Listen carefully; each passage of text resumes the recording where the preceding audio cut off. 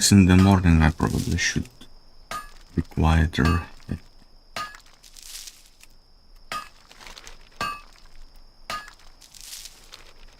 But just a couple of days ago, people were playing basketball on the freaking yard that's right in front of my house. And they were like bonk, bonk, bonk this freaking ball into the ground. It was not easy to sleep at 4 AM. Well, actually, I didn't sleep, I woke up because of it. So I guess I'm not the worst neighbor.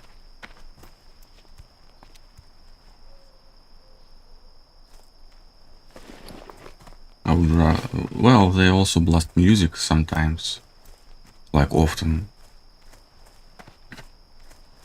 as well. This time they, however, just blasted the ball, not the music. Hey, poor guy, you stuck. I help.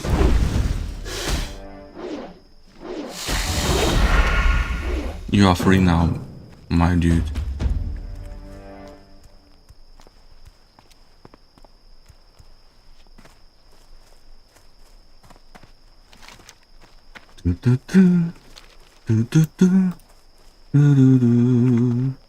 Wash the pawn. What bind is it? Was.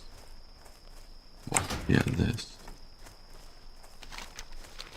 So this is shaman woman, right? Yes. And often wash the pawn is flying here.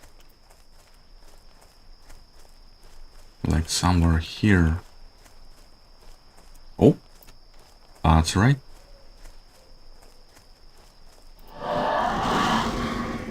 Vibrototem.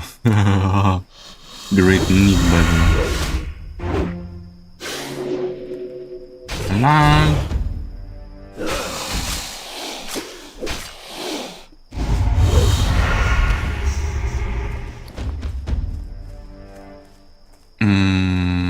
Yeah, it's worse than my current. Is it? Like 10 attack power. Let's just check. I have 14.0. This way I have 14.4. Huh. But RXP shows that this item is better. But like, it gives stamina, okay, and agility. And agility gives attack power, well, less than 10 of course. And higher critical strike chance. Yeah, let's look at the critical strike chance. 791, and with this it's 827, like 0.3 higher chance to crit. And of course it gives some dodge chance, where 16.1. Yeah, it's like 0.8% less I walk this road dodge alone, chance. seeking ways to defend my honor and rid this land of our enemies. What can I do for you, adventurer? In solitude I wander these roads. The dwarves of Bile Modan show no respect for my where's land. Kaz? Horrendous blasts drive holes deep into the ground as noisy machines rip apart the hills. Lands which once served as home and provider to my tribe are now riddled with destructive dwarves. Attempts at reaching a diplomatic resolution have failed. Now is the time for decisive action. Drive the dwarves from the Bale Modan excavation by force, and bring to me the journal of their leader, Prospector Kazgorm.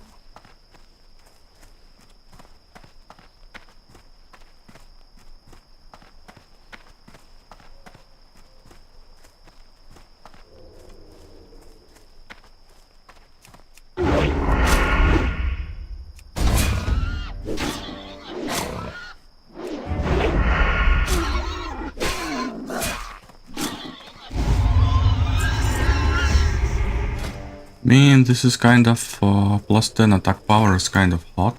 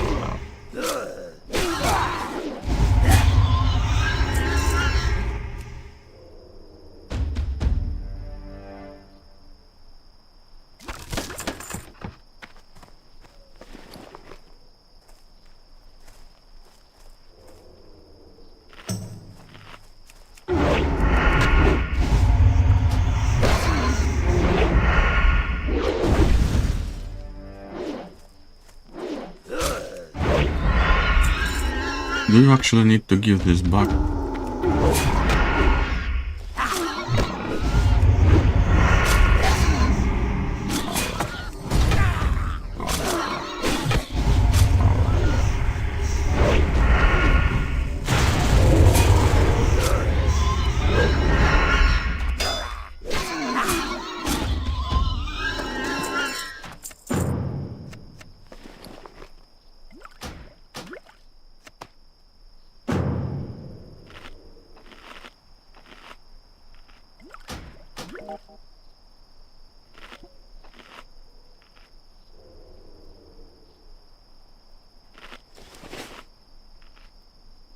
Hey there.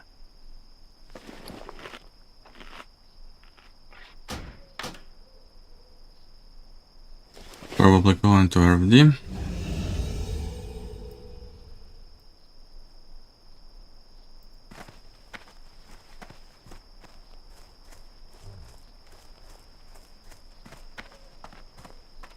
Yeah, I'm gonna go kill Lock now.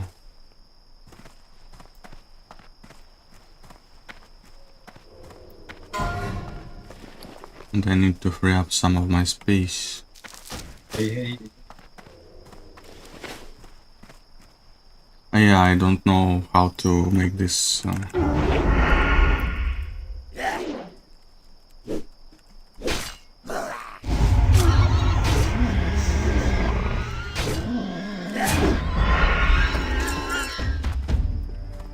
My button is this, but it's my run as well. So I don't know if it works. Can you hear me, bro? That's a shortcut with Yeah, I don't know how to change the settings.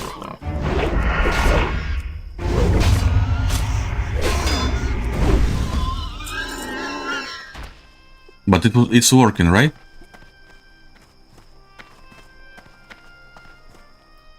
Do you hear me when I push and talk?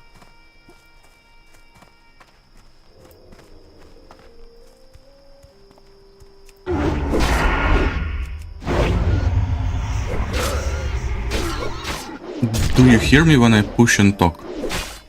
Oh, I hear you. Yeah, seems like Broad can hear me when I push and talk.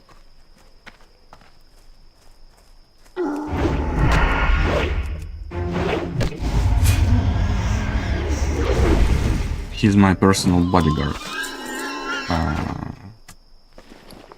Watermelon. There.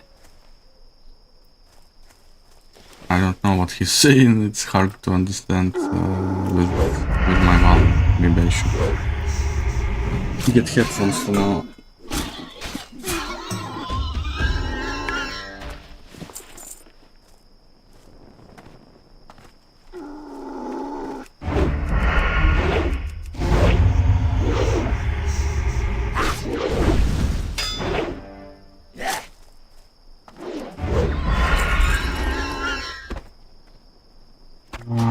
Fun bug management. Oh, another 8 silver. I will just use up this now and destroy it.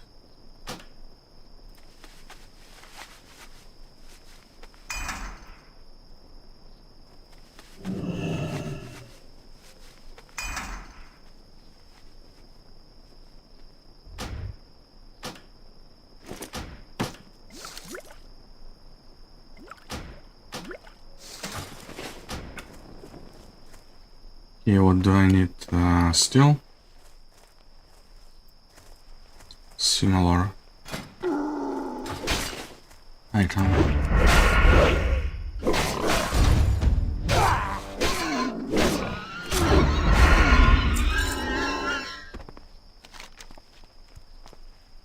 Now I just need Kaz and the wand.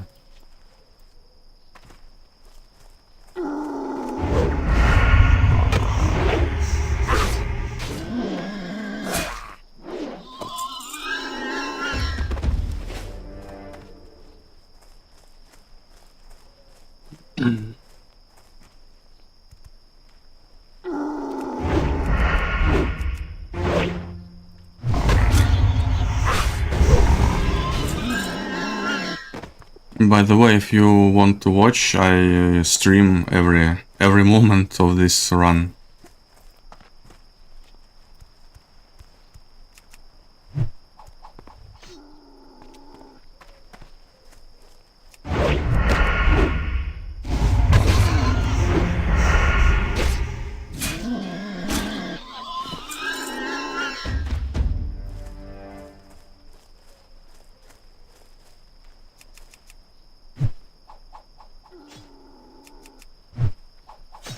Okay.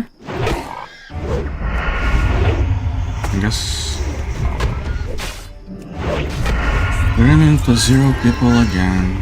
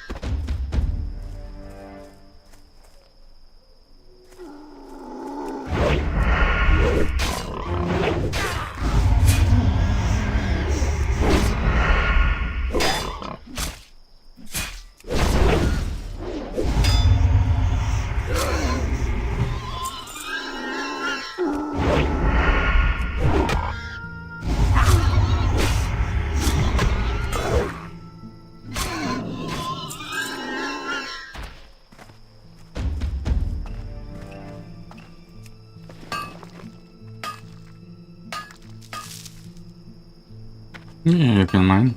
Go, go, go, go, go.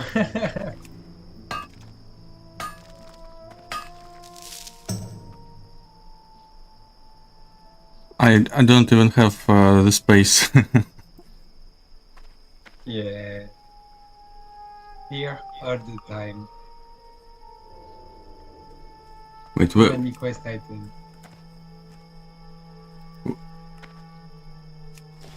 yeah, and it's not even all of them. I still need the wand and the Kaz skull.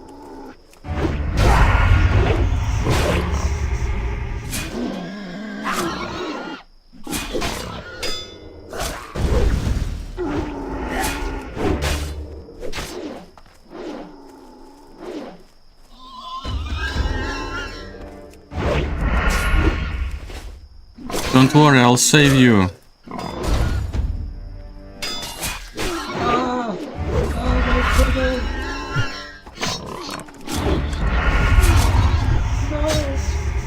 Omega Pull.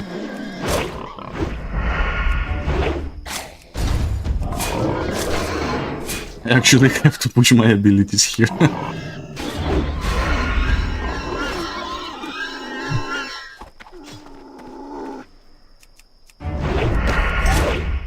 Toast? Plus 20 stamina?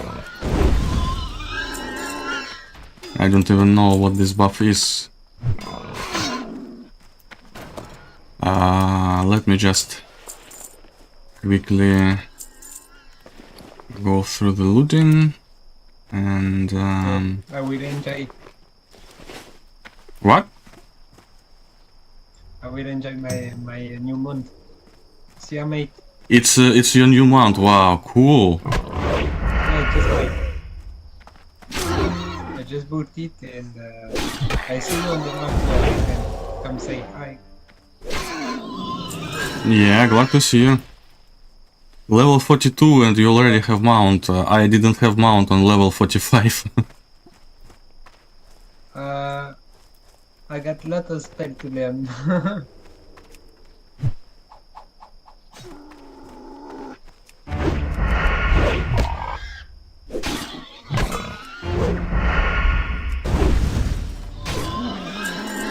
Finally.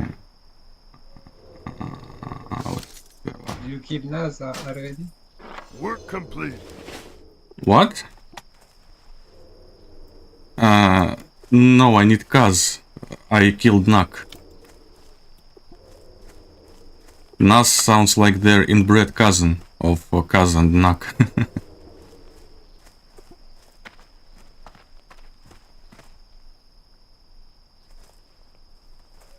Nah, he's easy. You watch.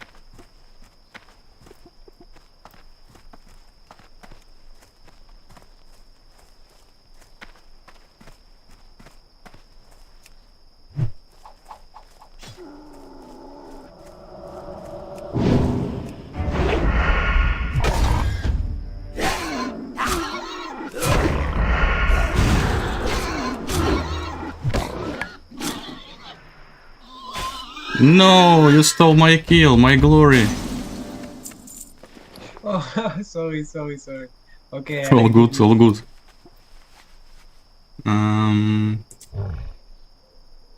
Stay safe, man. You too, man. Glad to see you. It's been real. Okay, what do I destroy? It's impossible to decide. I destroyed this. Work Yeah. complete. Finally, orc complete. And now... do I need to collect? No, I just need to kill there. So I just go kill. And then I go return. Or do I go... Do I go return everything now? Yes, I think I do. I do not have backspace at all.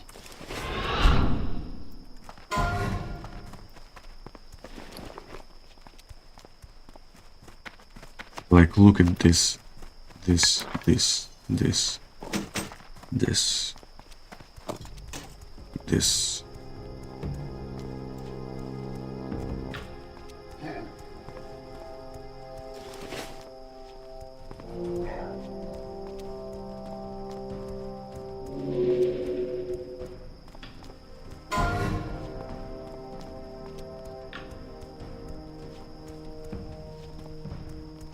Well, at least I learned how to work with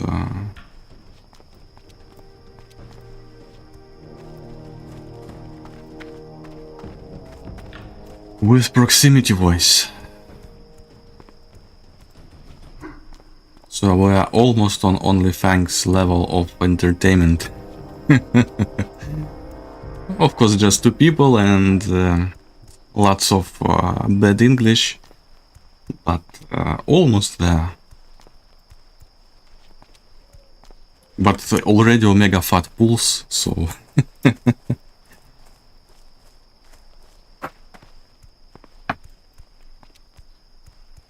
We'll get there, guys, we'll get there.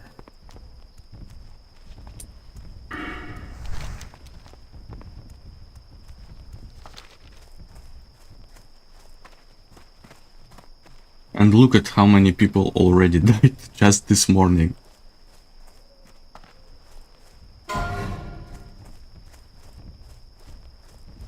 Silithus, Blackrock. I just watched a video about Blackrock. I mean, like not the Warcraft Blackrock, but there is another.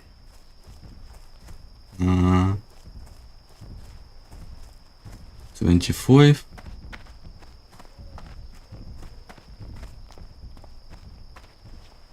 Again, doing the mines, right?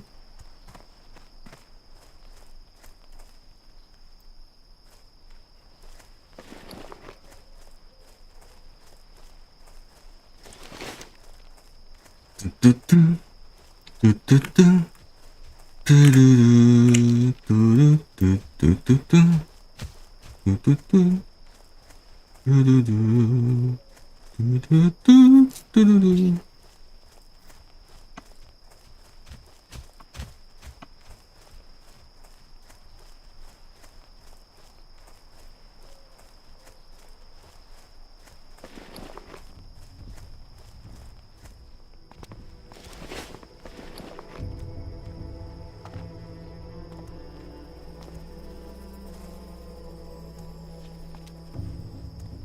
I will sell this. I don't need this.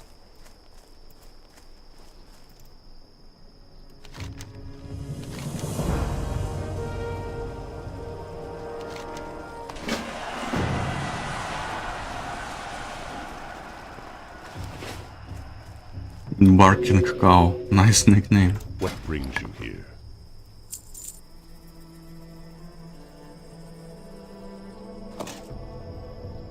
Oh, I had an extra.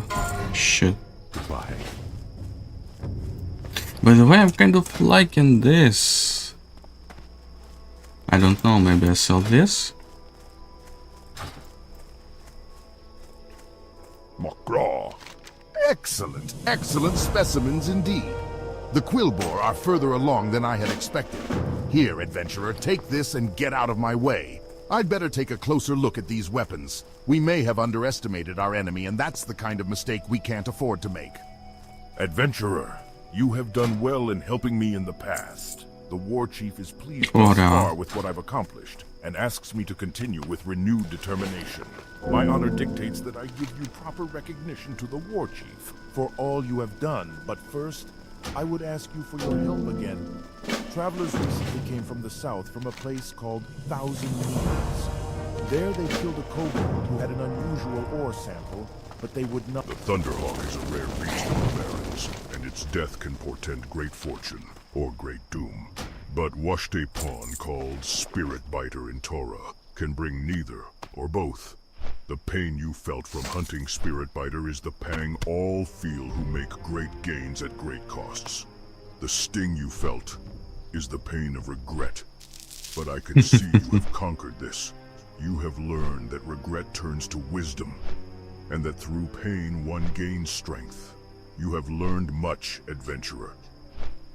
Now, adventurer, you must face the great thunder lizards. So large are the beasts, the ground rumbles as they stomp across the plains. Take care as you fight them, for one false step, and you may find yourself beneath their feet. The Middle East You will find the thunder lizards in the southern barrens. They are known as storm snouts, storm hides, and thunderheads. Return to me after you have bested them.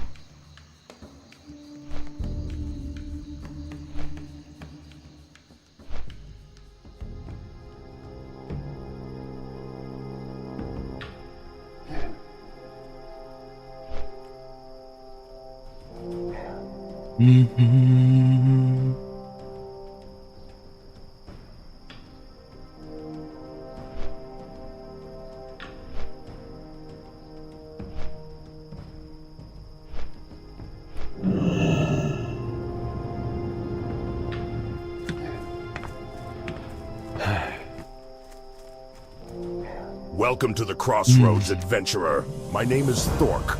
I lead the defenses here in the name of the war chief. Please, feel free to make yourself at home. As long as you mind your business, no one should have any problem with you taking up some space. There are many threats to our safety here. If you've already become— You found the Razormane leader and killed him yourself, adventurer? Amazing. I am without words, but that does not mean I am without thanks. Domestic The people production. of the Crossroads would do well to respect your strength, I must admit. I thought the leader of these raids on our supply lines was another quillbore. Thank you again, adventurer. Talk to me. You please me, adventurer. The eggs and the tool, well done, and for your reward. Go forth to victory.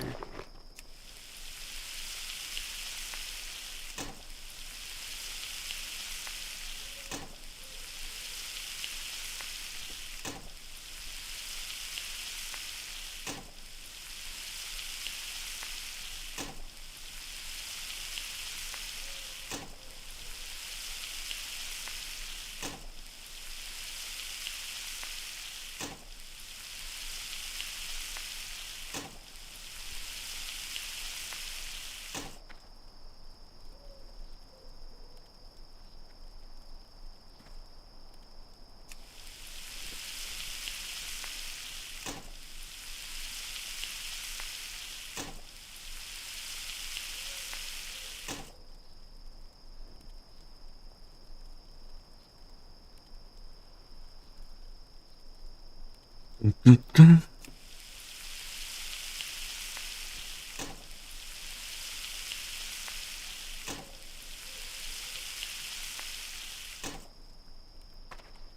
the way, Darmol and Deadmines have the same acronym or whatever it's called.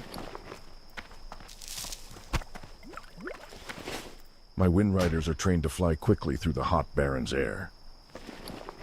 Down.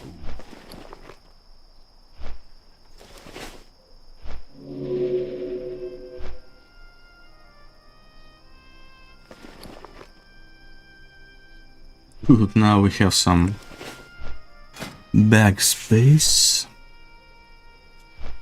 And we have some beautiful gear.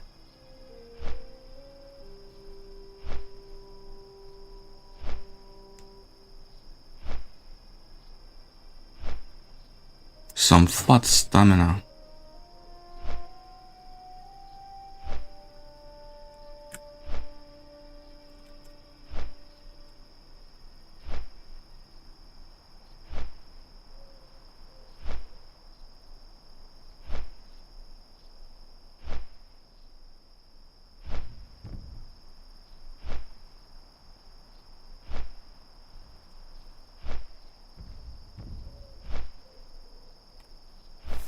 Let me start off with the way that everybody is introduced to money. Whether you studied economics or not, I'm sure you got this story. I can remember when my daughter was in first grade, and she came to me and told me this story. And I said, well, actually, that's not quite right. She said, yes, it is, Daddy. That's what the teacher said. So you get it from a very young age. It begins with barter. We've got Robinson Crusoe. He's shipwrecked. He meets Friday. Crusoe knows how to grow grain. Friday knows how to fish, so they barter. But this can be very inconvenient because it requires that on the day that Friday wants to deliver a fish, Crusoe actually wants a fish and he's willing to trade grain for it. So the story is that it requires a double coincidence of wants. So it's inconvenient. They search around for something to act as a medium of exchange. They might begin with seashells, but through some evolutionary process, they end up with gold, which has some nice characteristics that make it a very good medium of exchange. It's very valuable, it doesn't rot, and on and on and on. So this greatly reduces the transactions costs involved in barter. There is one problem with gold: it is extremely valuable. You got to worry about people who will try to take away your gold stock. So you start storing it with the goldsmiths. The goldsmiths already had that problem. They had to protect the gold stock that they're using to make jewelry. They have safes and so on, and so you would deposit your gold with the goldsmith. The goldsmith gives you a receipt. People discover that they actually can use those receipts in payments rather than using the gold, because individuals who accept them know that they can go get the gold out of the goldsmith's safe whenever they want. The goldsmith in turn realizes that he actually doesn't have to keep the gold in the safe. He only needs to keep a little bit because those receipts are not all coming back on the same day. Okay, so he discovers something we have called the deposit expansion process. It supposedly was gold, okay, but gradually we have changed those. Individuals who accept them know that they can go get the gold out of the goldsmith's safe whenever they want. The goldsmith in turn realizes that he actually doesn't have to keep the gold in the safe. He only needs to keep a little bit because those receipts are not all going to come back on the same day. Okay, so he discovers what we now call the deposit expansion process. He can issue lots of receipts and hold just a little bit of gold, maybe 10%, for safekeeping to redeem on demand. Those goldsmiths become the banks. So that's the story. Okay, what is money in this view? I want to say something about the nature of money, and I'm going to contrast it with the MMT view. Money comes about to lubricate the market. It's more efficient than barter. Specific money-denominated assets fulfill that function, medium of exchange. Exactly which kinds of things fulfill that function changes over time. For a very long time, it supposedly was gold, okay, but gradually we have changed those money things that fulfill that function. But still today, the focus is on money as a medium of exchange. There are other functions that money serves, but those derive from the medium of exchange function. So medium of exchange is the most important function of money. Okay, what is wrong with this orthodox story? I know that I am being very quick explaining the dominant paradigm on money and banking. But what's wrong with it? First, there's actually no evidence of barter-based markets. I don't know if any of you have read David Graeber's book. This is was just a fantastic success, an unimaginable success. Debt the first 5,000 years. Everybody bought this book. Okay, it was a runaway bestseller. It's like 5,000 pages long. It's the kind of book everybody buys and probably hardly anybody reads, including me. I've got it on my shelf. Maybe when I retire, I'll finally get the time to read it.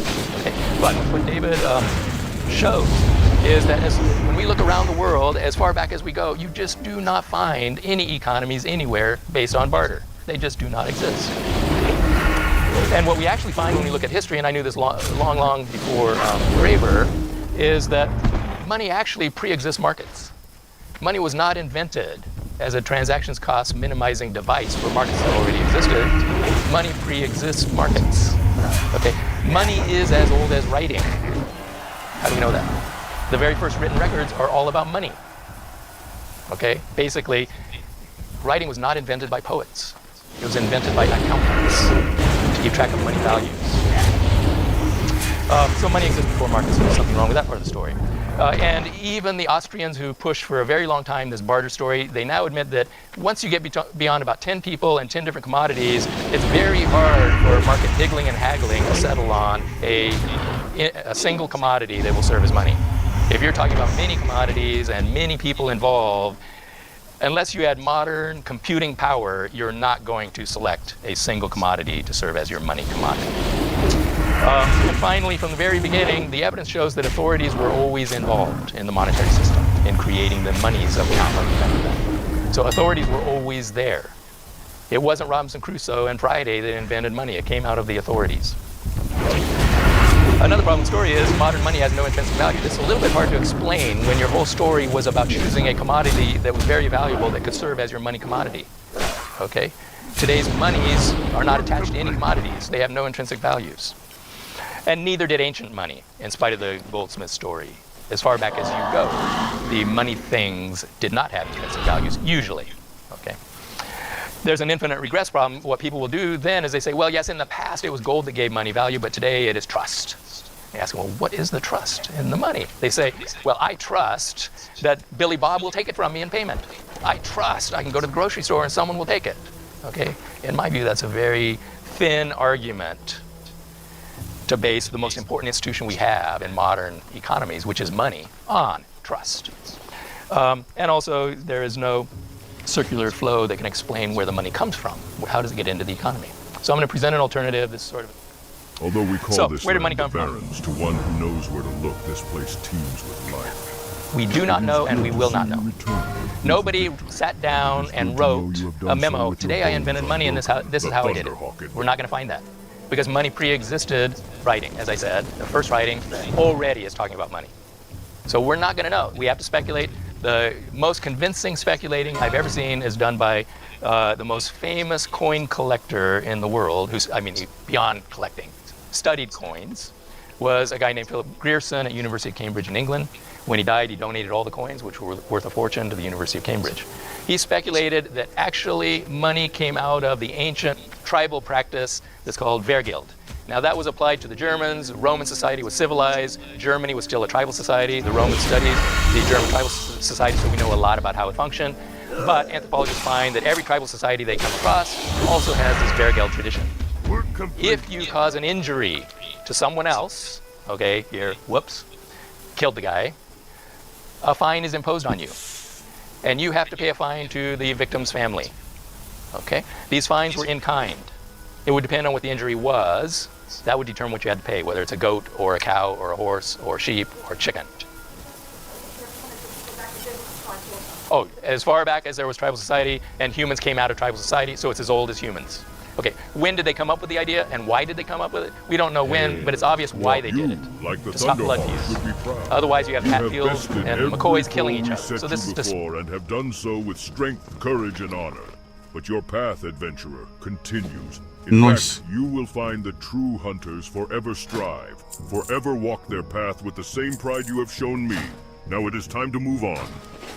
You have hunted the beasts of the barrens. Your spirit is strong, but a hunter must always be prepared. A true hunter can stalk prey down any path. Mountains and swamps will not sway him, not even the sea. Find my sister Maren. She hunts the great water beasts along the coast. She will be your teacher in their ways, but be wary in your search for her, for the Baron's coast is held by humans.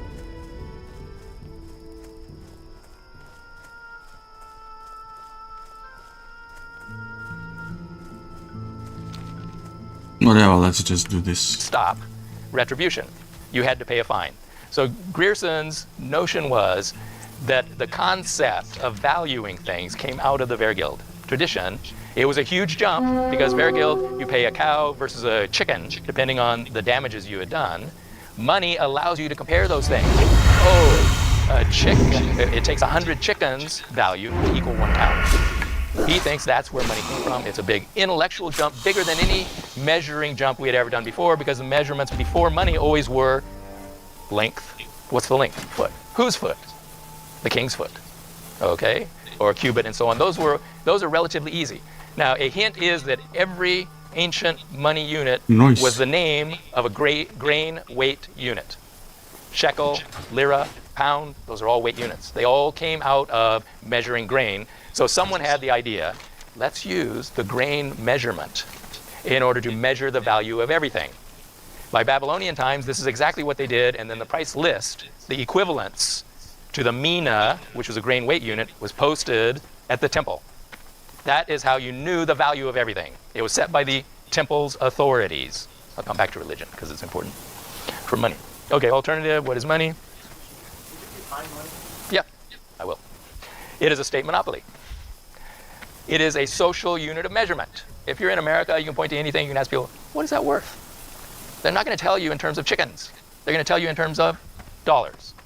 Almost everything can be valued in terms of dollars. Now, not quite everything, but as capitalism develops, a greater and greater range of things are measured in terms of money. It is a state money of account. Almost without exception, the money unit of account that we use comes from the state. Every time a new country is formed, it chooses its own money of account. Why did we get the dollar in the US? Because we didn't want the pound. Okay? We just revolted. We chose the dollar, and we modeled our currency after the Spanish currency to thumb our noses at England. Right? And then we have money records. There's a hierarchy of these IOUs denominated in the state money of account. There is bank money, okay, and there are your IOUs. They're all denominated in the US dollar in America. The form that they take depends on technology. I'll come back to this. Paper money, coin money, electronic money, that is just the technological way of recording. The tally sticks, the use of the currency and value of money are based on the power of the issuing authority, not on the intrinsic value. Okay? The currency does not have to have any intrinsic value. It's based on the power of the issuing authority. The currency itself is a record of debts, whether it's printed on paper or stamped on a coin. It's a record of a debt. It is a promise to redeem, and I'll say more about what redemption means. The state played the central role in the evolution of money from the very beginning. It always has played the central role. What we typically find when we look around the world today and we look back as far back as we can go, about 5,000 to 6,000 years into the past, what we find is the one state or one nation, one currency rule. Each nation or state has its own currency. When the Soviet Union falls apart, every one of the former members chooses its own currency. Okay?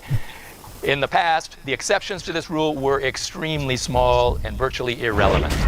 The Vatican State used the Italian lira. Okay?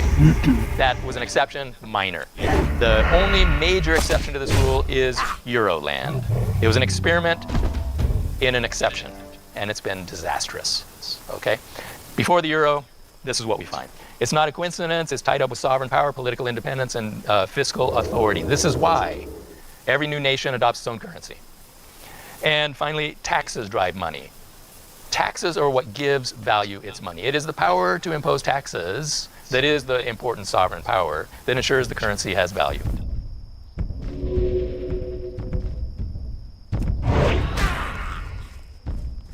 No, they don't aggro. Nice.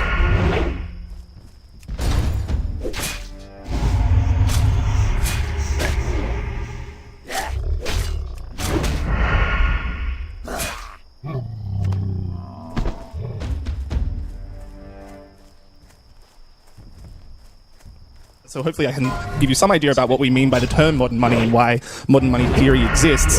That term was sort of given to the group of scholars that we work with, the economists who put these ideas together, many of which many other economists have thought about, engaged with, or even adopted to some degree, but the package of ideas and the way that they're all put together is what we understand modern money theory to be. The word modern money is actually also a quote from Keynes in his treatise on money, where he says that the state comes first as the authority of law that enforces contracts, but not only enforces contracts, enforces what things can be used to pay contracts. And that has been true of all modern states for the last 4,000 years. So by the word modern, we're not meaning that the 20th century. I'll leave my other colleague to speak about contemporary policy issues in more detail, but by the word modern there, we're talking about large, advanced societies that have complicated governance institutions beyond face-to-face contact. So there could be different monies that existed in smaller hunter-gatherer societies or that exist in other forms of social organization throughout history. This isn't some general theory of all money everywhere. It's a theory of a particular kind of money that happens to be the one that's been most relevant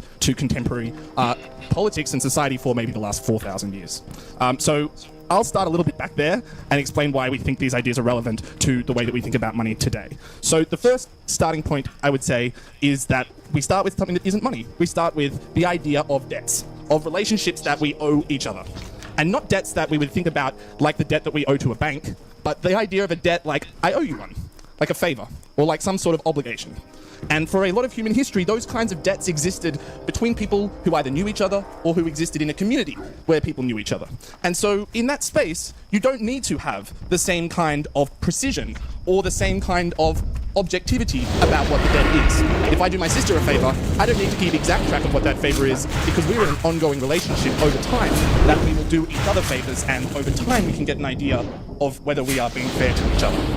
What you see at that critical moment when we start to move into larger forms of social organization is that those kinds of relationships start to become insufficient to keep society together. So you start to see situations where people from different tribes or clans or families have fights with each other that need to be settled at that moment in time, because otherwise those groups might end up going to war or fighting each other, or that might not get resolved in a way that is going to keep that community together until they come back around again, maybe for the next big festival or the next big group religious ceremony. And so what emerges in those communities is ways to resolve disputes. If you think about the classic biblical story, Solomon is sitting there and two people come with a baby, or if you look at in the Old Testament, all the different numbers that they have for how much you have to pay if you steal someone's goat, or if you covet somebody's spouse or something. All of these different numbers in that place are a way of having an authority work out how to resolve disputes between people without bloodshed and without war. So we start from that point of view, and in that place we can think of the government as being a religious authority, a shaman, a church, not just the kind of modern, secular, Westphalian, democratic governmental state that we think of today, but any form of authority that exists to keep a community together.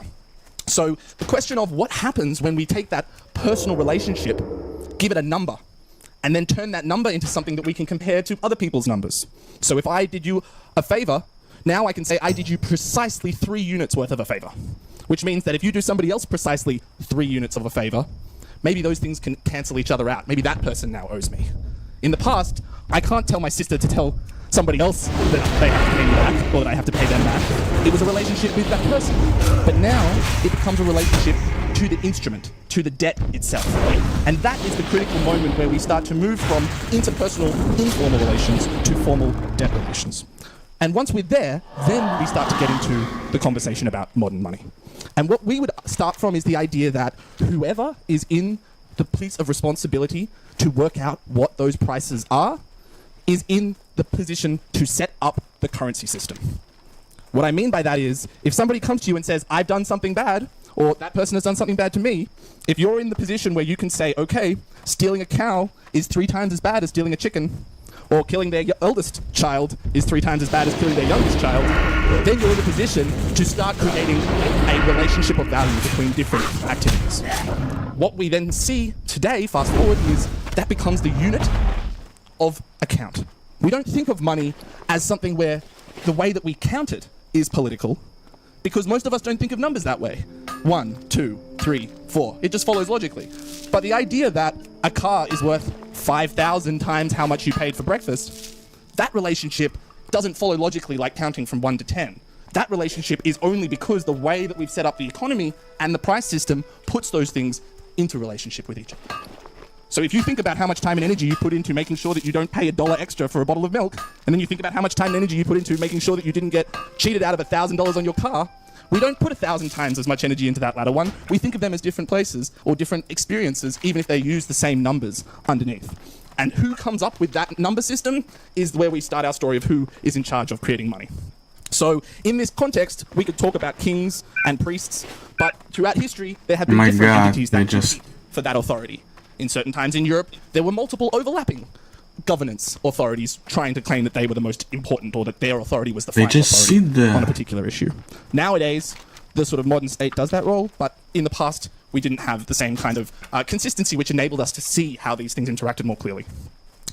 Once we get to that idea, we can think of the fact that there's a difference between the number system and the actual things, the units that get filled into that number system. So anyone in this room can create an IOU in euros. You don't need to be the ECB to do that.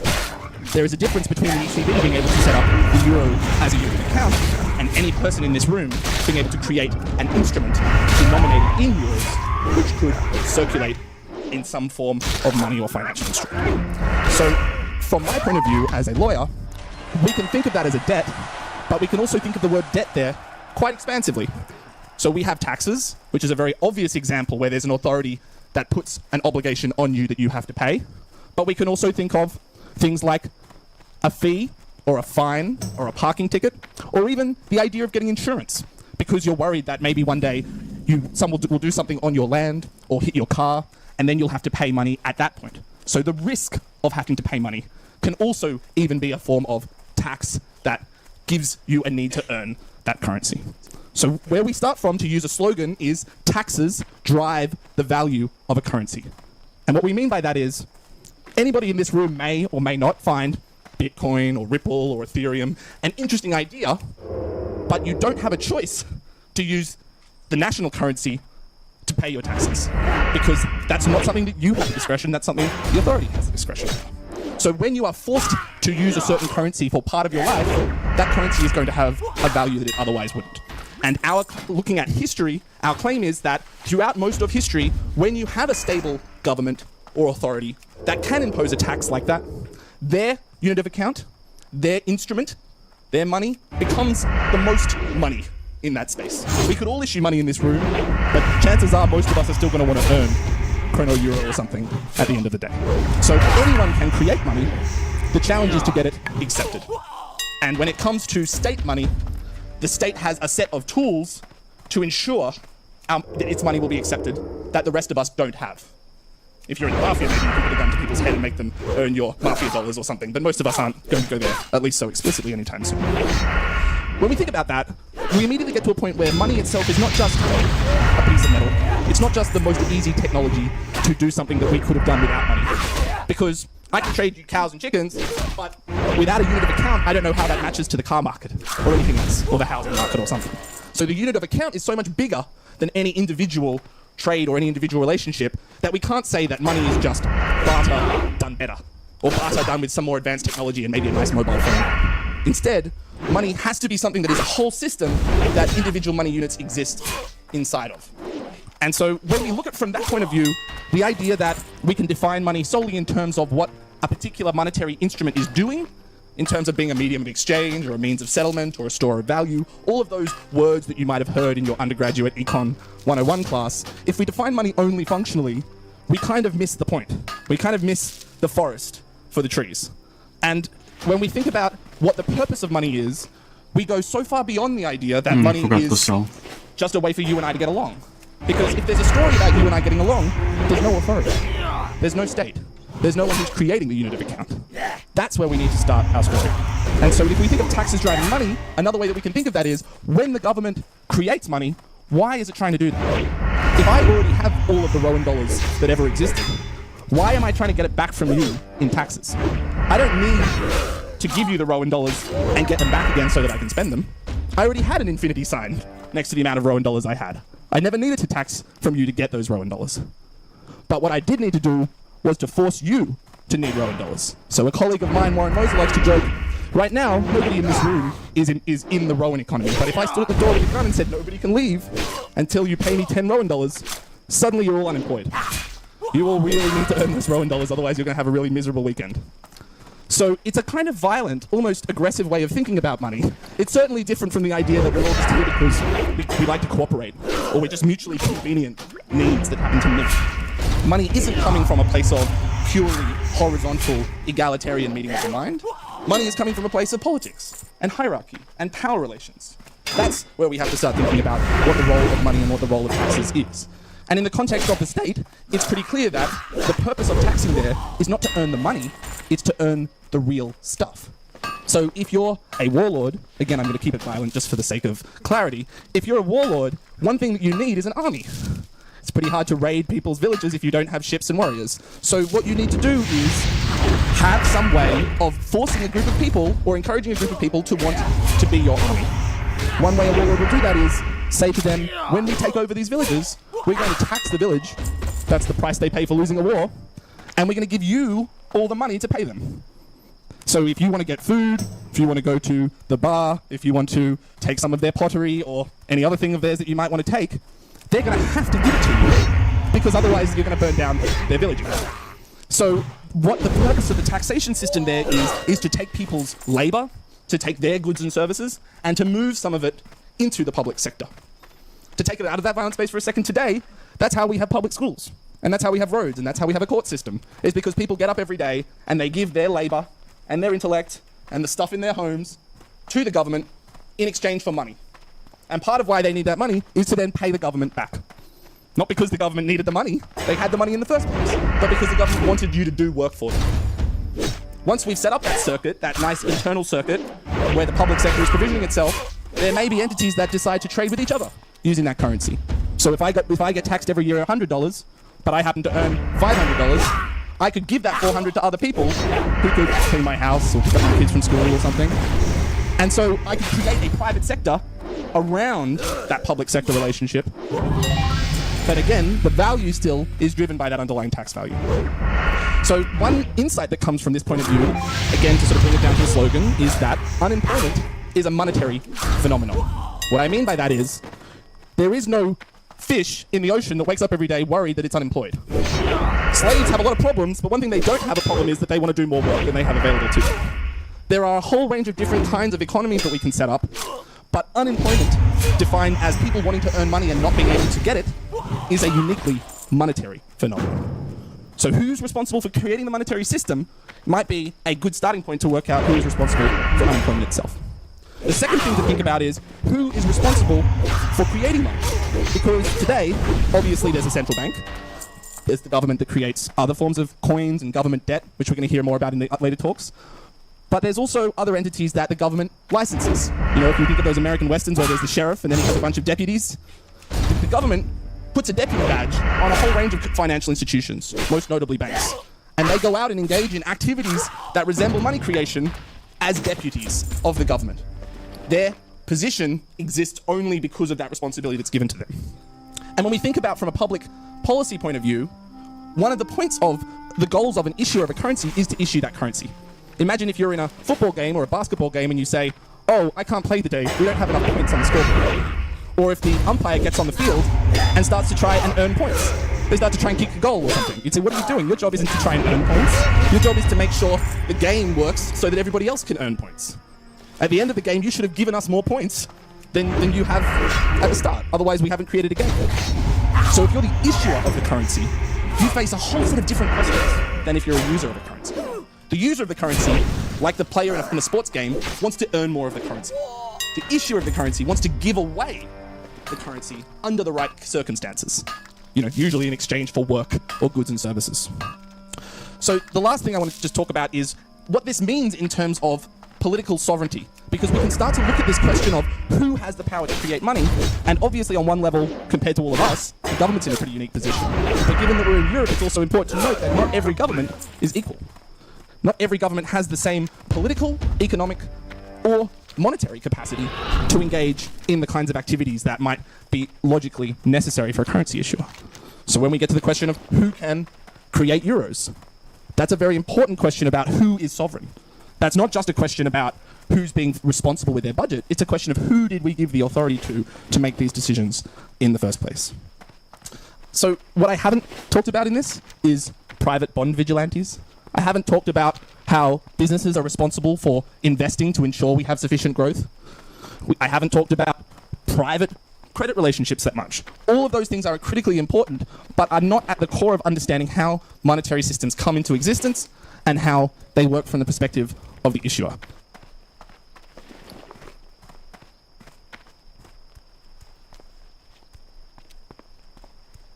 Issuer.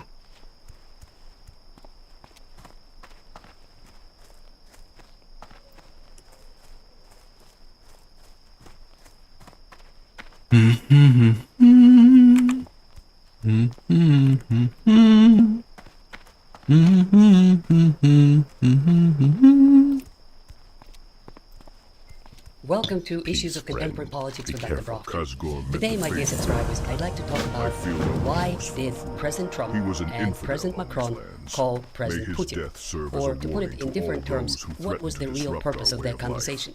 The Now reports we let me get in take the a moment news to is that they study the discussed dwarf's Ukraine. journal. It is clear the prospector depended on explosives and those noisy vehicles to rip the ground apart. We can expect a new foreman to take over soon. I want to give the dwarves a taste of their own medicine. According to these plans, if we combine nitroglycerin with wood pulp and sodium nitrate, we can create an explosive charge. The rifleman, soldiers and officers in the keep are known to have the supplies. Collect these items and bring them to me. I will fashion a charge that the dwarves won't forget. I will fashion a charge that the dwarves won't forget. Dun dun dun dun dun dun dun. Dun dun dun dun dun.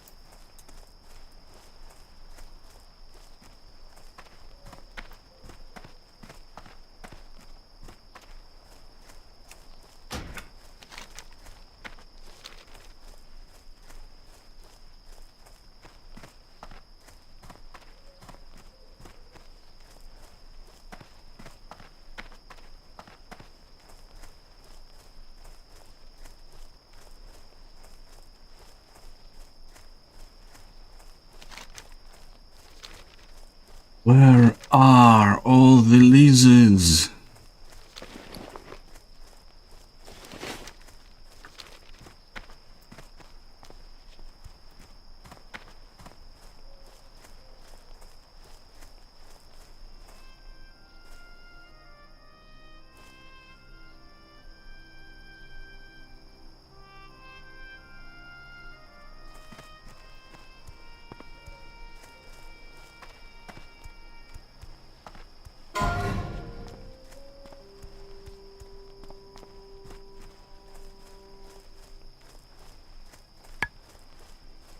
Not a single one.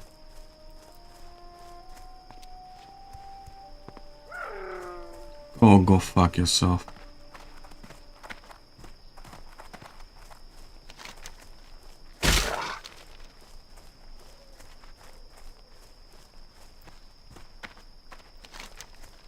God damn it, not a single lizard. There is one. One. Look at this gorgeous shadow. It's the best that my RTX 4070 can do, probably, right?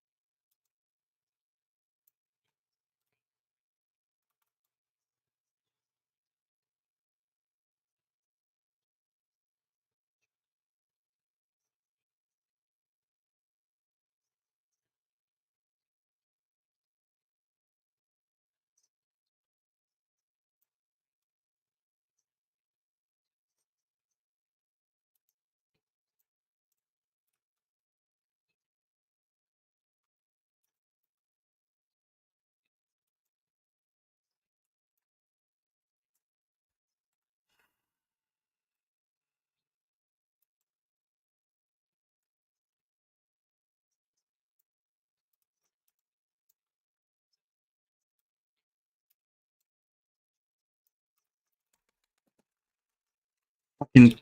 Arrgh.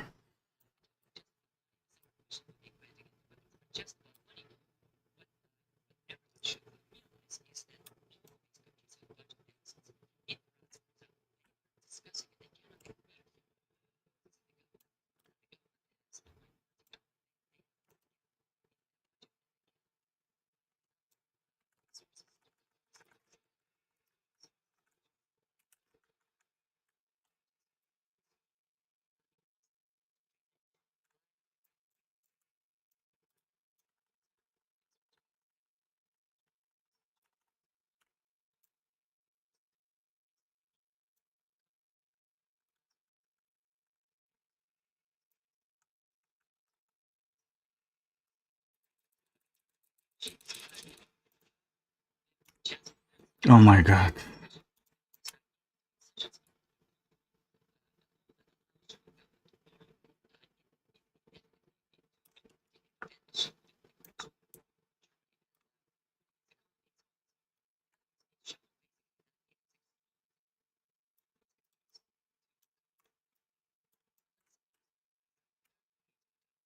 Thanks for intellect, but how about you leave me some kodos and then lizards?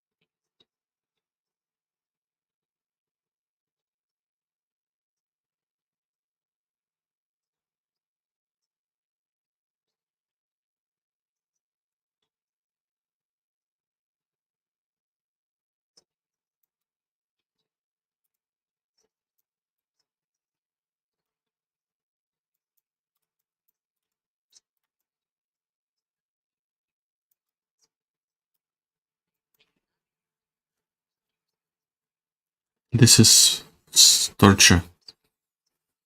0 mobs.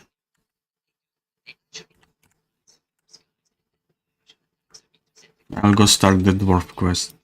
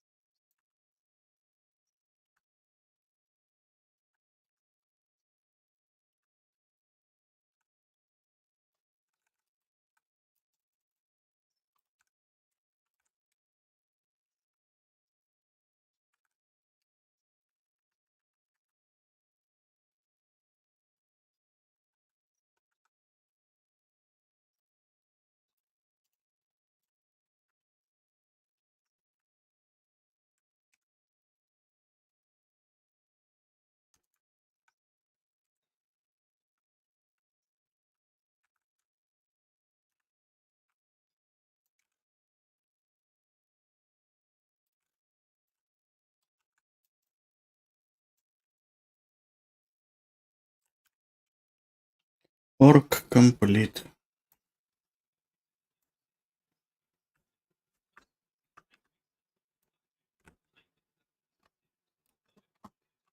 More and more I learned, the less and less it made sense. So I started deeply analyzing stocks from companies that I was personally and professionally familiar with, such as CuriosityStream and Spotify, which led to me starting a private fund that strategically shorted those companies. I even ended up getting hired as a freelance consultant for venture capital firms. Me, a musician, with no higher education whatsoever. And the more time that I spent looking at and studying the big picture, the more that I doubted myself, as if the only two options were option A, me being unable to understand what every 25-year-old day trader understands, or option B, I'm right and every hedge fund manager and billionaire is wrong. But what if there's a third option? What if capitalism's death wasn't a mistake or something that the ultra-wealthy were trying to avoid? What if the pesky burden of labor laws and taxation could be avoided by deprioritizing the goal of financial profit, or maybe even money itself? This video is going to explain or explore what I and an increasing number of economists think is happening or has already happened to capitalism. More importantly, I'm going to try to encapsulate the unsettling socioeconomic reality that we're living in. I walk this road alone, seeking ways to defend my honor and rid this land of our enemies. What can I do for you, adventurer? I see you are quite industrious, adventurer. No doubt you will soon have a fitting surprise for those dwarves. Following Kazgorm's plans, it should be no problem to fashion an explosive charge. Ah, there we go. Now, adventurer, I am going to entrust you with a special task. Take this explosive stick and use it to blow up the flying machine at Baal Modan. Not only is the flying machine a key part of the site's infrastructure, it also serves as a weapon of war. More importantly, it is an icon of power and an insult to the memory of my tribe. Make me proud by completing this heroic task, and you shall be rewarded.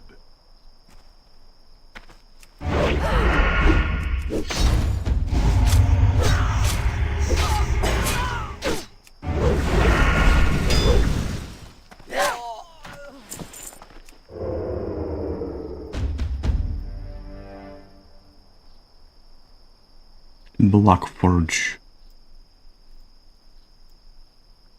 Work complete.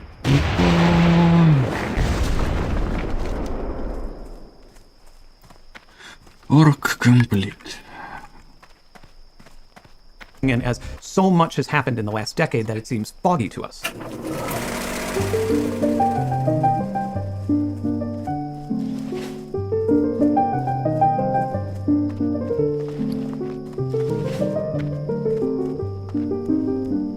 You can't fairly describe capitalism without mentioning its predecessor, feudalism. And feudalism was a power structure in kingdoms where wealth was defined by the control of land rather than money. And our history books tell us that feudalism ended sometime in the late 15th century, but there's a much more recent version of it that would be a much better example for the purpose of this video. When the Civil War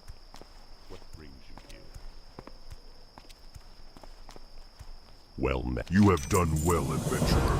May you be revered in Thunderbluff as a defender of sacred Tauran lands and a champion of the lost tribe.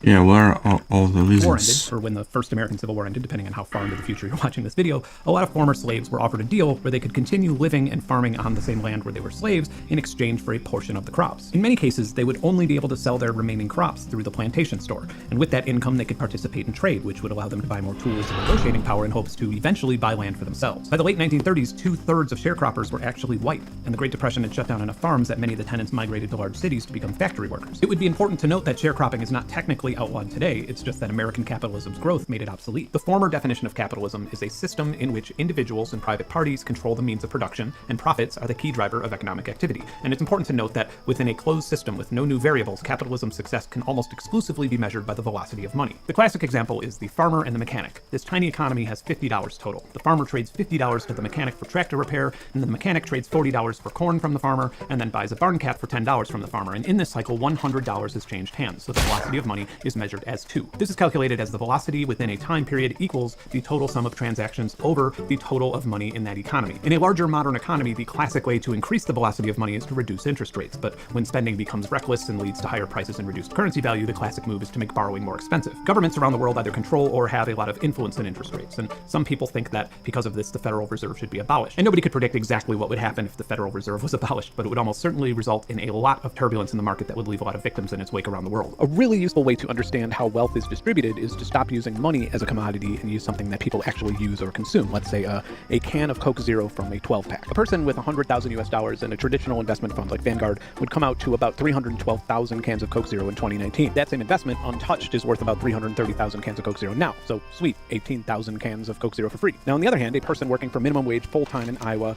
would have made 43,360 cans per year before taxes in 2019. Today, in 2025, they're making 22,177 cans. Somehow, this person got a 49% wage cut, while the person with the market fund got free soda. Amazingly, through the miracle of inflation, the money decreases in value for everyone, while the actual wealth itself moves up to the top. The concept of the stock market was proposed in 1792, but it wasn't until 1830 when the first stock was sold on the New York Stock Exchange. It was initially filled with railroads and banks, but by the next decade, everybody with a business idea wanted to have their name listed. This rapidly stimulated both technological and economic growth, and by the end of the century, the middle class was getting more and more familiar with investment. By the 1920s, you might be seen as a fool for not being involved in stock trading. In fact, you might be seen as a fool for not borrowing money to buy stocks. Many middle-class investors were borrowing she's at a 1-to-3 still ratio, killing meaning all that the they would lizards. borrow $300 for every $100 they. Come on, I was so...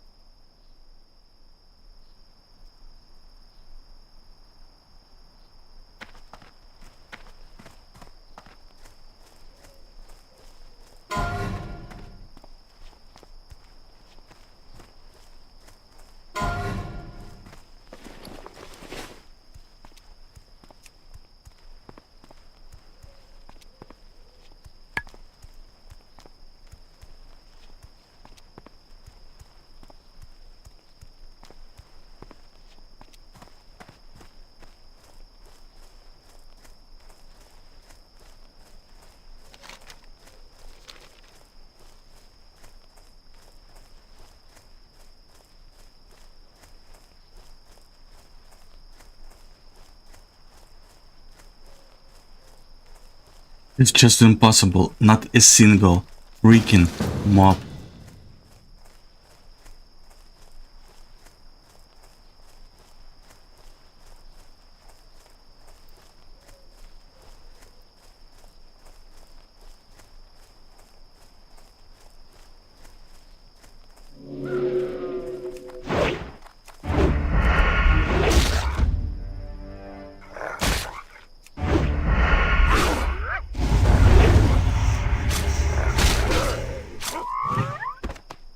Come on, I need to change layer. I have to leave the group.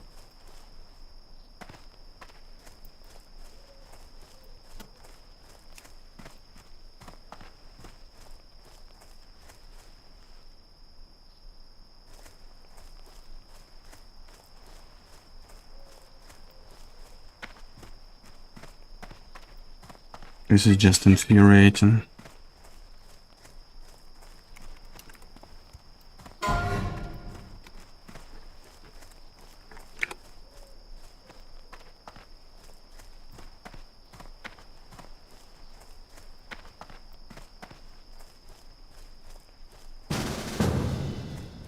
Why you are, dude?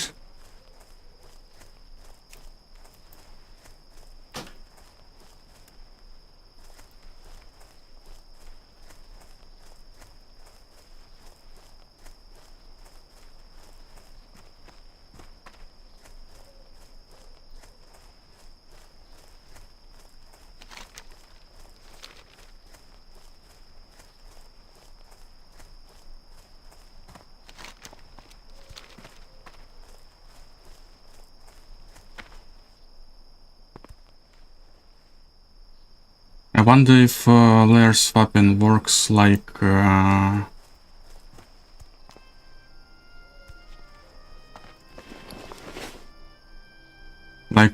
first time you group on another layer, or the first time you group. Maybe it stops working if you group even on the same layer. I don't know how it works. Oh, it's now 3.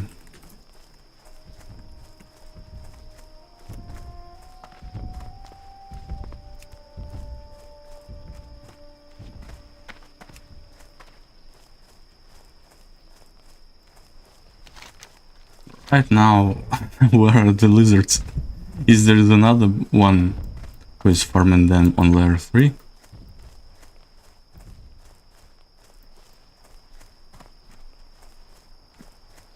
So at least we know that layer swapping isn't reliant on you grouping, it's reliant on you grouping on different layers. But I see no lizards.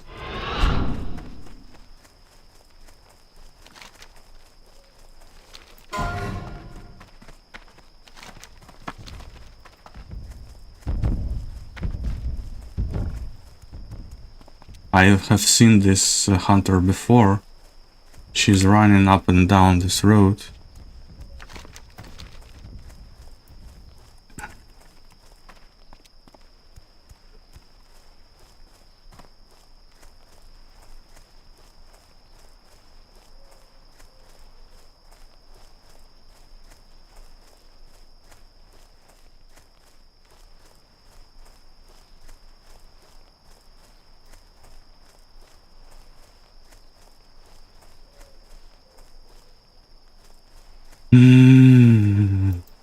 Wash the Pawn is like free and available, but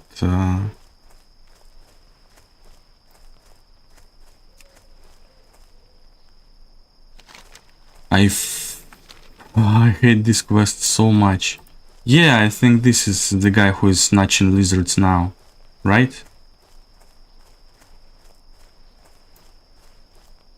So it's not like they disappear on themselves.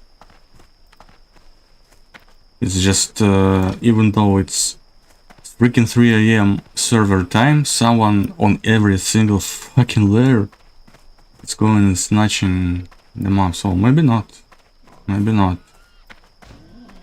Maybe not him, I mean, but someone is snatching, because there is not a single lizard. It's crazy.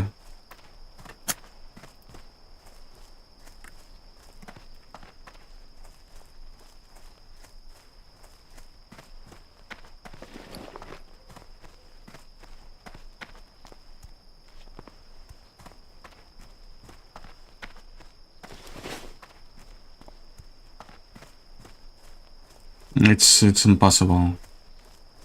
I'm making like 5 laps.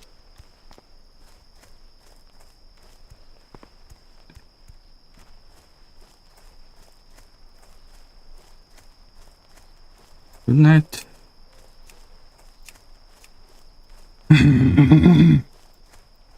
This fumes me. How is it possible? At 3 AM to have every single layer farmed of lizards, of every single fucking lizard. Not a single one. Someone is making fucking happy laps while I'm just making empty laps. Someone is just, oh lizard, I kill, I loot, oh another lizard, and I'm just fucking running in fucking circle. Oh my god, a lizard. Look at this. Look at this. A fucking lizard.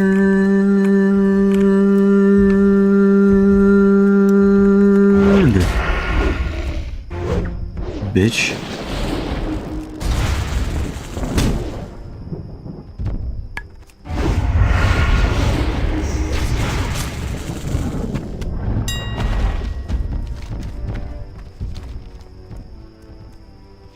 Is there another?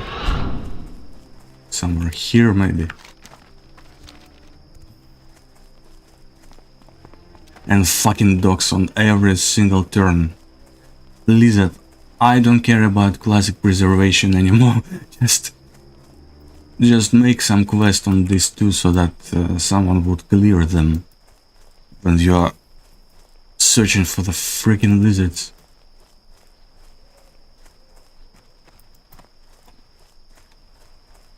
I don't know, make some hunter quest. Kill 300 dogs and get an item that gives you a free 100 roll on any item in a dungeon. Not that hunter don't have it already, but I mean,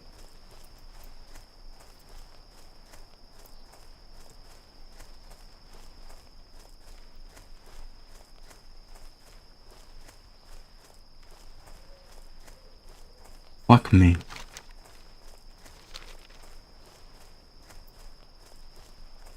It's just mental at this point. Sunken cost fallacy. It's impossible to believe that I will not find a single fucking lizard in like 10 minutes, in 15 minutes. Or yes, I find single. So this quest will take like an hour.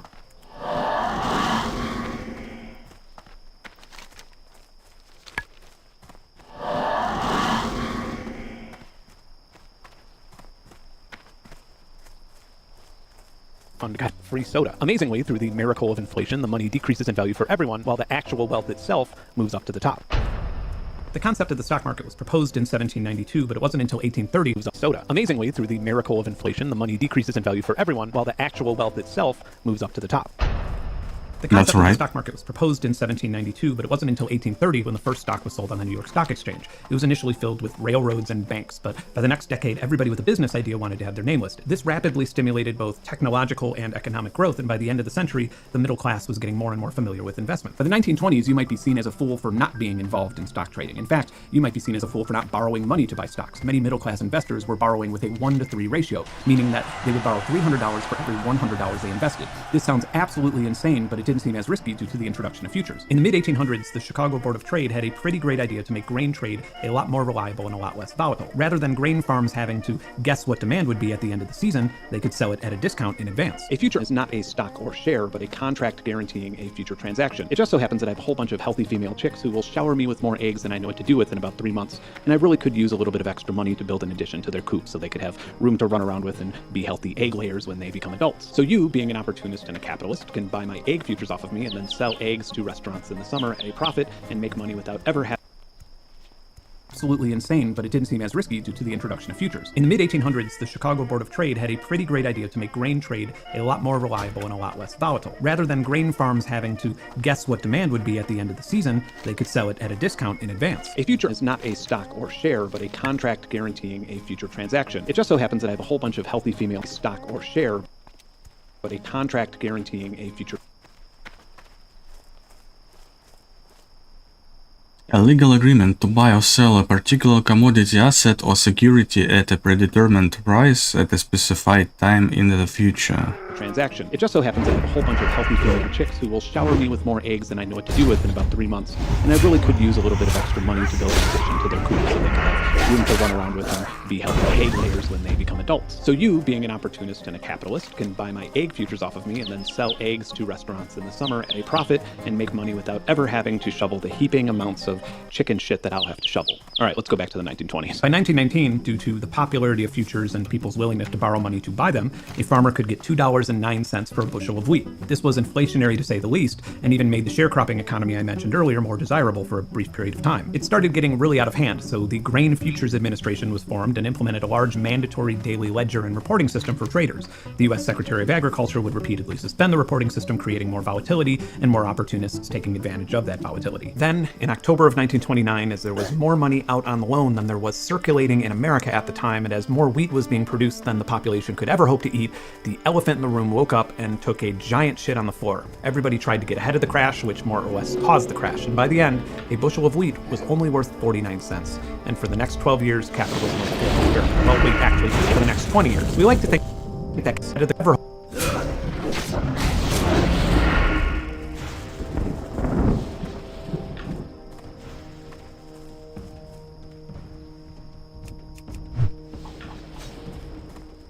You just follow me. Don't want to aggro like whole field. And this fucker is just going around my mob. Fucking legal guardian.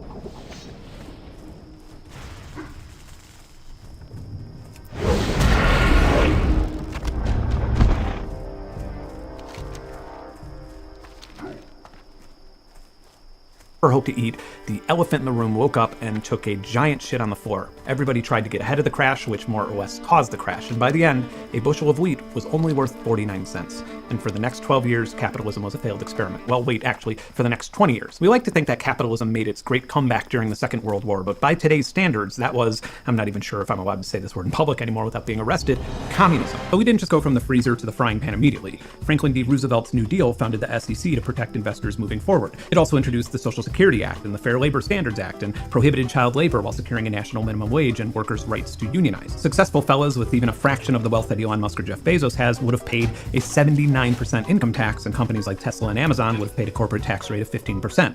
But the C word wouldn't come until the US got involved with World War II. To say that the war effort stimulated the American economy would be a vast understatement, but this was under a closely guiding hand from the federal government, and it was every free market capitalist's worst nightmare by today's standards. Many companies were told what they would be producing and how much of it they would be producing, and how much they would be paying their labor force. American citizens got ration books and stamps and were only allowed to buy a specific amount of staple consumer items like bread and sugar, and if you wanted to buy a car It's or gasoline, you had to impossible. justify. Someone else is just going into fucking laps and killing every fucking single lizard. Just go in fucking laps and getting spawns on his ass and like constantly killing everything while I get 0 mobs. And someone is getting every single fucking one. He just happened to be on a in a better luck to get the first mob. You know, he just happens to be the first one to kill, and so he happens to be the one whose path is covered with respawns, and my path is covered with fucking shit.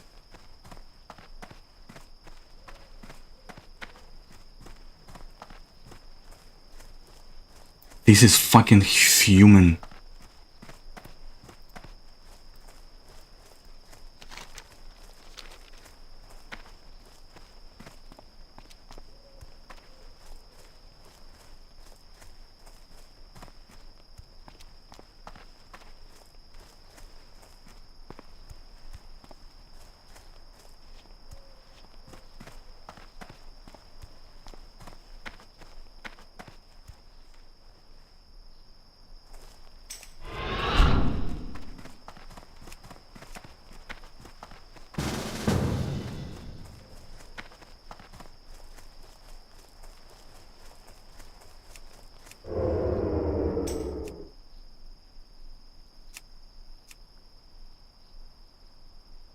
I mean, I might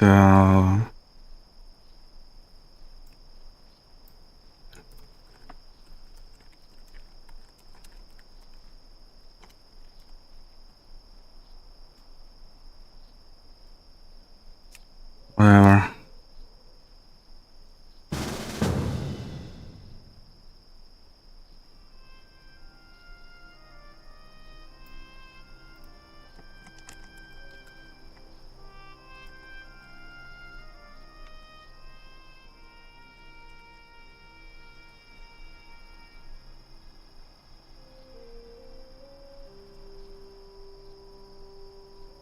And stop sugarcoating this shit. You are using my party to switch your layer successfully, which automatically denies me invites if someone else tries to invite me.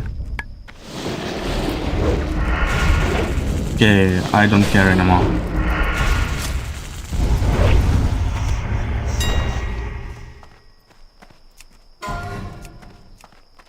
I mean, if you are going to take something from me, just at least admit it and not sugarcoat it like you are trying to give me something.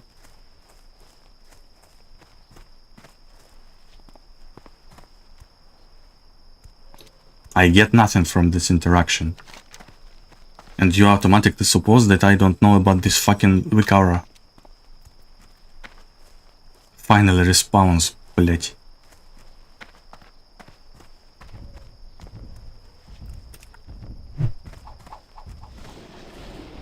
And I told you that I know about it, and you just keep fucking advertising it as if I'm some sort of noob that will benefit so much from your eternal fucking wisdom. Work complete.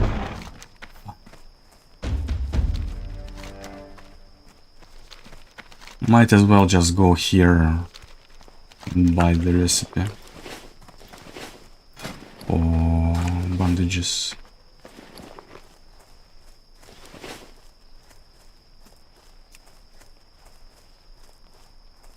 Okay, I will have to be really focused with this one.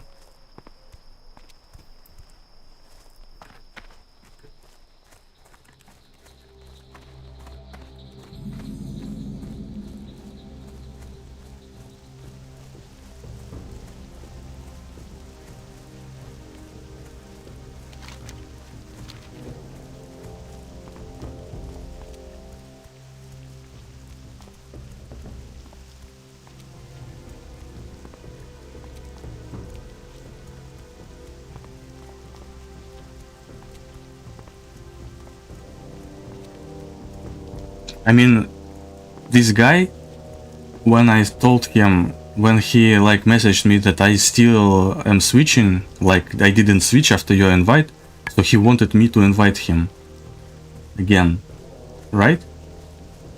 And I just, I tell him that I'm trying not to miss on invites, so I have to leave the party.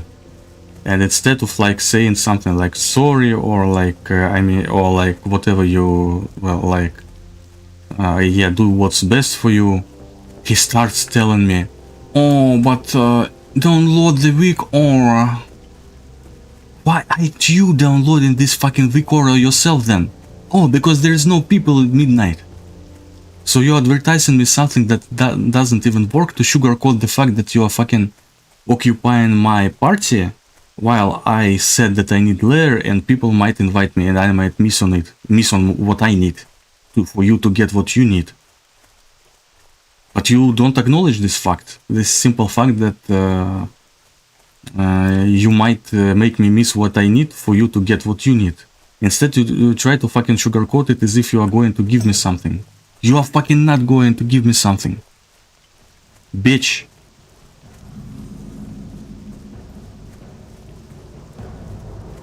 So not only do you take something from me and possibly deny me what I need, and I'm like an adult, so I can make this decision. Okay, I will help you because well, I can and maybe I won't.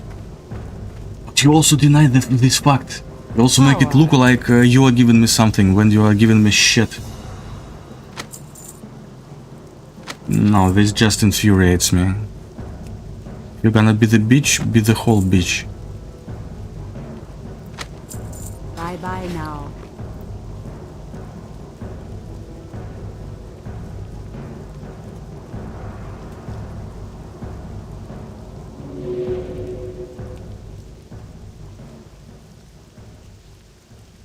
This is fucking fuming.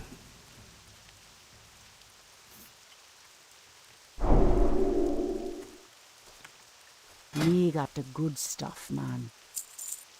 Me got the good stuff, man.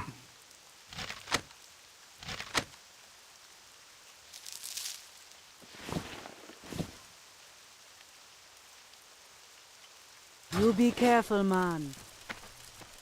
Okay, okay, I will.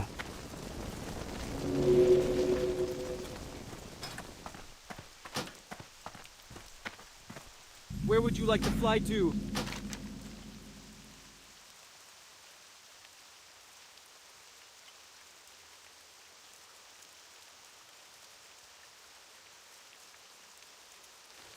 Where would you like to fly to?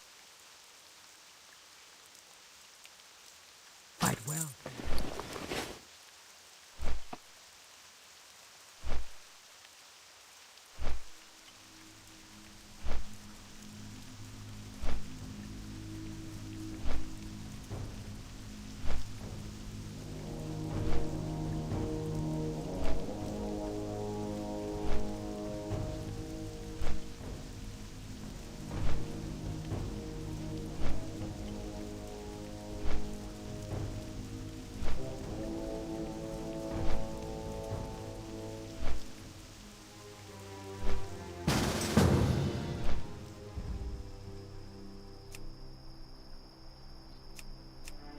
Oh.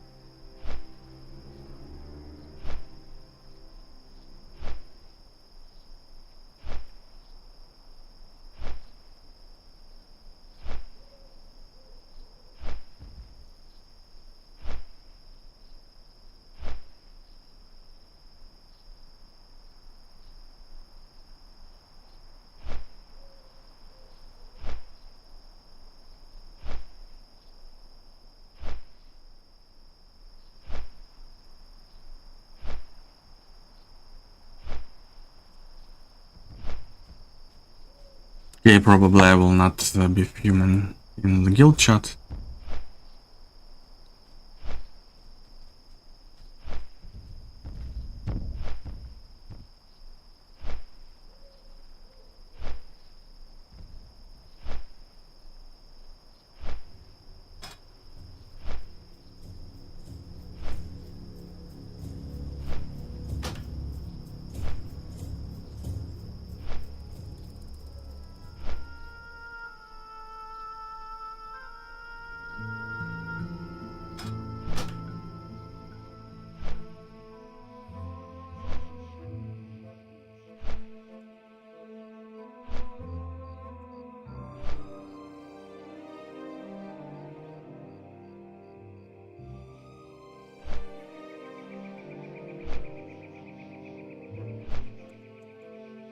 Yeah, people don't own their shit these days, like at all. They just don't own what they say, they don't own what they do. The society is more and more going to be narcissist, and in many cases psychopaths. It's just a very firm trend, like, I can do nothing wrong. If I do something, I am so benevolent. If I take something from you, it's because I give you something. I'm so good. If you interact with me, your life becomes better. If we exchange something, it's always of equal value and good for you, even if I just take. If you don't agree with this, you are very, very bad, and I will try to cancel and destroy you. Because I'm so right and I can't do anything that's wrong. Fucking shit society.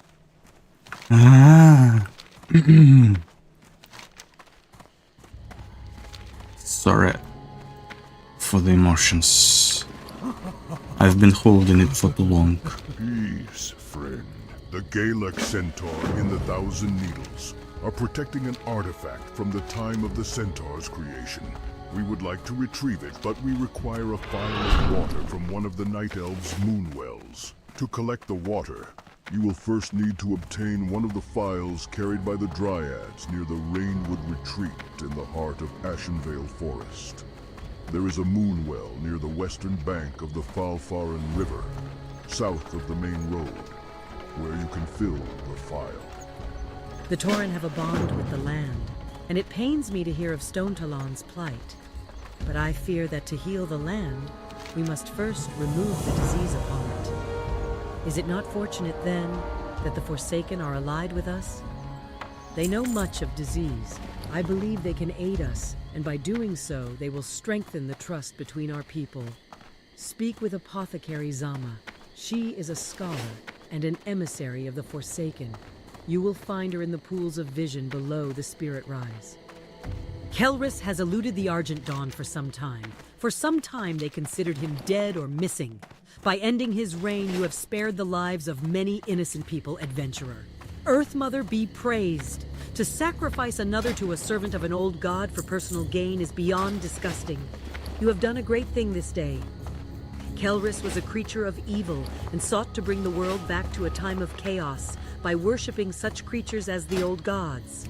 Thank you, adventurer.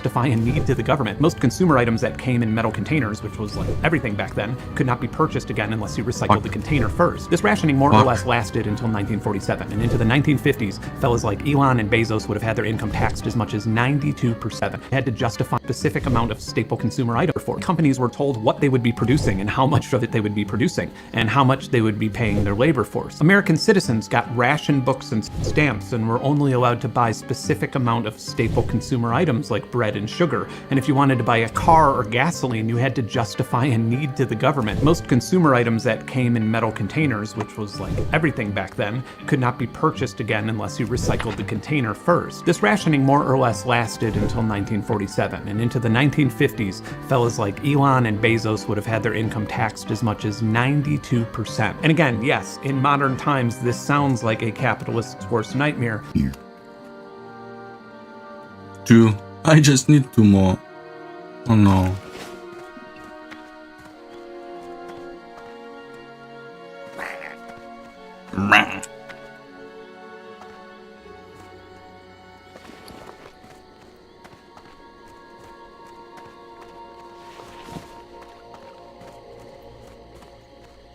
I have just the thing for you. Man, I'll just sell. I'll just sell.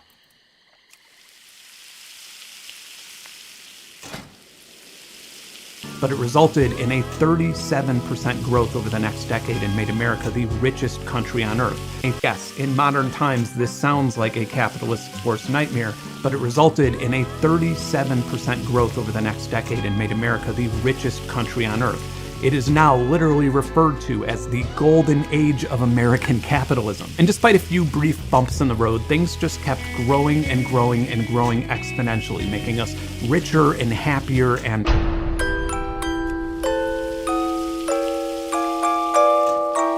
In the early 2000s, capitalism got so complicated that investors didn't fully understand what they were buying, and that's not an exaggeration. This was by design. There were trillions of dollars to be made by obfuscating what commodities were being sold in your average stock market transaction. A great example, everybody watching this has heard the term subprime mortgage, but I'd guess that not everybody knows exactly what it means. It means a risky mortgage. If you've ever purchased a house, you may have witnessed the wild auction that takes place without your consent or knowledge the moment you sign the mortgage papers, and the average mortgage is sold 2 to 3 times before it's paid off. Here's an example of a 2005 style mortgage. It's an expensive house. It had ninja verification, which means no income, no job or assets. The credit score is around 500, and it has an 8% or higher interest rate. That's an ARM loan, meaning that it will be adjusted to the market in the future. The delinquency rate of a mortgage like this in 2008 was 25%. So anyway, if you want to buy it, I'll just take 2% of the overall value, and you'll still make a bunch of money when the loan is paid off. Why don't you want to buy it? Hang on, I have an idea. Let's make this a little bit of a safer bet. Let's mix it up with some other mortgages here, and I'll get somebody who depends on me for business to give it a rating. And then we can just call it a mortgage-backed security, which is a type of bond. And it's a bit like a future, but it's even better because you can exit the investment whenever you want just by reselling it.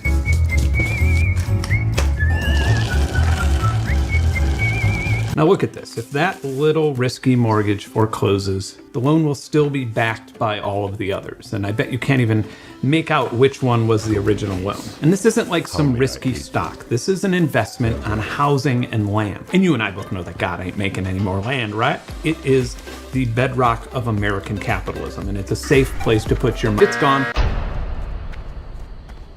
A lot of batshit insane things happened in the 2008 financial crisis. I bet you could probably make some really successful Hollywood movies about it. Object to the test! Good. Ultimately, in just 6 months, the Dow Jones lost 54% of its value. Massive banks perished. Washington Mutual, Bear Stearns, Fannie Mae, Lehman Brothers, to only name a few.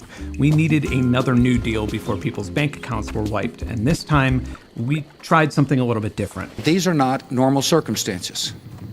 The market is not functioning properly. Instead of doing something utterly reckless, like revamping and updating laws to protect workers or creating programs to help the middle class so we could be, on par with the rest of the developed world, we figured that if we just gave $700 billion in bailouts to banks, that money would trickle down and more.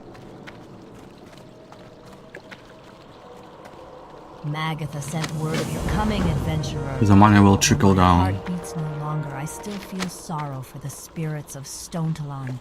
The Forsaken are eager to offer what help we can.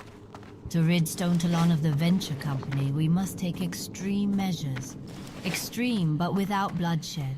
A colleague of mine may have just the tool we need. His name is Leiden. He dwells in the town of Tarren Mill in the Hillsbrad foothills, in the distant land of Lord Aeron. To reach Hillsbrad, travel by Zeppelin.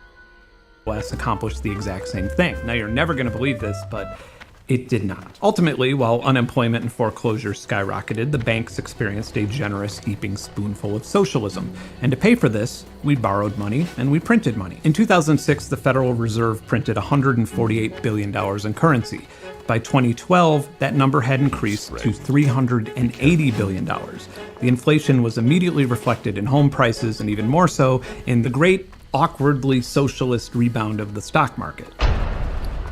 In 1994, Jeff Bezos was a hedge fund manager who wanted to start an online bookstore, which was already a hard pitch at the time. Why would anybody want to buy books online when they could just go to the library? But it was even worse. He was allegedly transparent to his investors and told them that he intended to prioritize growth over profit for a very long time. All in all, he had 60 meetings offering 1% of ownership for $50,000, and the biggest investors were his parents buying up 6%. With 22 investors, Amazon.com got off the ground with $1 million. By 1999, Amazon was selling everything from books to DVDs to household goods to electronics, and soon after, the company transitioned from being a retailer to an online gateway for other retailers. Amazon customers could pay a low annual membership fee for unlimited free 2-day shipping, and both retailers and manufacturers began to become dependent on that convenience. Retailers weren't the only ones with a dependency problem. Here's 3 stats that will probably fuck up your whole day. By 2021, it was estimated that 60% of the US population were part of an Amazon Prime membership. It is now estimated that only 1% of Amazon Prime members compare prices with other online retailers. And incredibly, while Amazon refuses to confirm this, there are thousands of reports of people finding examples where prices for the exact same products are higher for Amazon Prime subscribers. Does that sound like free market capitalism to you? Walmart had to resort to emulating Amazon's business model in an attempt to keep up. A decade ago, Amazon had surpassed Walmart's market cap, despite Walmart having over 10,000 massive theme park-sized stores worldwide. Walmart is far from the only company trying to mimic Amazon's growth and choke point strategy, and that's a vast understatement, as fast scaling and blitz scaling has become a normal game plan for startups. The definitions vary a little bit, but fast scaling generally means to prioritize growth initially with an open-ended plan to make a profit later. So for example, if I wanted to fast scale a lemonade stand, I would make a pitch deck for venture capital investors that proposed selling lemonade at 50% of what it costs for me to make it. This would grow my customer base significantly and starve out the neighborhood children who I'd be competing with. And then once I disrupted the lemonade market successfully, I'd work out a volume deal with lemon plantations and lower my costs while slowly raising prices for the customers so a profit could be realized. Blitzscaling, on the other hand, is a lot more reckless and assertive. My VC proposal would be to sell lemonade at half the cost, but buy out all of the neighborhood children for their stands, and then I'd buy some lemon plantations and I'd pay $100 million to have the local football stadium renamed Ben's Lemonade Stadium, and every person in attendance would be given free lemonade if they downloaded my app. You may be asking how on earth that would ever make a profit, but we're gonna figure that part out when we've dominated 80 to 90% of the lemonade market and have millions of lemonade drinkers. Right now, we just need to concentrate on disrupting. That probably still sounds like a terrible investment, but if you buy into the initial seed round of the investment, you'll have the opportunity to sell that equity at a premium in a Series A or Series B, or even better, during an IPO launch when the company enters the stock market valued at, $15 billion. To investors in this stage, it's much less about profit and more about a lucrative and risky game of hot potato. An excellent example that we're all familiar with is Uber. Here's the original pitch deck proposing the disruption of the taxicab industry. It's nearly delusional, claiming that a city's medallion system for cabs is a monopoly and that licensed cab drivers paying for the medallions have no accountability. In the future, digital taxicab hailing can make, lifting up your hand unnecessary. And when they say luxury, they mean prestigious vehicles like used Priuses. And these Priuses, driven by non-employees who sign up, can be used to drop your kids off at school or transport support the elderly. Uber has had over 25 rounds of funding that it has used to raw dog its way into the cab economy and pay for everything from lobbying local governments to settling hundreds of lawsuits. Naturally, once the traditional cab industry was more or less destroyed, the prices got jacked way up, and between 2018 and 2021, the average price for an Uber ride rose 92%. Those early pre-seed investors who unloaded equity when the company went public will obviously never have to work again. Public investors did not fare so well, and the great Uber IPO launch crash shit show made some of us think that maybe finally people are learning not to be bullish about companies that have an annual operating income of negative billions of dollars. And despite this, by 2019, the American stock market gained an impressive 30%. We're back, baby. While COVID is a hot topic for debate these days between scientists and cult members, let's try and remember how utterly terrifying 2020 actually was for us. The economy obviously screeched to a halt, and many industries have still, and probably never will, fully recover as society was forced to change their economic habits. And while the stock market initially crashed in 2020, within 1 year, it had risen to over 30% of its pre-pandemic levels despite the economic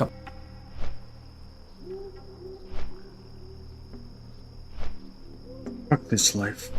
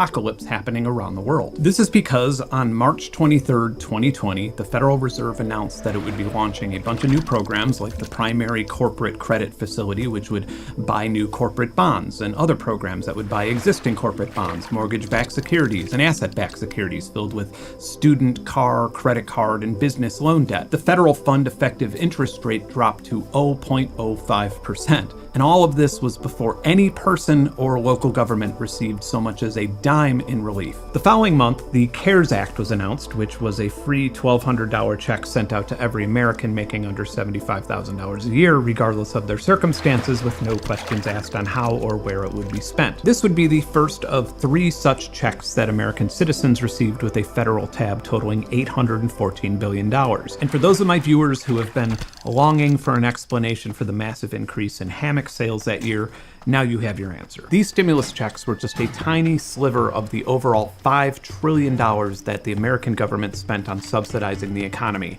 and you would be right in assuming that the list of recipients was outrageous. Airlines received more money than SNAP or food. I knew you couldn't resist some of this brew. Come back again anytime you want some more, adventurer. Just bring me more of the ingredients I had you collect.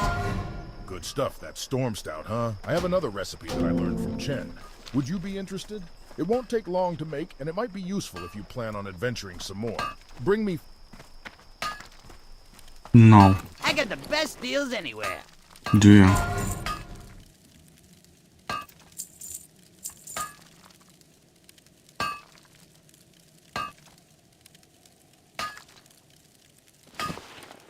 Be good. I don't know, maybe I will, maybe I won't. assistance programs. Payroll tax exemptions got more than housing programs and farmers combined. Massive loans and grants were given to the likes of Kanye, P. Diddy, Jared Kushner, the Church of Scientology. But more importantly, for the purposes of this video, a huge portion of that money went to fintech lenders, investment firms, and venture capital groups like Andreessen Horowitz, which was immediately repurposed into investments into a new, rapidly growing type of economy that some economists refer to as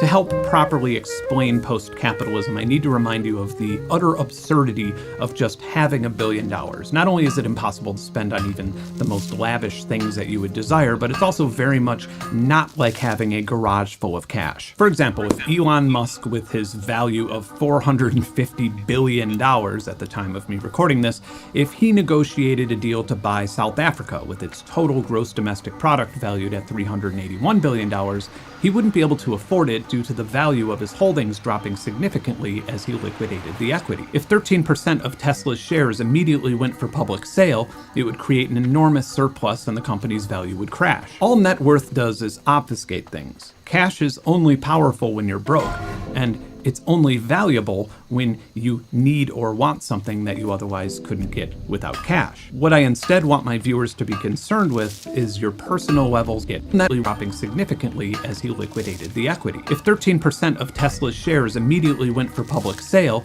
it would create an enormous surplus and the company's value would crash. All net worth does is obfuscate things. Cash is only powerful when you're broke, and it's only valuable when you need or want something that you otherwise couldn't get without cash. What I instead want my viewers to be concerned with is your personal levels of power or control over the things that you earn, consume, and trade. In 1996, the US stock market... Personal level of control. Then you must It makes prove sense. yourself to him. If you have earned the respect of Yorn, then you have my respect as well. Are you ready to tread farther down the hunter's path? The grand Isha Awak is lord of these waters. Great is his strength and solemn his pride. The humans on the coast fear him, for he has consumed many of their number. But I do not fear him. I am grateful he is here. He is a worthy challenge and honorable prey. If you are ready, then swim out and search for Isha Awak, the deep doom. His spirit dwells in his heart, and to hear its beat is to know your fate.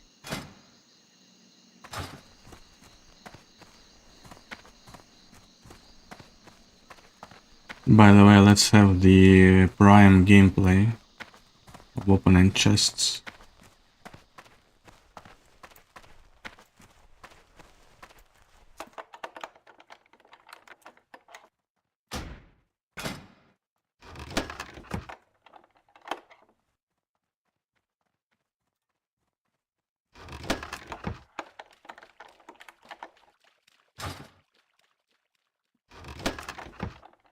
Had around 8,000 viewers to be concerned with is your personal levels of power or control over the things that you earn, consume, and trade. In 1996, the US stock market had around 8,000 companies listed.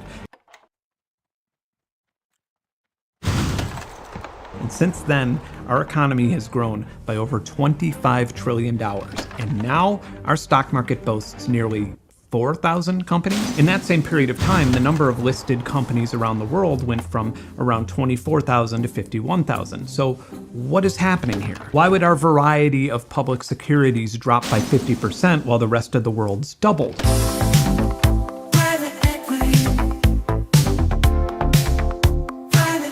The term private equity means more or less what you would expect it to mean. These days, it's usually a larger company or firm that buys smaller companies and either transforms them from public companies to private companies or just keeps them as private companies, as opposed to a publicly traded company that has a lot more obligations with the Securities and Exchange Commission. In the 1990s, it was estimated that about 2% of the businesses in the US were owned by private equity, and that number has since grown to over 25%. And this includes everything from chemical companies to farms to vets to grocery store chains to food delivery apps to gyms to medical facilities to drugs, small Days, it's usually a larger company or firm that buys smaller companies and either transforms them from public companies to private companies or just keeps them as private companies, as opposed to a publicly traded company that has a lot more obligations with the Securities and Exchange Commission. In the 1990s, it was estimated that about 2% of the businesses in the US were owned by private equity,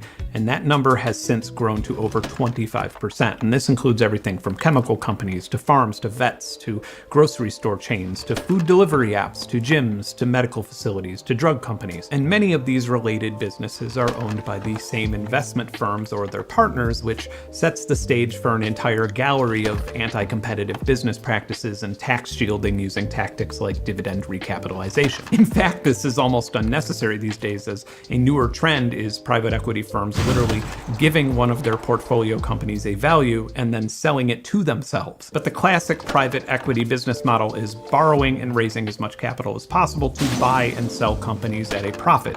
And the faster this process is done, the better, as this beckons the velocity of money demonstration that I gave you earlier in this video. You can argue that these are just complex capitalist maneuvers, or perhaps late-stage capitalism, a term that's been used since Werner Sombart coined it in 1928. But even that is not happening anymore. The velocity of these transactions is slowing down significantly, and the average private equity holding time is the longest that it's been in 20 years. The COVID stimulus and the market effect from it led to an enormous boost of acquisitions in 2020, and even though we're now past the median average private equity holding period of 3 to 5 years, exits have been stagnant. What's more alarming is that in 2020, many workers proved to corporations that they don't need to come into the office at all, which also proves to corporations that many of them can be replaced by labor by anybody in the developing world who speaks English. That is a private equity investor's wet dream, so what gives? Does nobody like money anymore? The point of all of this maneuvering is decreasingly about turning a profit and increasingly about transitioning to a rent-based economy that hedges inflation. Right after the 2008 financial crisis, investment firms started betting big on farmland, typically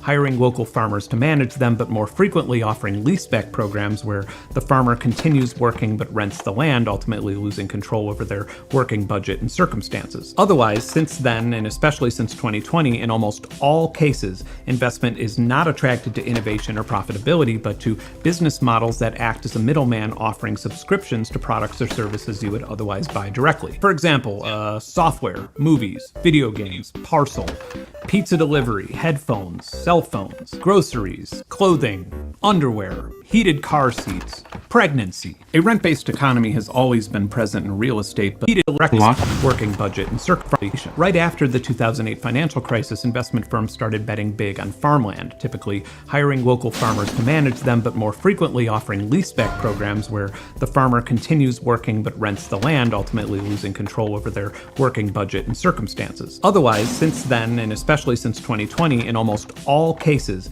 investment is not attracted to innovation or profitability, but to business models that act as a middleman offering subscriptions to products or services you would otherwise buy directly. For example, software, movies, video games, parcel, pizza delivery, headphones, cell phones, groceries, clothing, underwear, heated car seats, pregnancy.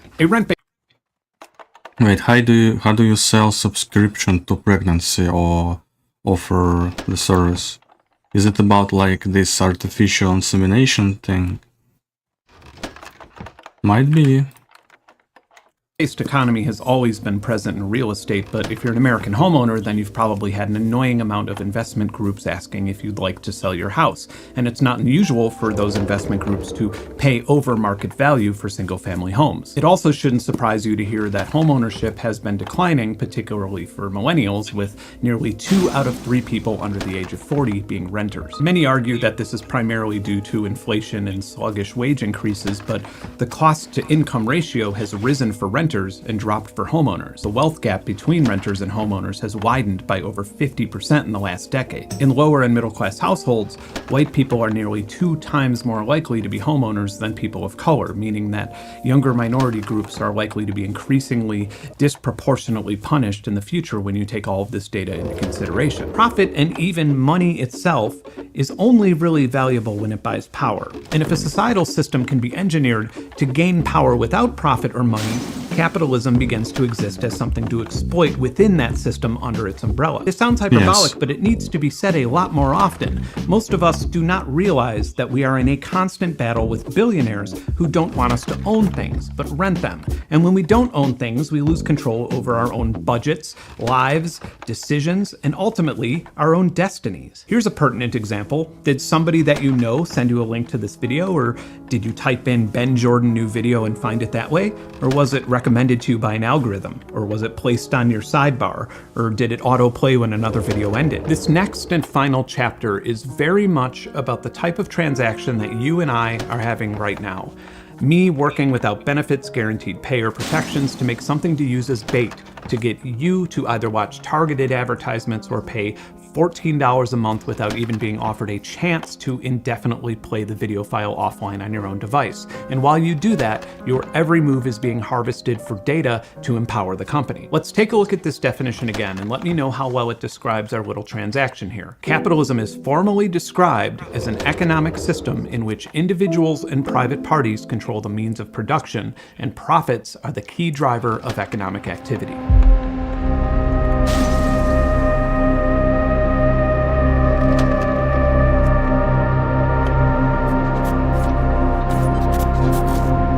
Long before the pandemic, the foundation had already been laid for an economy that transcended goods and services. Facebook's Cambridge Analytica scandal, where 87 million users were psychologically profiled without consent and served political ads, was hugely associated with both the 2016 presidential election and the Brexit referendum. Many people believe, including whistleblowers who worked in the data centers, that without Cambridge Analytica, the UK would still be part of the European Union. Better yet, here's a leaked debriefing slideshow from Cambridge Analytica giving themselves credit for using mined personal data in combination with misinformation campaigns to win an election. As Americans were concerned and distracted by claims of voter fraud and hacked machines, we forgot to notice that democratic elections don't work when news and information are no longer democratized. For example, in most dictatorships, the government will have an office that permits or denies which stories can run in the newspaper.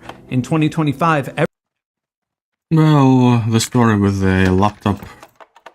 There is one story about a laptop that got really suspended, so guy, don't talk only about 2016 elections, you biased fuck.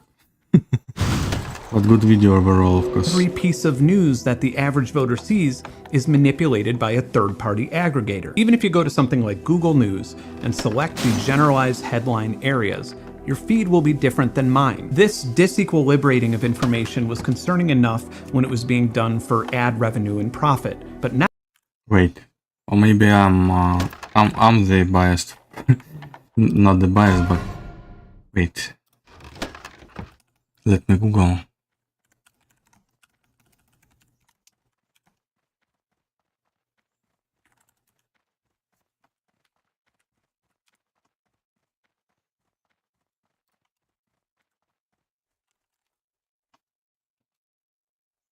No, I'm not.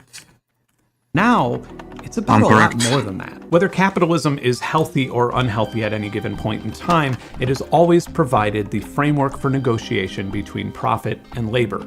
In Karl Marx's critique of political economy, labor is broken into two subcategories. There's abstract labor, which is what I'm doing right now when making this video. I'm learning, I'm gaining experience, I'm sharing information, and overall I'm just feeding my passion. And the other is concrete labor, which is what somebody would be doing if they were holding a boom mic over me or making me coffee. Capitalism obviously requires concrete labor, but it thrives on abstract labor as it provides organic growth. And the problem is that you can't just snap your fingers and get abstract labor. You can't even buy it because someone's passion and happiness is more valuable to them than a commodity. So Someone's passion and happiness are more valuable to them than commodity. Indeed. corporations classically try to generate it through morale-boosting corporate programs and retreats and parties. This has been a major challenge since the Industrial Revolution, even when you're paying a competitive salary, health insurance, 401k, and bonuses. But when you hire gig workers that have no benefits, labor protections, or even guaranteed income, which, by the way, is often below minimum wage, how can you expect to extract abstract labor? And abstract labor and value is extremely high in creative industries. How can you expect musicians to, on average, spend more in fees to give you their music than you'll ever pay them in royalties? How can you expect an app or game developer to give you 30% of their income when you're not even offering support or advertisement? Or shit, how can you expect somebody to buy thousands of dollars? Wait, Value I is didn't extremely understand. high in creative industries. How can you expect musicians to minimum benefits, labor protections, or even guaranteed income, which, by the way, is often below minimum wage? How can you expect to extract abstract labor? And abstract labor and value is extremely high in creative industries. How can you expect musicians to, on average, spend more in fees to give you their music than you'll ever pay them in royalties?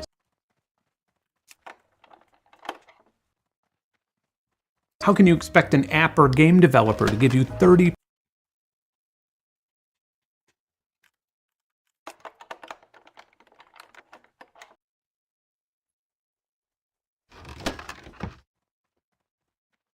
of their income when you're not even offering support or advertisement? Or shit, how can you expect somebody to buy thousands of dollars of camera equipment to start a competitive YouTube channel? Okay, other side of the coin. Why would I, a YouTuber, take a modest salary to produce, shoot, and edit short stories for, I don't know, the New York Times, when I can have full control over my content where I'll be rewarded appropriately for all of my hard work? Or why would somebody work for a chauffeur company when they could set their own hours depending on how much money they needed in any... Okay, other side of the coin. Why would I, a YouTuber, take a modest salary to produce, shoot, and edit short stories for, I don't know, the New York Times, when I can have full control over my content where I'll be rewarded appropriately for all... Well, can you be in full control of your content though? Or will you be banned if you say wrong things? Well, at least you will be harassed, but you can also be banned. Don't know. Man, this video is interesting. There's some things that is obviously based on the bias of the YouTuber, but other things are just correct. So it's like it's trying not to fume too much on his biases while trying to extract value, and also some topics are complicated, so you kind of have to listen several times and intensify your brain. Yeah, I cannot continue watching right now, I need a little pause. I will also go eat soon after this quest. Isha Awak.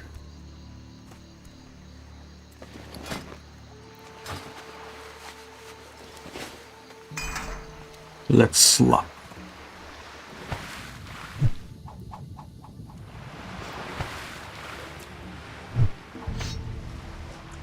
Come here, bitch.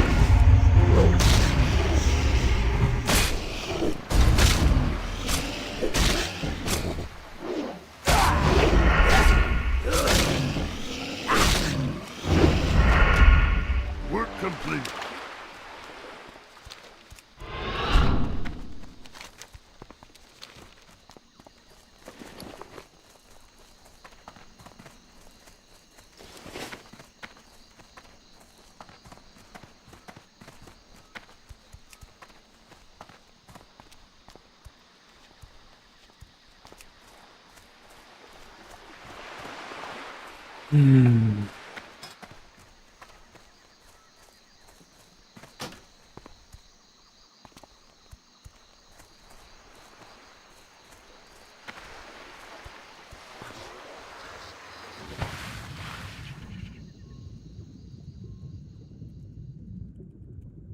What's with my keyboard?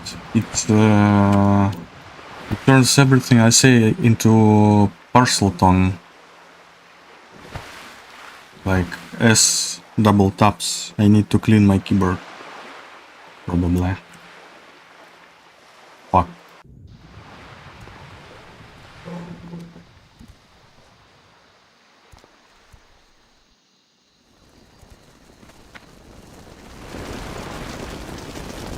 Peace You now are one with Isha'awa, adventurer. His spirit is with you. He lurks in your eyes, eyes that one day will learn to see. May the eternal sun shine. Ooh. How much? 156% upgrade. Wow. Wow.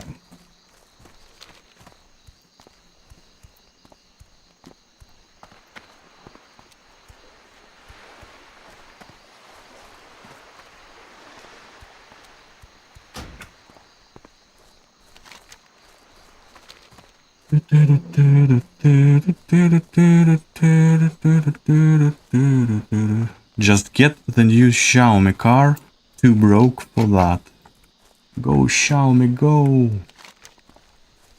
I mean, I want everything Xiaomi. I don't even care. It's like Apple for poor people. Well, now, now they are not, because they are kind of, yeah. People are too broke to buy their shit. But their phones, some of them are still good.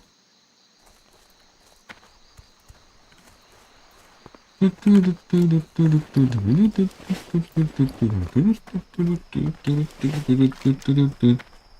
where do I fly? Where did you learn to fly?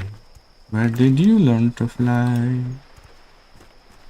Where did you learn to fly? I mean, I kind of need to go to Hillsborough.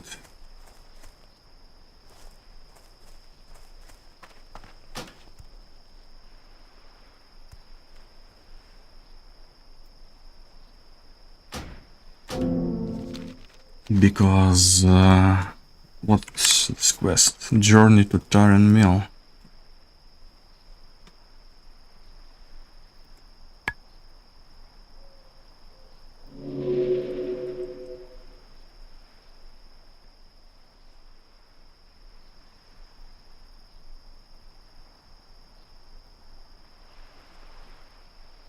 Gives Bloods of Innocence, it returns to Thunder Bluff.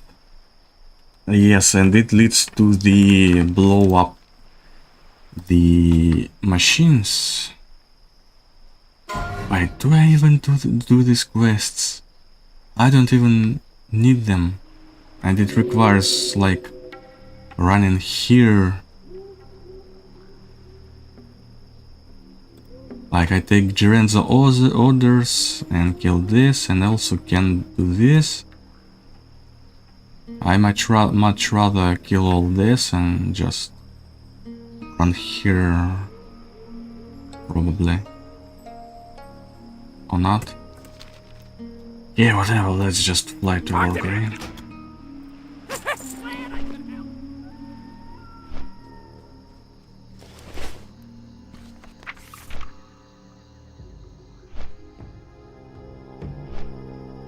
Level 28 gives instant poison 2. 30 to 38 damage. What percent chance? 20% chance. So we have to divide by 5, so it's 6 to 7 damage basically per hit. And this gives 2 damage per hit. So, and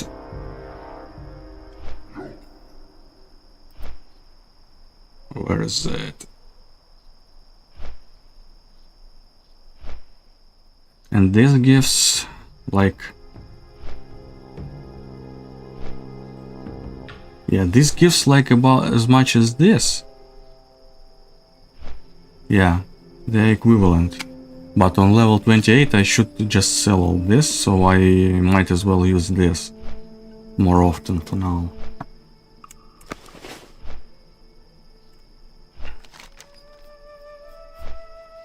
Let's see what's in Taren Mill.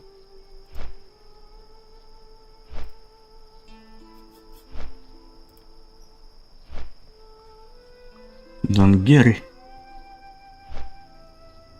Battle of Hillsborough, Elixir of Pain. Yeah, I should probably go to Turn Mill. But I have 3 quests here. Okay, whatever.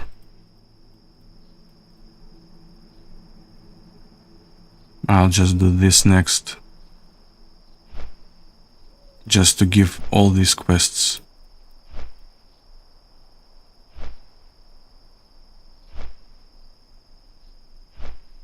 What? An even better weapon?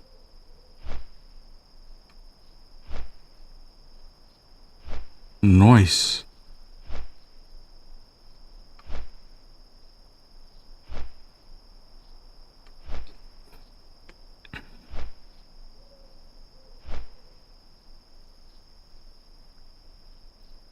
Very nice. Also a shit ton of XP.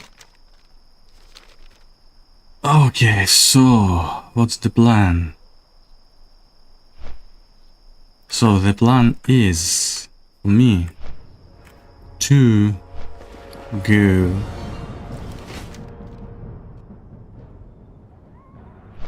to Sunrock Retreat and go here and here and here and turn in all this goodness. Yeah, that is the plan. Do I need anything here? Not really. You haven't lived until you've looked down on the world. Just from the back fly. of the rider.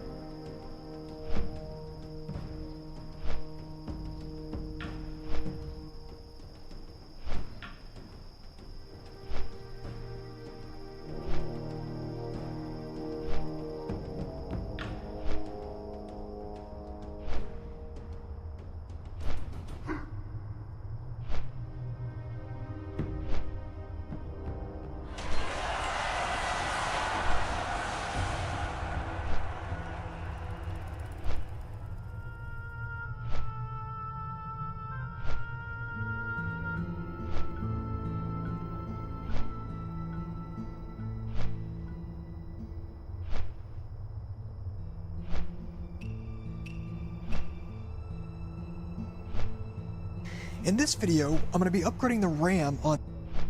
Потому что именно здесь я нашел зацепку.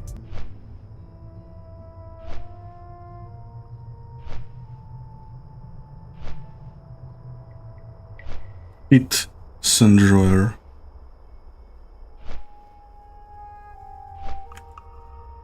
Just reached level 60. Meh, meh, meh, meh.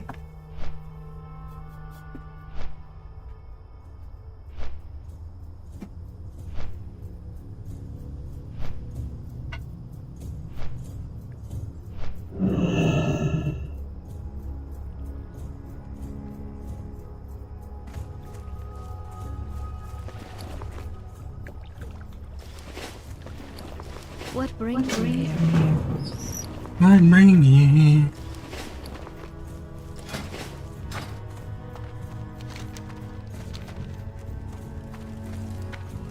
What can I help you with? Go for victory. Go sports.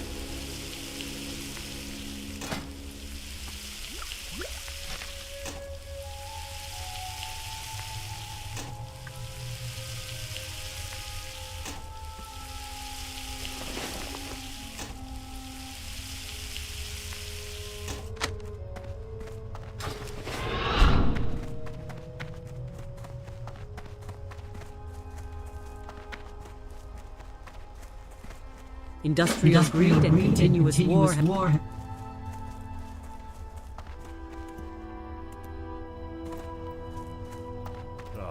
I've been expecting. I'm afraid that I am no longer gentle or humble. Age and countless battles have hardened my skin and soul. Perhaps the Horde does well keeping our troops fresh. Since the Great War, we have been prosperous here in Kalimdor. I need you to do me a favor. I have a lad by the name of Grish Longrunner, protecting the Great Lift in the Southern Barrens. Give him this letter. The letter will let him know that I have a reserve warrior coming to relieve him of duty so that he can visit his family. He requested this some time ago, and he would be happy to hear the news. Torin, take pride as the protector of these lands. Undoubtedly, you can guess why I am alarmed with the number of harpies that dwell here in Stonetalon. The Blood Furies are the source of the increasing number of harpies in Kalimdor. They encroach upon all lights of life, preventing the innocent from leaving their boundaries. I need you to cull the harpies, adventurer.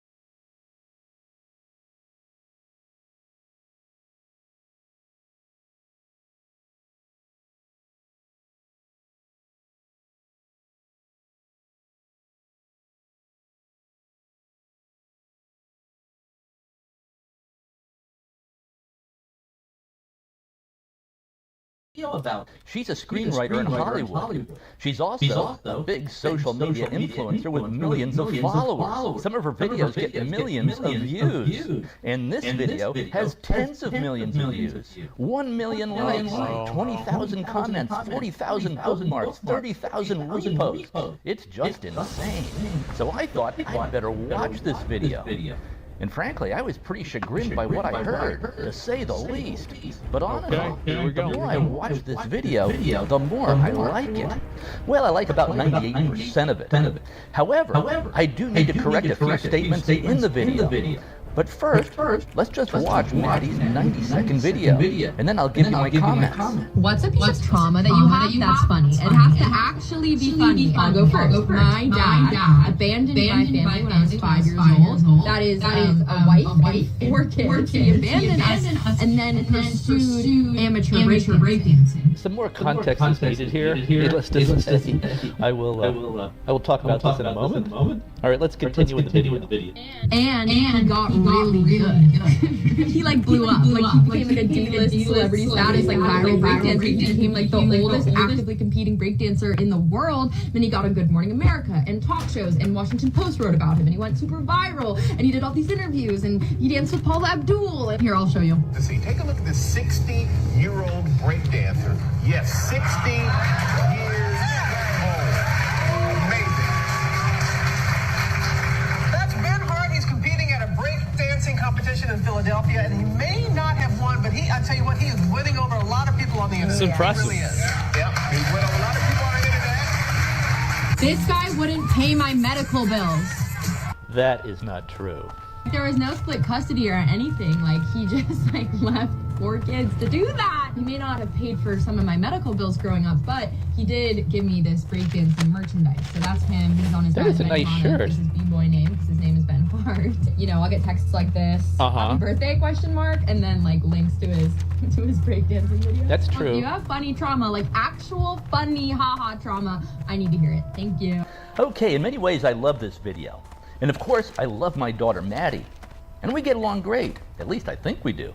But a few corrections are in order, or at least a few things that need to be put in context.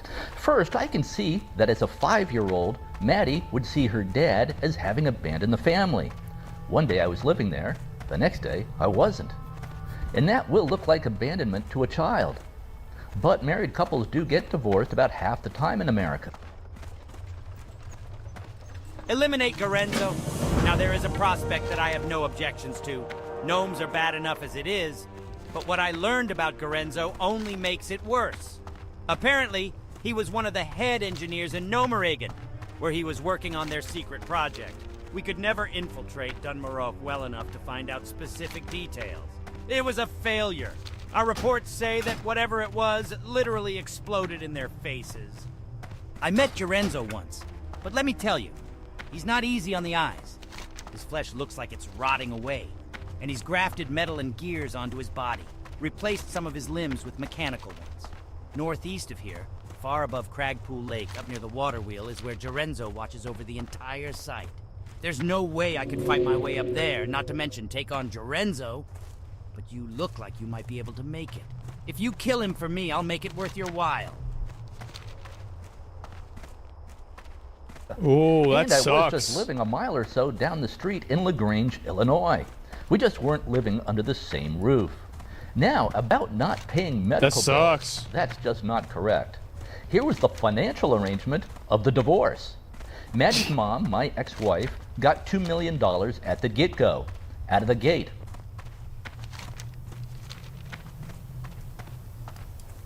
And this girl's complaining?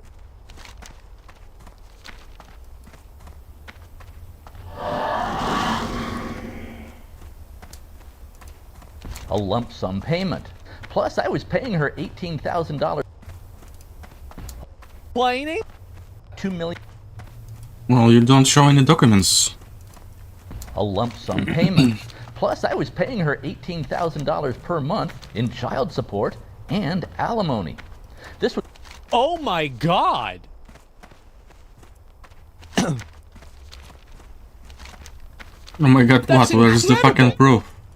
was later reduced to $12,000 per month. Only $12,000? And of course, I paid health insurance and out-of-pocket medical costs. Yeah. I also put $600,000 into the kids' college fund. In all, I paid Wait, what? And of course, I paid health insurance and out-of-pocket medical costs. I also put $600,000. $600,000. Okay, that's a lot of money. Into the kids' college fund. In all, I paid out about $5 million to my ex-wife to cover costs for her and the kids. And this is in 2005 dollars. So add 50% to account for inflation. Bro, that's probably 100%. 2005? Holy shit! In other words, I was not a deadbeat dad at all. And by the way, Maddie did not say that in her video. But a lot of the comments assume that and say that. That's crazy. Imagine paying out $5 million and still getting roasted on TikTok.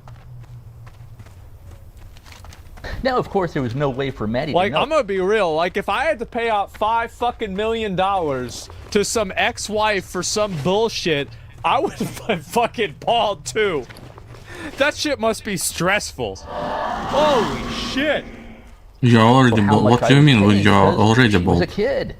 This wasn't something I talked about. Yeah, of course. Also, remember that I was living 1 mile down the road from the kids in LaGrange, Illinois. Yeah. Sidewalks all the way. An easy walk or bike ride. I saw the kids all the time. No abandonment, just a divorce. Was I at fault in the divorce? Yeah, I would say I was about 70% at fault. I own that. Maddie's mom and I were really not compatible in many ways. Okay. We were compatible in some ways, but not in other ways. Do I regret marrying Maddie's mom? No, absolutely not. If I had not married Maddie's mom, Maddie and her 3 siblings would not have been born. They would not have existed. The kids have turned out great. Maddie graduated from Northwestern University and is a screenwriter in Hollywood. Maddie's older sister Tori is a partner at a hedge fund on Wall Street. Okay, fuck this video. Like, you are calling him nice guy because he wouldn't like his children to not exist. I mean,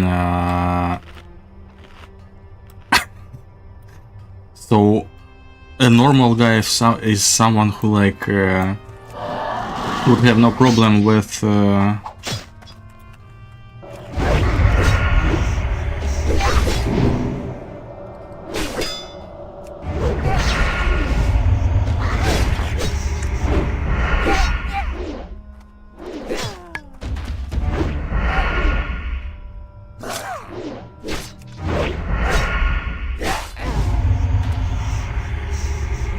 Wait. I have 0 flash powder. Now that's some revelation. So if I tried to punish, I wouldn't be capable to. What the fuck? Where is my flash powder?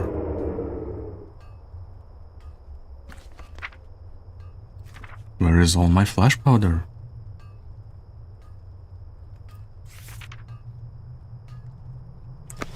It's probably in the bank, and I probably forgot to take it. Nice to know. Nice to know, man.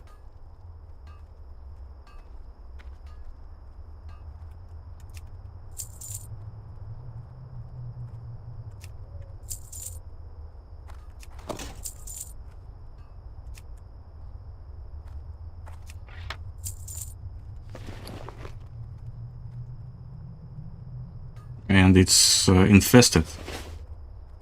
So this area is infested with the foresters that slap like crap, like trucks. Okay, and I can't even open these loot boxes. So I was almost walking into a death trap, just for nothing, basically. It's very interesting to know. Oh my god, I almost died. Well, I'm certain if I went into the caves, well, I wouldn't be able to loot anything, so I would just go back. But, because I need 105 skill. So I should pickpocket everybody. And maybe even get powder or...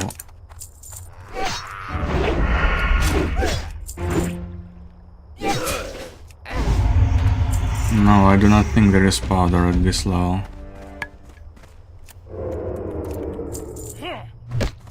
Come on.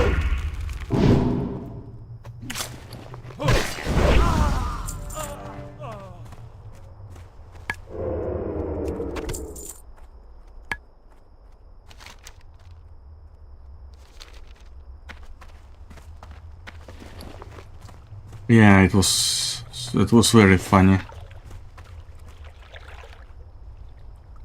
It was funny to the point of not being funny.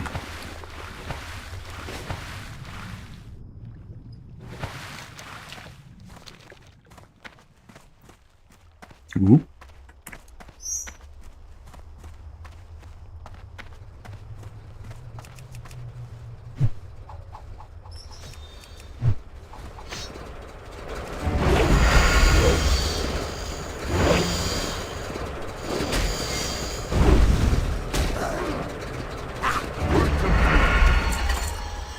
And the reason I do not have powder is because I most likely have put it in the bank because I...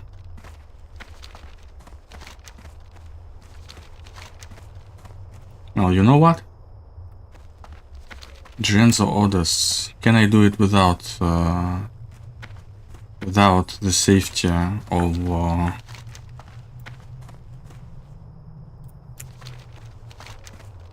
the vanish? No, I just don't. I can do it, but I will not risk it. It's one quest. Okay, with good rewards, but I have absolutely no reason to risk it. I'll just do it after Hillsbread. I don't care. I need safety. If I die here, I lose 3 days of playing. 1 day, 12 hours. It's insane. So it's 24 plus 11. 35 hours of played.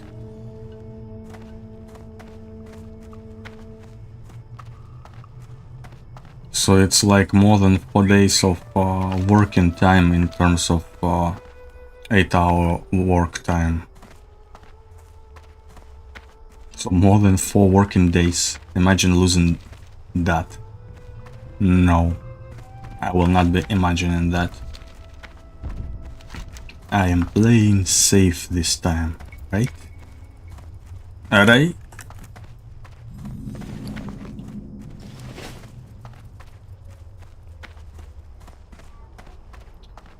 I am playing safe with my dear 0 viewers.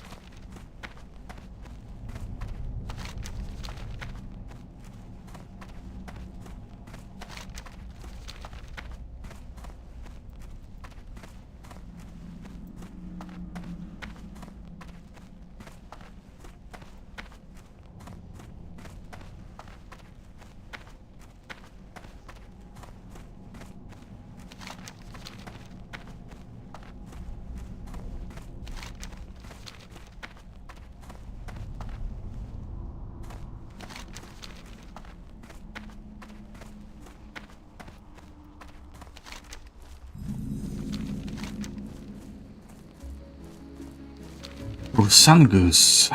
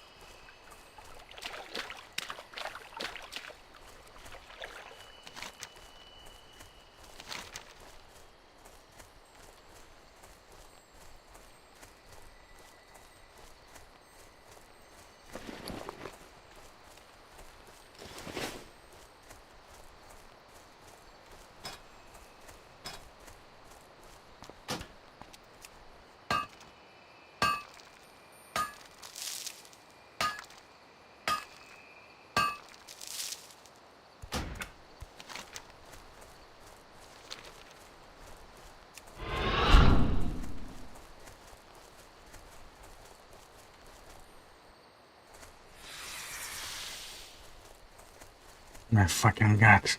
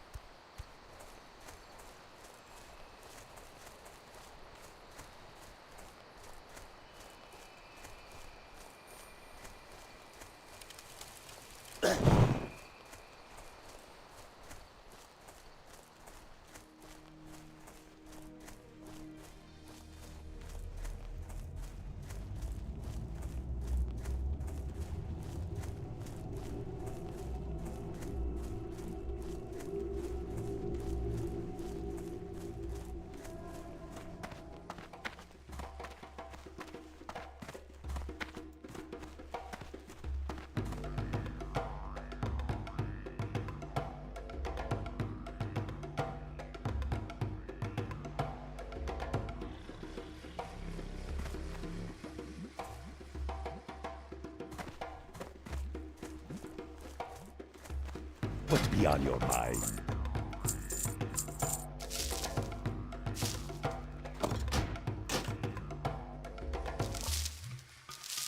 Stay away from the voodoo.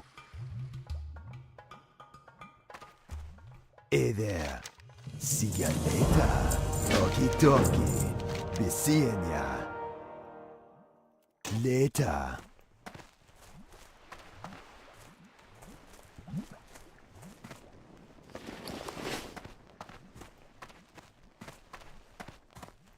Where would you like to fly to?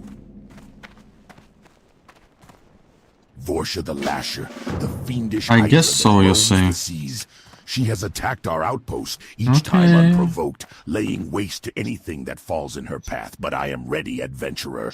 I have prepared to best the Hydra and end these attacks on Zoramgar. The Naga honor the wicked nature of this beast with a brazier that remains lit on an island just off the coast. I believe that if we put it out, Vorsha will appear in anger. We will need help, so be sure to bring some strong allies. So I guess you do not want to come hang out. Okay. Well, I came to hang out with you.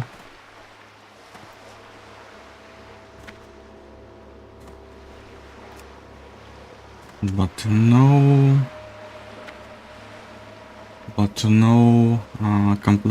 complimentary courtesy was offered.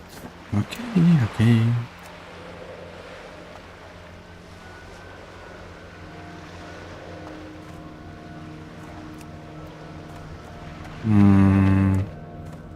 What is there to even talk about then?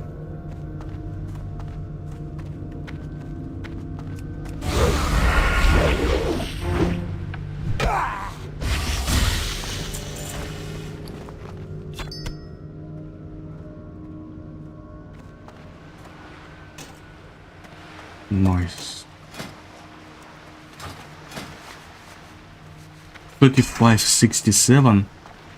Ooh, that's a huge upgrade. To 7 to 2, it's a huge upgrade.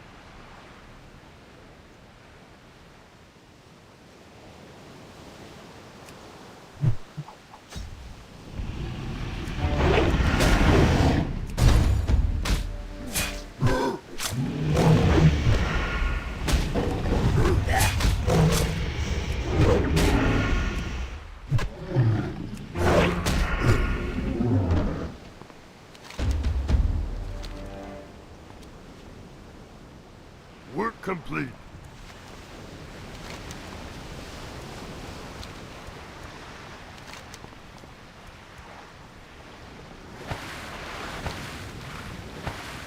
just farm some pages and do the quest. And look at my quest log. Well, it doesn't look any freer.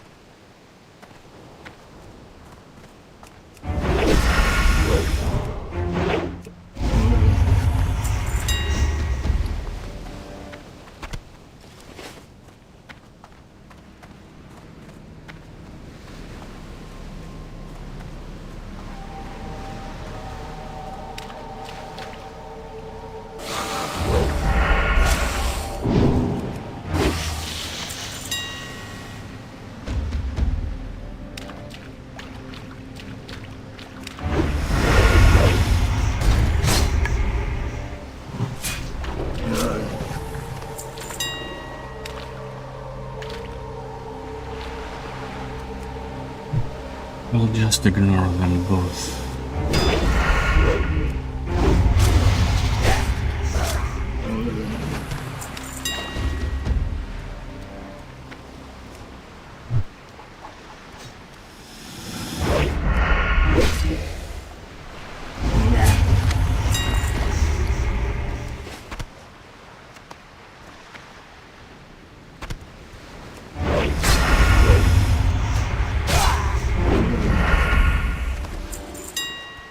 I'm getting shit ton of pages.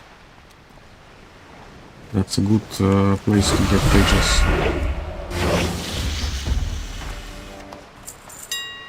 And I need to look out for the boxes.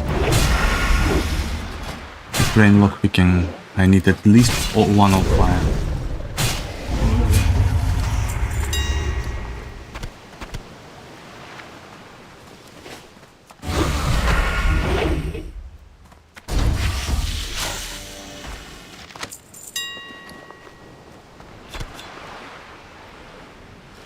Okay, lustrous pearls.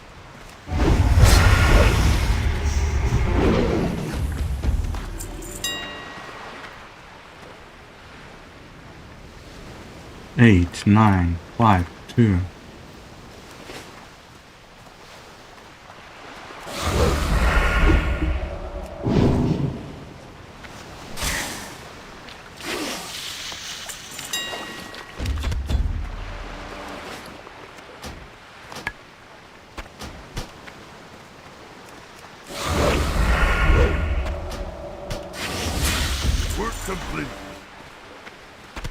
Work complete.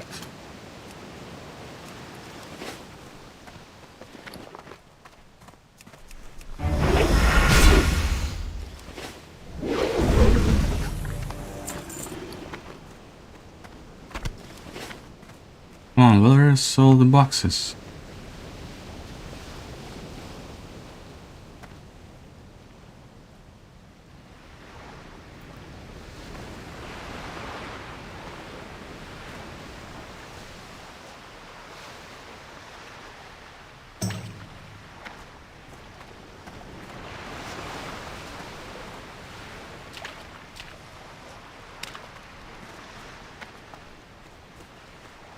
Like at least one.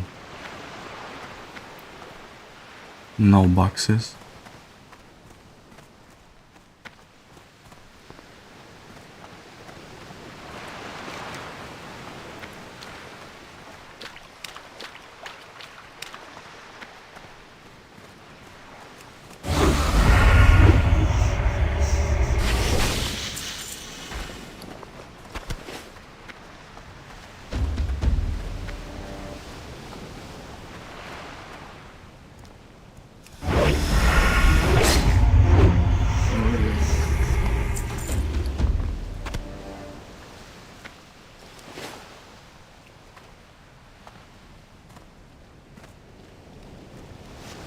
At least one.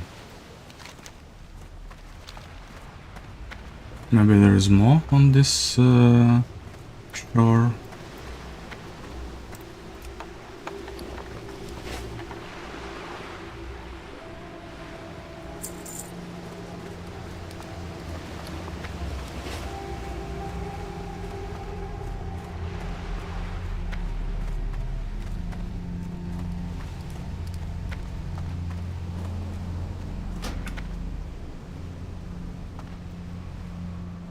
Yeah, another one.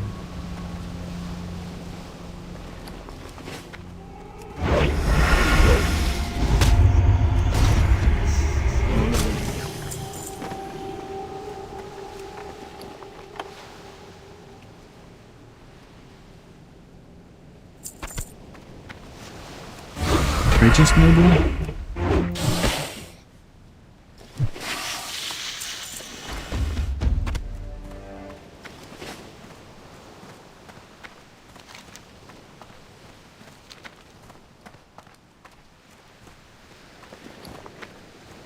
Two, 5, 9, 8.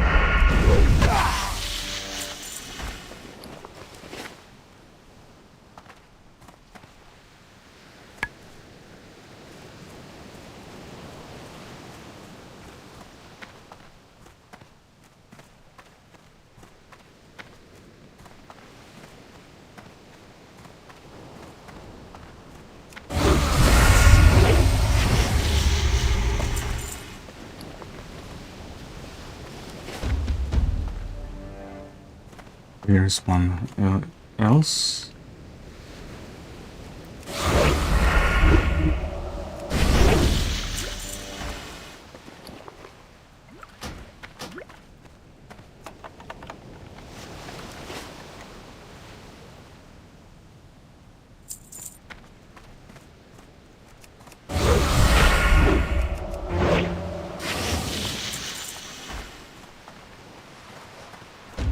Yeah, and another one. Not a but lockpicking run.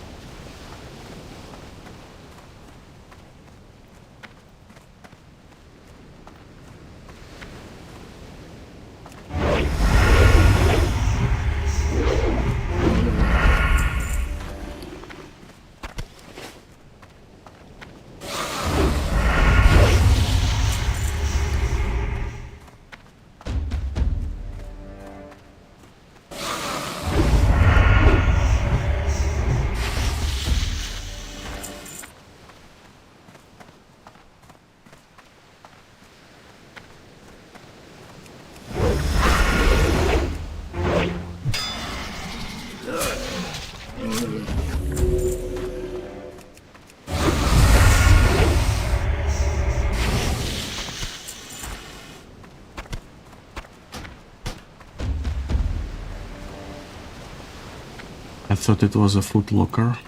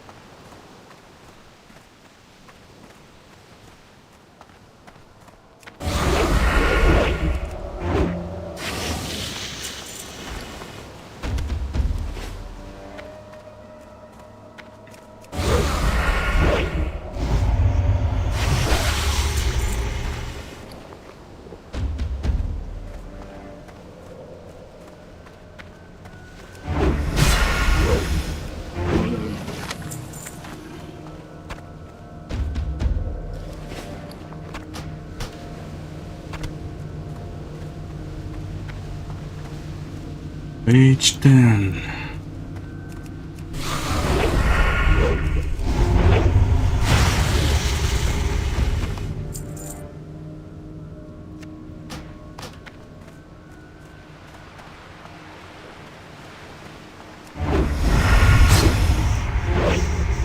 So I need 1, 3, 4,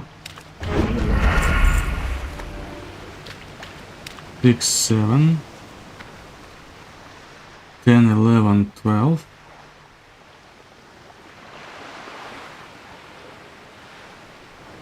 To 11, 12, yeah.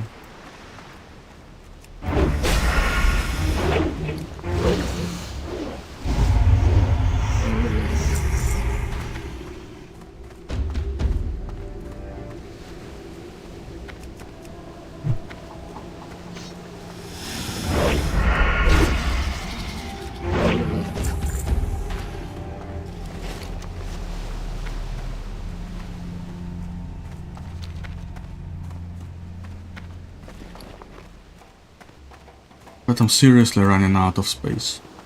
I'll just sell this. What you want? What you want?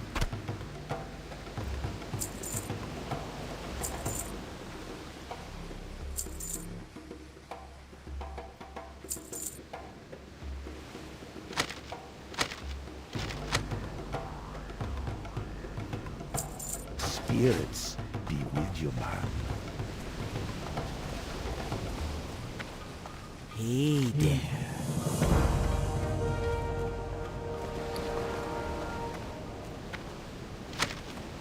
Yes, adventurer? Are you reporting in?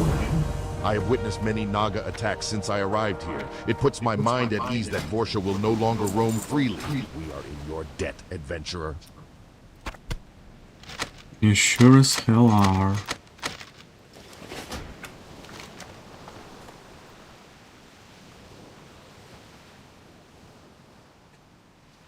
Do I do this? Yes, I do, because I need the login rope. But to get the login rope, I need to get the quest first.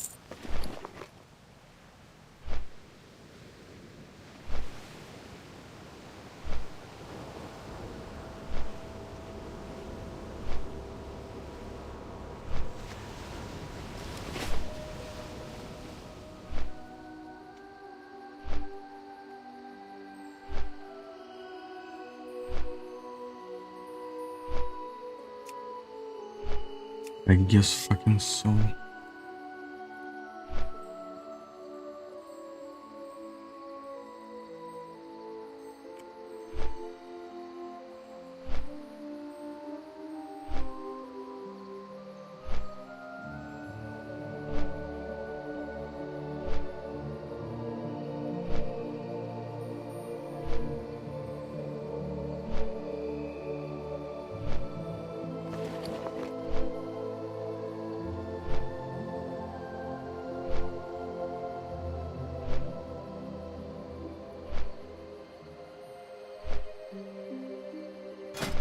How many quest slots I have? Like quite a few.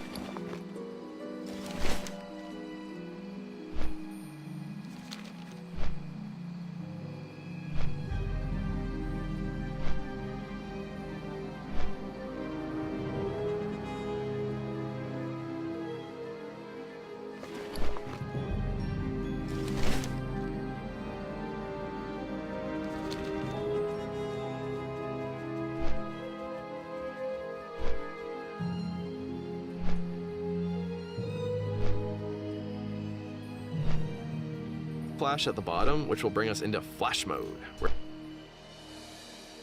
Of my hard work. Or why would somebody work for a chauffeur company when they could set their own hours depending on how much money they needed any given week. According to YouTube's 2024 Culture and Trends report, 65% of Gen Z identify themselves as a content creator. And YouTube doesn't exactly hide why this is such good news for advertisers who intend on capitalizing on this societal snowball effect. But we can assume...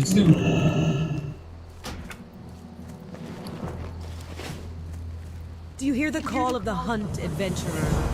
You must listen closely, but the call comes from deep within you. It comes from deep within all of us. Ah, the paw of Ursangus. Your skill is impressive, adventurer. He's credited with numerous kills. The crescent on his paw is no doubt a sign that he was trained by the night elves that skulk about Ashenvale. Ursangus was one of the mightiest bears you'd find in these parts. To have bested such a creature is a testament to your will and resolve. Your ancestors would be proud. If you want to be useful, then why don't you do something about the situation near Talondeep Path? The transports between Ashenvale and Stone Talon are at a standstill because of the lake coming alive and attacking anything that gets close, which means anyone on the path.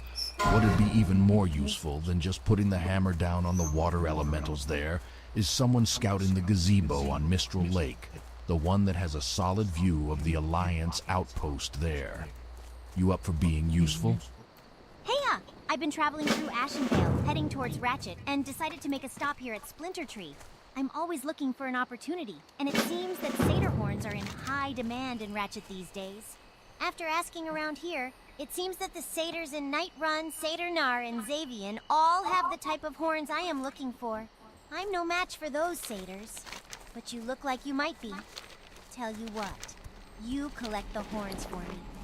I'll make it worth your time. We are in short supply of a few items at the Warsong Lumber Camp. Pixel at Splinter Tree Post has our shipment of saw blades. It'll take a trip to the bay to pick up a crate of axes from Wharfmaster Losgill. Our shipment of oil and rope will be more difficult. The rope was pilfered by the Pistol and foul-wheeled furballs, and the satyrs intercepted the delivery of the oil. They are now using it for contestable rituals in Nightrun, Satyrnar, and Xavian. Can you help me? Already having double pages.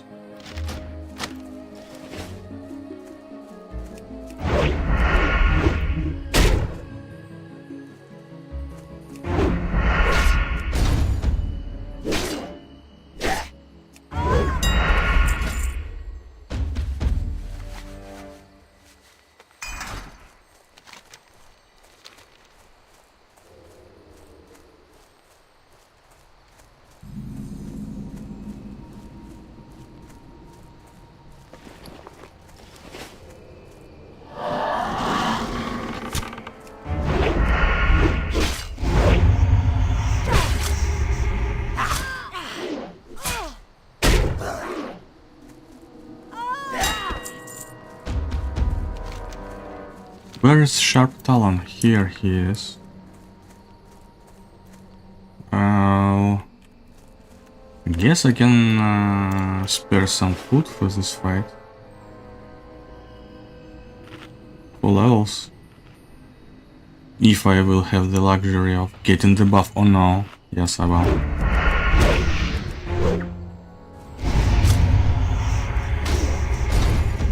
Man, is he slapping?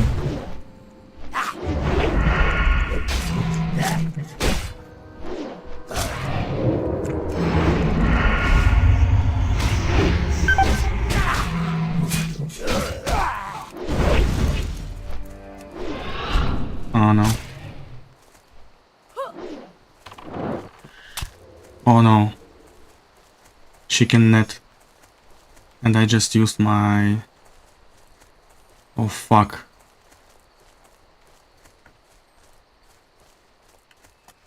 This went much worse than I expected, and me not having powder made me really lose all my cooldowns and not... Ooh, heart is beating. If she netted, I was dead.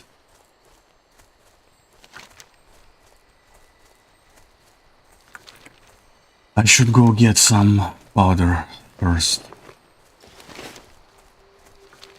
This is bullshit.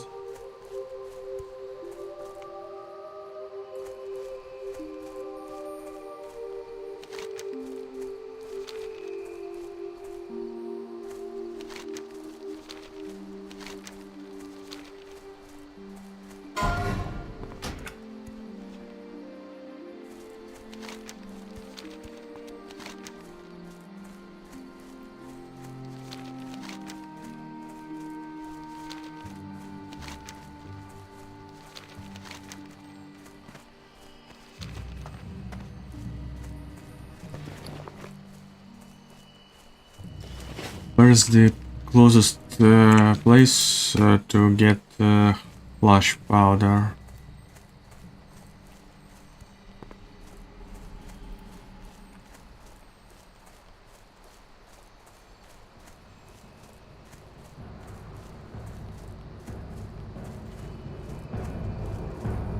Action barrel. Of course, at the Alliance base, okay.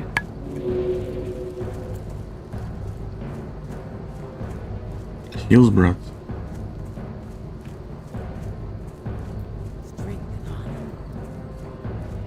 Seems like there is not many places that sell flash powder.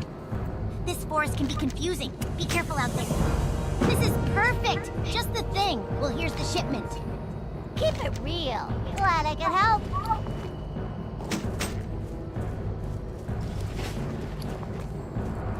Also, I essentially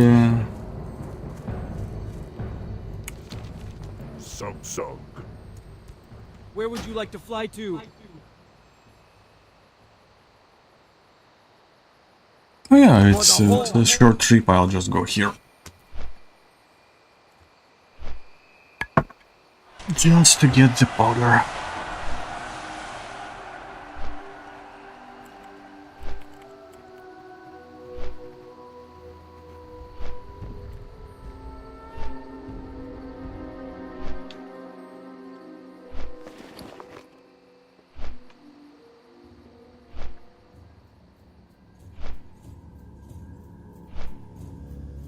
Риська.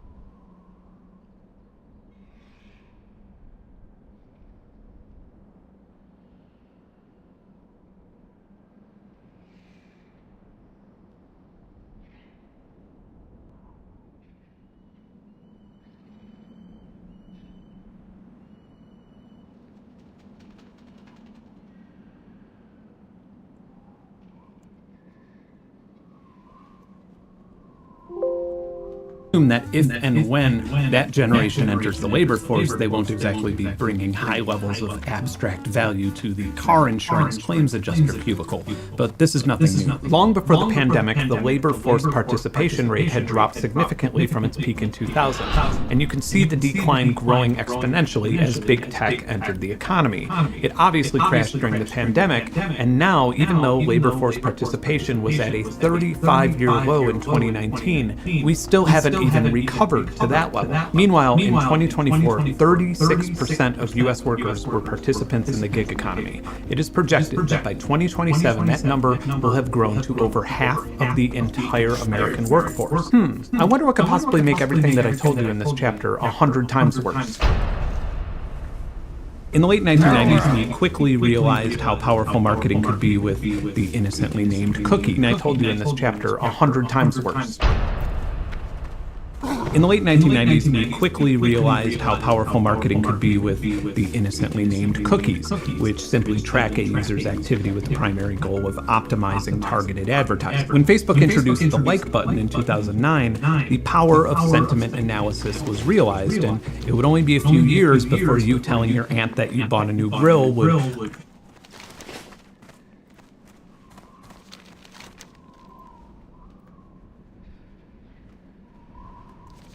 I'll go to Hillsborough. Fuck it.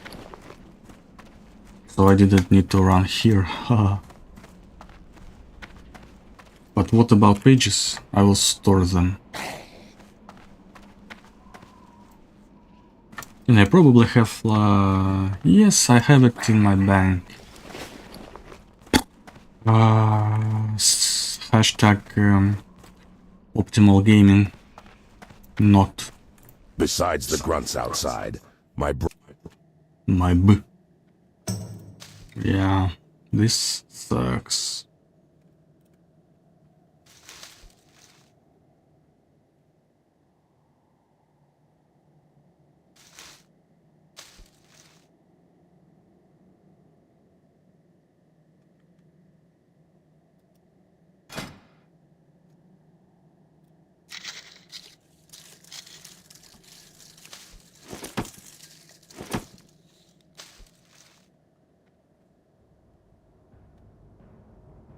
I do not need one bolt.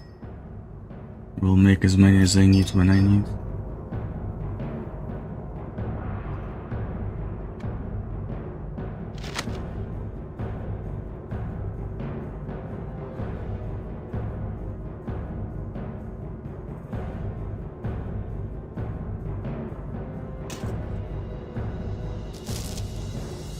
Are the horde!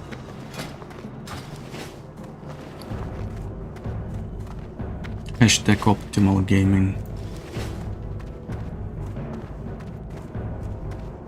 Wait, what level do I need to be to buy the next tier of pro weapon?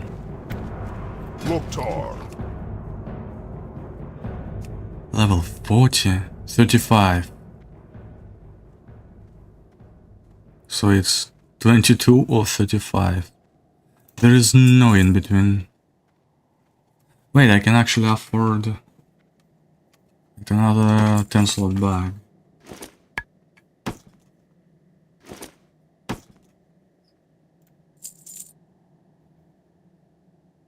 I can actually afford another one. Yeah, whatever.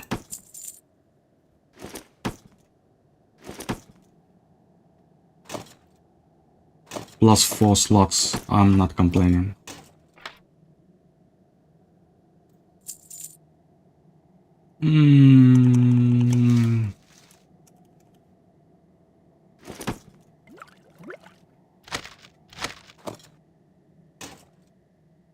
Yeah, whatever.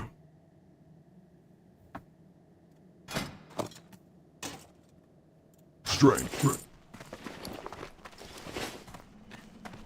Whatever optimal gaming, I'll just I don't want to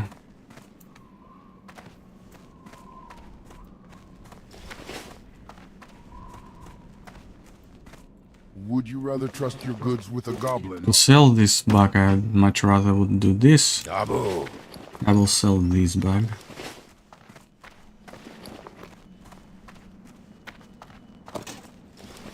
We finally can go to Hillsbrad. On Hillsbrad Express.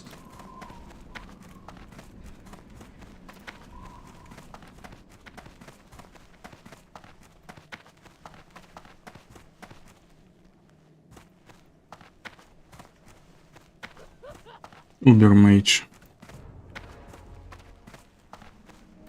Lead to you seeing ads to get you to subscribe to meat subscription services. Hey look, there's a coupon for the annual plan. Congratulations, for the next year of your life, the meat you grill will be chosen for you. It won't be graded like the meat you get from the butcher, it won't be FDA approved, and you'll pay more while a farmer on the other side of the world earns less. But it wouldn't be until the recent AI boom when sentiment analysis would become sci-fi levels of terrifying. Facebook has lost popularity while young users migrated to Instagram and TikTok. Now, to participate in your social group, you are required to create content. And when you do that, AI analyzes the sentiment of the content, and if it's not saying or showing anything that isn't of interest to the platform, for example, talking about a government coup on TikTok, then it is viewed by users who have shown interest in that topic. The content would then be graded by the amount of time that users would spend looking at it before moving on to the next photo or video, and the higher it scores, the more people it's shown to. And once it's graded as a useful video, it is shown to people who are most likely to feel rewarded by watching it. An algorithm priority and optimized placement in the cycle can be purchased at a premium, in which case TikTok also takes between 10 and 15% commission of a sale. So if I wanted to make some edgy, catchy t-shirt that said, I don't know, rip capitalism, for example, and sell it in this vacuum of an economy that TikTok has, I'd go through a drop shipping service like Printify, who would then act as a middleman for finding a printer. And Printify, of course, offers a subscription too, and they make money from both the printers and the designers. In this cycle, abstract labor is either unpaid or paid pennies on the dollars in comparison to the wealth that their labor generates. This isn't exactly a speculation or a prophecy either. As of 2025, 1 out of 3 young people have shopped on social media in the last week, and another study of 14,000 global consumers has shown that 91% of people prefer buying cosmetics on social media. 81% of the people in that study prefer buying clothing that way, while only 57% even bother trying clothing on before purchasing them. And again, one could argue that this is merely capitalism on methamphetamines, but a store like Kohl's employs 96,000 people. Printify employs 760 people. Kohl's sales have declined for 11 consecutive quarters, and it can be expected that their payroll will shrink along with it. The reason I'm using clothing as an example here is to show you how powerful sentiment analysis is at converting consumers to this new economy. 15 years ago, if you proposed the idea that the value of a video app would be higher than, I don't know, seeing how your clothing looks or fits on you before buying it, you'd be laughed at. The majority of the income from these everyday transactions adds up and now goes to firms that were subsidized with venture capital. And I can only imagine that being an actual manufacturer is less and less desirable, which may additionally explain why labor participation is at historic lows. In the last 2 years, as AI was being shoved in my face virtually everywhere, as I'm sure you have experienced as well, my Google searches now open a sidebar telling me about my previous search that I don't have patience to sort out. Or if I want to make sure that a replacement vacuum hose works with my model of shop vac on Amazon, instead of searching through reviews and answers, I now have to talk to a bot named Rufus about it. This is happening with emails, with messaging apps, image editors, everything. I was initially really confused by this because virtually nobody likes it. It changes familiar workflows of users, which risks somebody leaving your ecosystem. And it's really expensive. Just one round of training an LLM or large language model can cost over $200 million. And that's not to mention the hugely increased processing power that needs to be done every time that you query that model. And all of this is just happening automatically just to beg us to use it. Why? The reason that so many cloud-based companies are dumping so much money and resources into pushing this technology on everyone is to capture the part of our routine routine that comparison shops, or researches, or asks for advice, or arrives at a logical conclusion about something. If you become friends with ChatGPT or Gemini or Rufus or Siri, and you consult with their vast informational resources on a more personal and casual level, you're not only supplying them with the purest form of sentiment analysis, but you're helping them build a system that will further control not only your decisions on what to buy or subscribe to, but what hobby you'll take up next summer. Not only is it influencing your decision on where to buy an engagement ring or where and when to go on vacation to propose to your partner, there's nothing stopping it from influencing your decision on whether you should get married at all. It would be very naive to think of digital assistants as your assistants. They are very much not there to help you, but to help their owners. And the conclusion that most of us has is that they're there to help their owners make more money. But in the case of things like the Cambridge Analytica scandal, or Twitter quite literally and intentionally becoming an interactive right-wing propaganda tool, there's a lot more to be worked. Oh my god, this guy is not hiding his biases, he's here. Worried about the money. Right wing. What we ultimately have, like whatever facts you hear, you just say right wing and you disprove everything that you didn't like. Is money being extracted to systems that do not grow or scale the way a capitalist system does, by expanding the assembly line, or opening more chain restaurants, or researching and patenting a new type of refrigerant. And I am personally convinced that the market will crash again, and more money will be borrowed and printed that will ultimately be invested.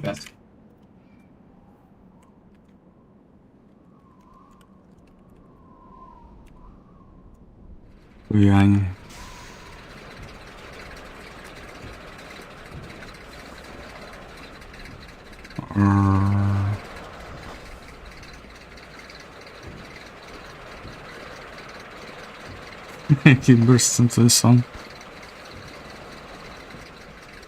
But it's not this guy.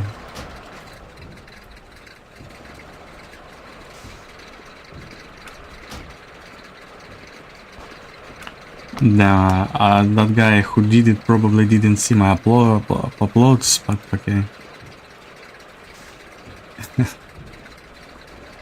Пони.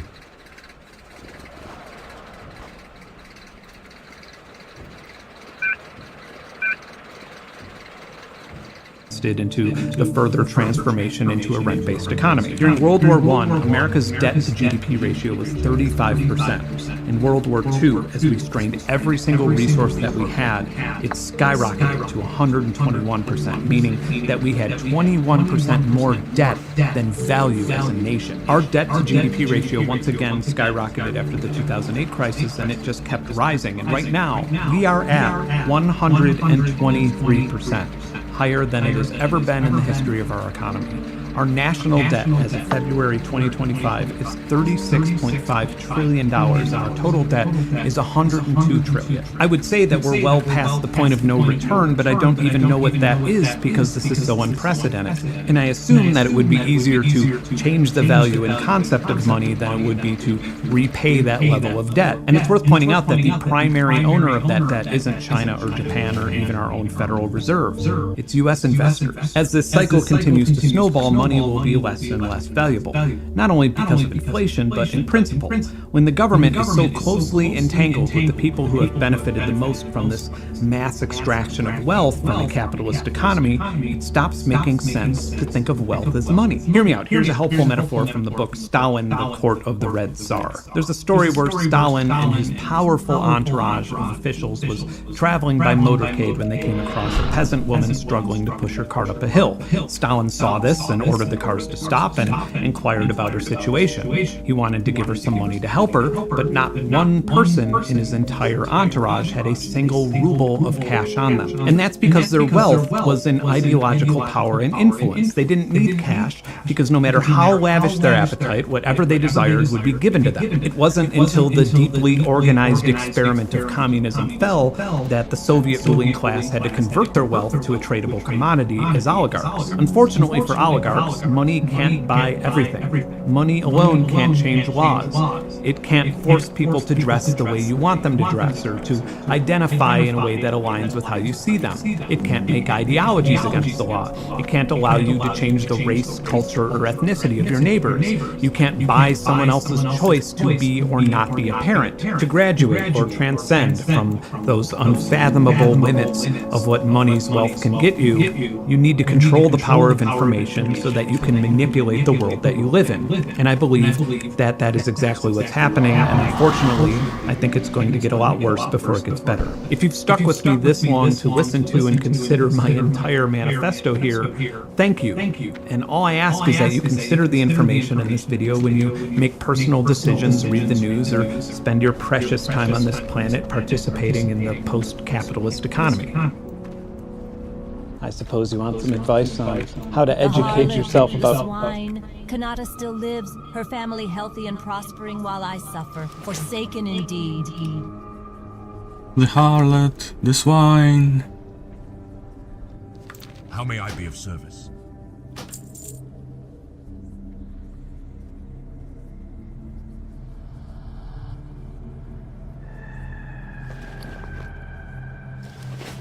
Anything but one.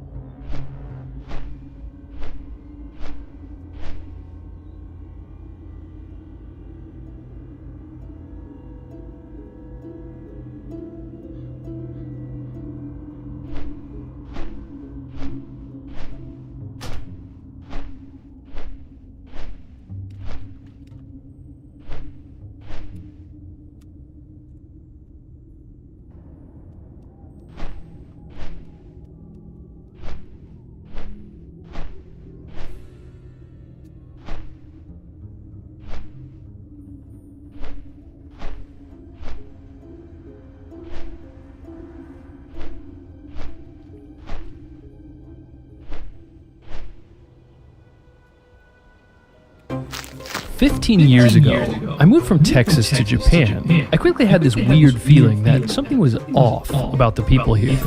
I couldn't quite put my finger on it at first, but the more I looked around, eventually I realized what it was. Nobody's fat. Since 1960, the obesity rate in America..." I mean, you like go into a place and you can't grasp on what's going on, what's wrong, what's special. Well, it's just people not being fat. I mean, I would say it's something that you should be having an easy time understanding. This guy is cool on the channel, what I have learned. Cool content, cool guy. The harlot, the swine. What now? A note from Zala? Her needs must be great to send word from so far. Let us see what she says. Ah, splendid. I know exactly what to do. I will create a toxin to bleed the violence from the venture company, rendering them weak and docile. That should fix the Horde's problem in Stone Talon, yes. But to create the toxin, I will need the blood of innocents, a difficult ingredient to obtain. Fortunately, the Syndicate, a group of human brigands in this area, employ shadow mages. And those mages collect innocent blood for their own unsavory purposes. You can find the Syndicate shadow mages in Durnholde Keep to the southeast. Oh, adventurer.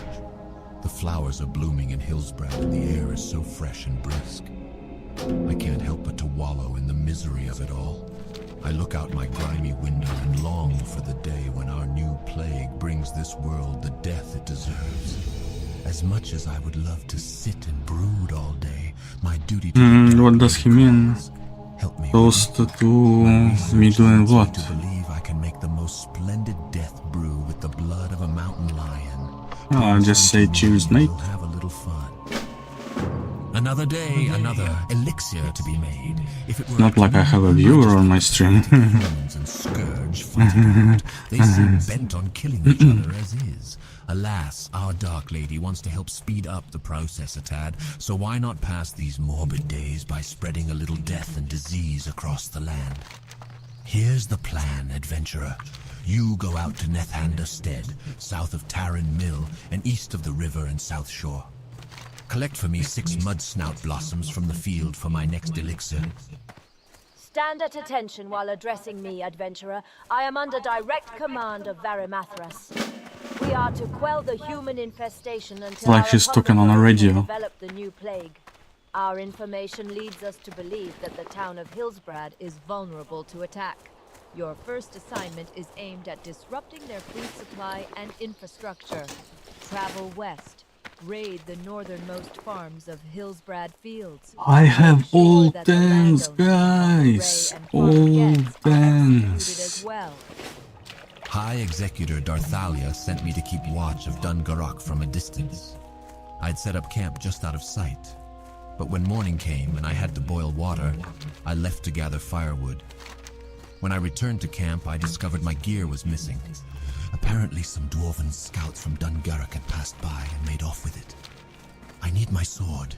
If you can get it back for me, I would be so grateful. So many dwarves there, ... It will be quite difficult to find the dirty little thief who stole it. ...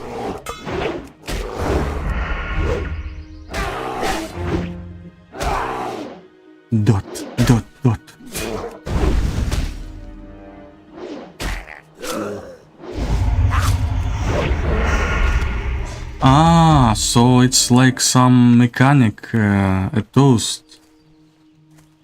It's a toast.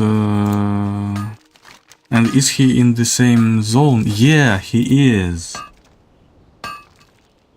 So he probably clicked on me and I didn't even notice it. Okay, I now understand what's going on.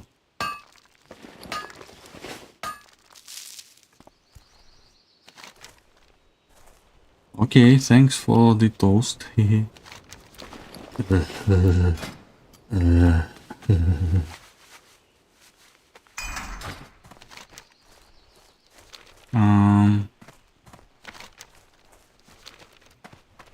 Here's the road.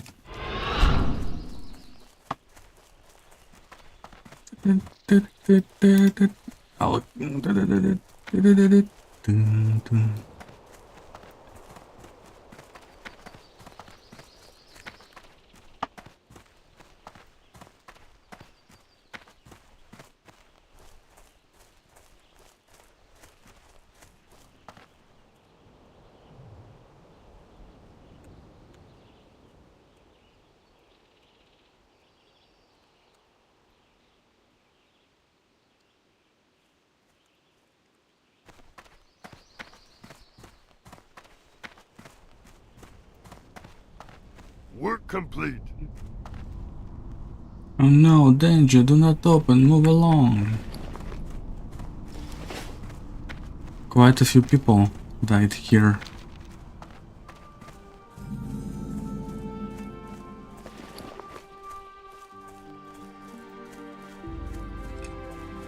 Even hold it.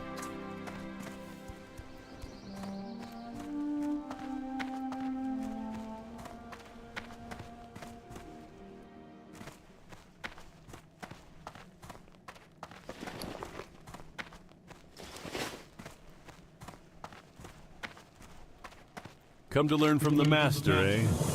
Most excellent, young thief. You look a bit beaten down, but no worse for the wear. A long journey awaits you, long and rewarding. Are you prepared to finally embrace your destiny among the masters of Ravenholt? Speak with the guards outside, and we'll get you started. Hey, nice work. Keep this up and the other rogues might stop spitting on you. See you Hey, nice work. Keep this up and the other rogues might stop spitting on you. Hey, nice work. Keep this up and the other rogues might stop spitting on you. Hey, nice work. Keep this up and the other rogues might stop spitting on you. Hey, nice work. Keep this up and the other rogues might stop spitting on you. Have a good one. Watch your back, stranger. Hey, nice work. Keep this up and the other rogues might stop spitting Wait, on you. I was light. Hey there. Hey, nice A work. comment said that I'd only need 12 or 13 of syndicate emblems. Keep this up and the But other rogues I might will stop not even spitting. have enough with 27. See you around. Have a good. Hey, nice work. Keep this up and the other rogues might stop spitting on you. See you later. Hey, nice work. Keep this up and the other rogues might stop spitting. Freaking liars. Who wrote that comment on Wolfhead and who upvoted it? Well, I upvoted it. But I upvoted it because I thought it was true. Well, maybe other people also did this. You're a tall one. In the same fashion, but this guy lied to me. You have a great day now. Here there. Up with you.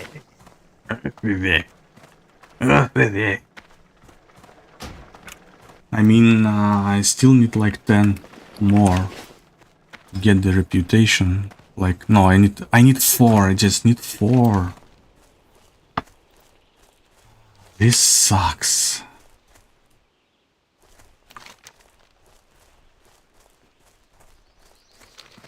Well, in any case, I need a vial of innocent blood, so I will go there anyway. So it's okay.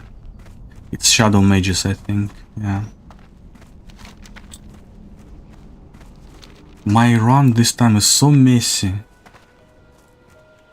America has skyrocketed from 12% to over 40% today. That means America's obesity rate is almost 10 times Japan's obesity rate of just 4.5%. The average American would be considered fat in Japan. You're like an even... Obesity rate in America has skyrocketed from 12% to over 40% today. That means America's obesity rate is almost 10 times Japan's obesity rate of just 4.5%. The average American would be considered fat in Japan. You're like an even American medium level fat. You are completely fat here. I didn't realize it because I was sitting in like Australian people, but then when I came back to Japan, I noticed that I was fat. It's way easier to lose weight in Japan than in the States. But why? What's Japan's big secret? Why Japanese people? There's a million things it could be. Maybe it's green tea. Or maybe it's lower smoking rates in Japan. Actually, no. Smoking rates are higher in Japan. 25% of Japanese men smoke, but only 13% of Americans do. Maybe more people go to the gym here. Actually, no. Only 3.3% of people have a gym membership here, while 21% of Americans do. Maybe it's because everyone eats fermented soybeans for breakfast. Actually, it's way simpler than that. The whole food environment is just different in certain key ways. In Japan, you actually cannot make excuse to gain weight. But maybe in the States, maybe it's not the case because you're surrounded, by lots of, trouble. When I came to Japan all those years ago, I basically just ate whatever looked good, and I was losing weight. So let's say you wake up, you get ready for the day, and you're off to get a good breakfast. What are your options? Well, per person, there are 15 times as many fast food establishments in America compared to Japan. So the average American's breakfast options might look like hotcakes and sausage, our own egg McMuffin, The breakfast burrito. For breakfast, at Denny's, the Super Slam. Single-handedly, the worst croissant I've ever put in my mouth. McGriddle. It was sweet. What the f? all of our favorite foods. So there's plenty of McDonald's you can go to here in Japan, but Japan also has over 4,000 rice bowl establishments. At places like Yoshinoya, for just $4, you can get what is actually a quite traditional Japanese breakfast. A small bowl of rice, fermented soybeans, roasted fish, and miso soup. Sounds fucking delicious and more or less healthy. But I mean, to eat good food, you need good money. And like, you can just eat good food all day long. But yeah. Also, you need to not be depressed and take in the little bursts of tiny pleasure by just, yeah.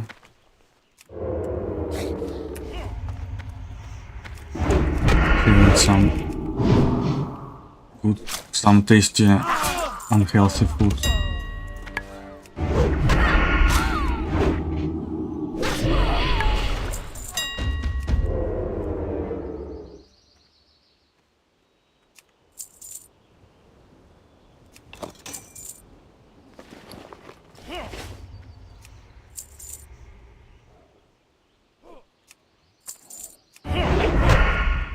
I just need shadow mages.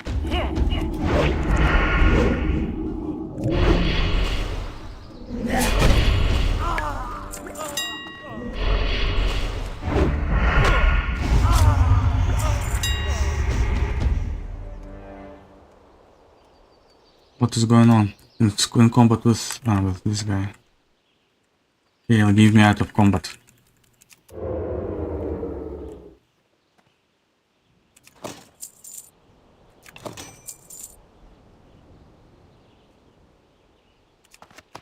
And we get a chest, so we will wreck this whole place.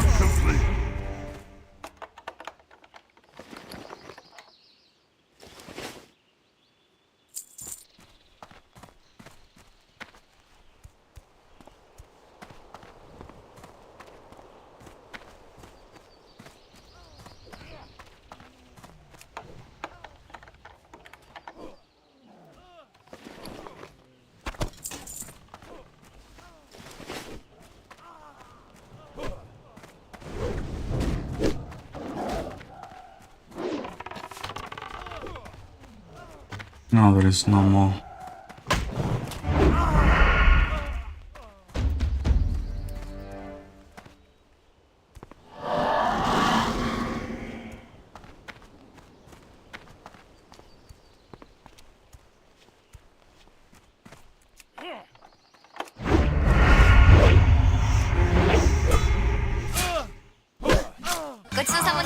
But let's say you don't have much time, and so you just want to grab something quick and go. The answer? Convenience stores. 7-Eleven. Wow, this is so bustling. Do I come to Japan just for the 7-Eleven? More and more. Family matcha.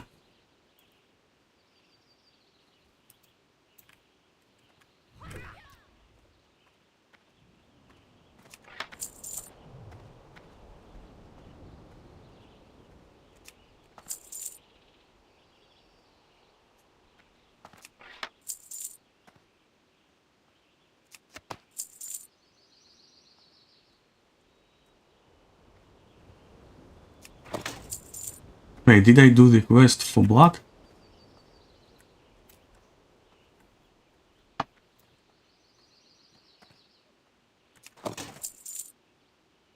Yes, I did. So I don't need to kill unless you have some boxes.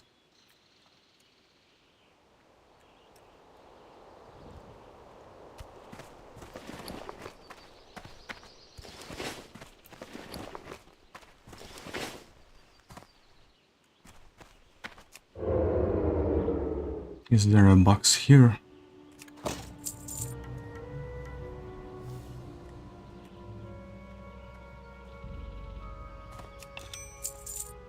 Looks like not this time.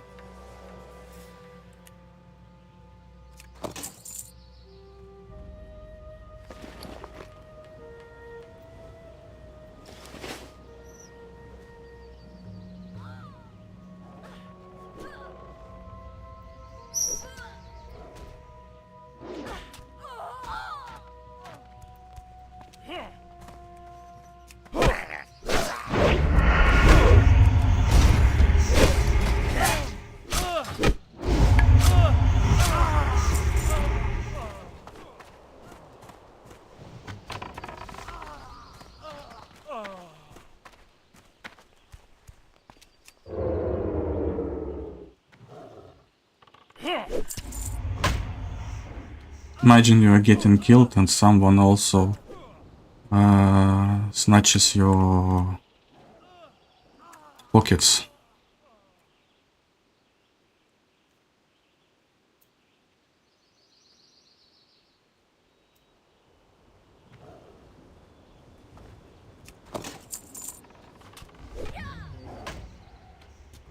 Wait, usually there is at least one here. I buy and trade. Help you find something? Whatever.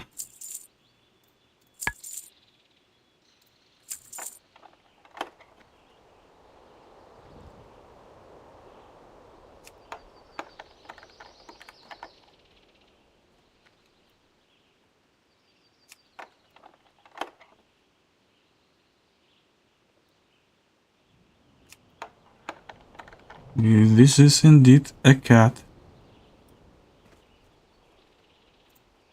Have a good one.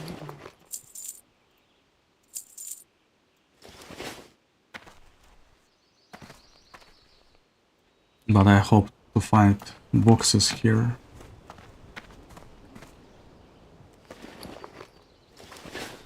Wait, maybe I can lair.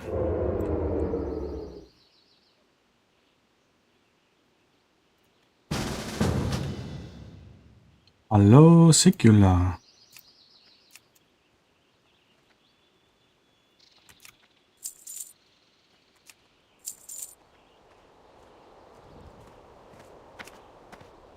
No.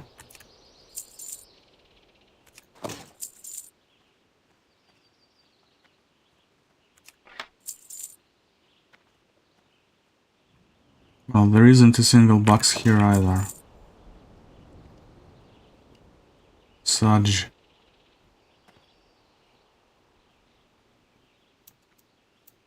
Can I help you? Is it better? No, it's much worse. Be careful.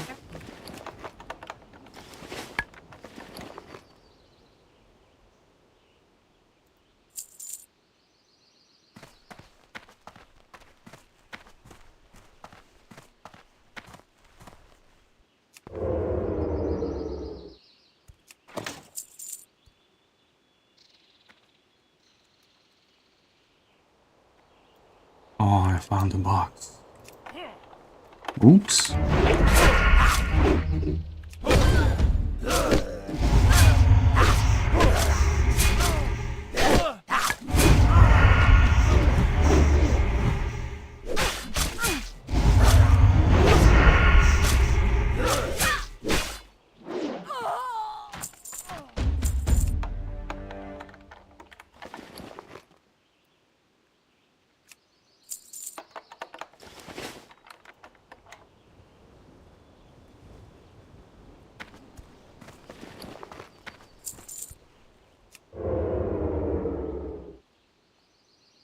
Maybe there's boxes here.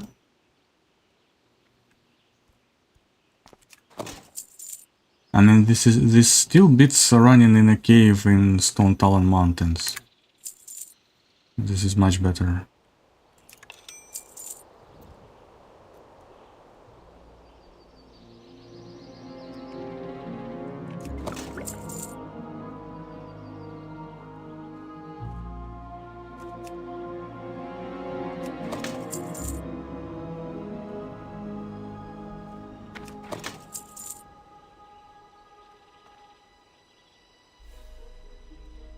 I do not see many boxes here.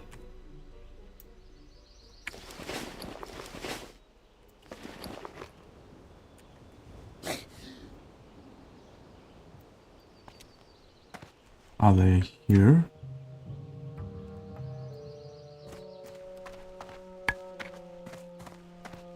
One.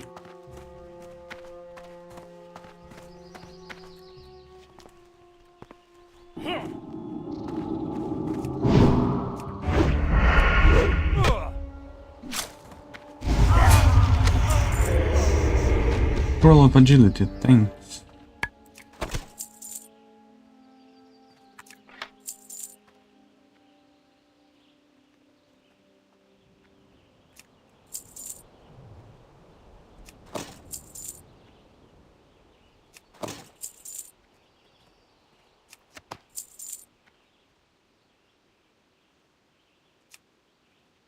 Hey. Thanks.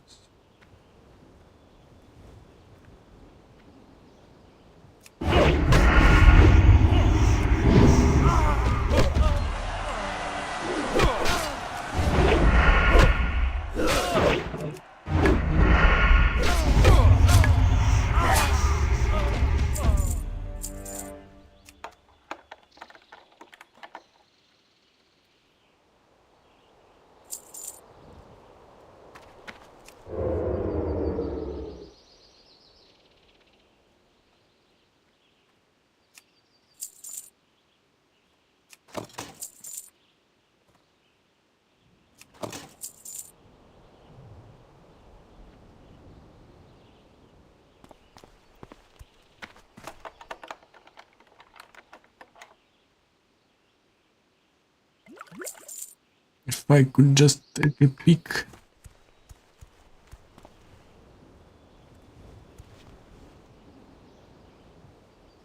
No.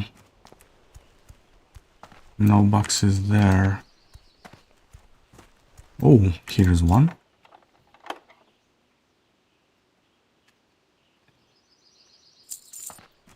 Yeah, this place is 20 times better than STM cave.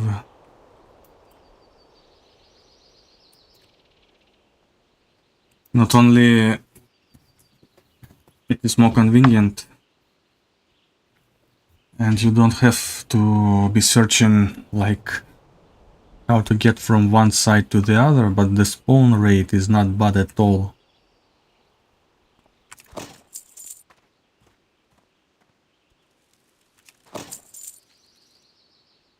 This is perfect. I will farm my lockpicking here. And you also get this quest.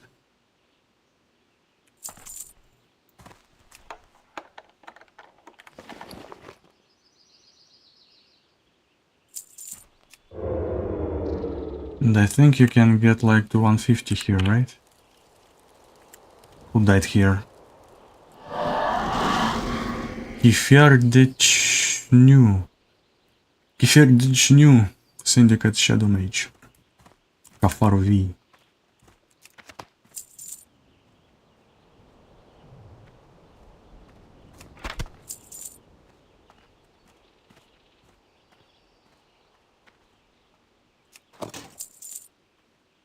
And you also can like get a lot of loot from here. While in that cave there is so many levels, it's hard to rob mobs, and it's a cave. It's much more narrow than this. And in a cave it's very hard to effectively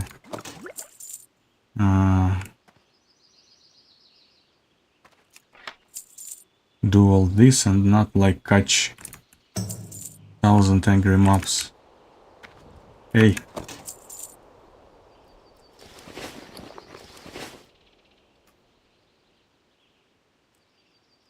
Okay, nothing here.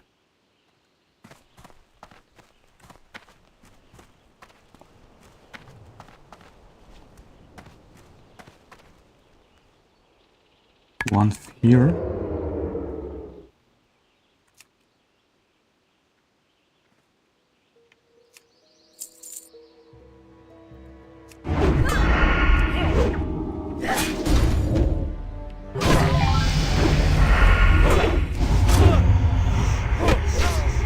Instant poison!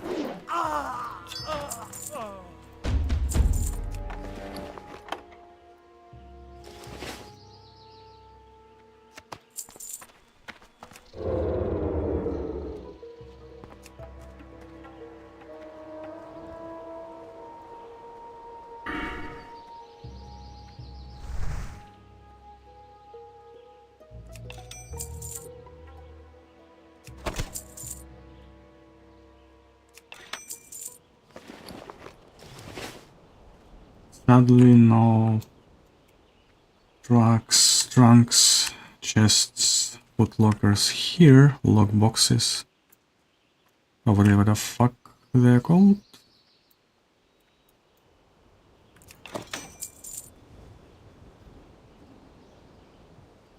And none here.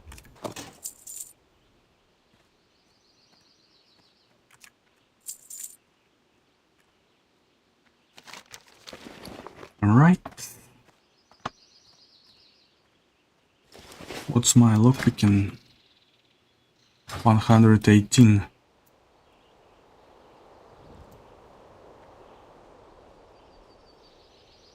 Time to go up and do it all over again.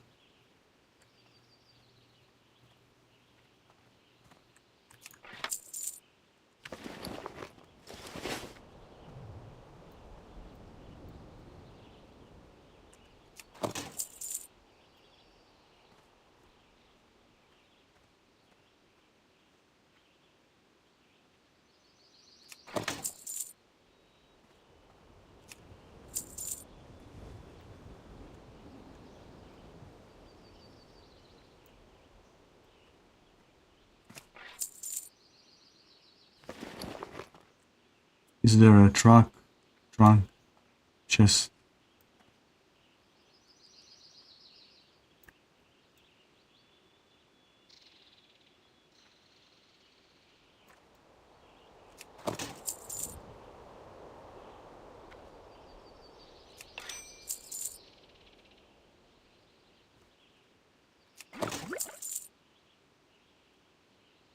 Wait, what is am I missing?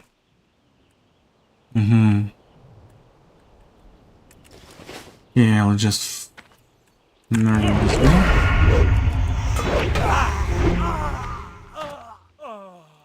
Drink this, load this. It's food, it's not what I need. Okay, now just open everything.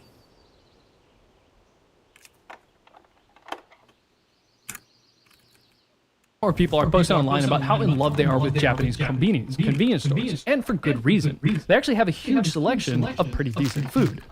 So here's what you can get for about $9 USD. Fish simmered in miso, ramen-style eggs, a rice ball, roasted chicken, a salad, and a green tea. And they have many other things like a decent selection of roasted fish, fruits, salads, and even low-calorie stuff like these noodles made of tofu.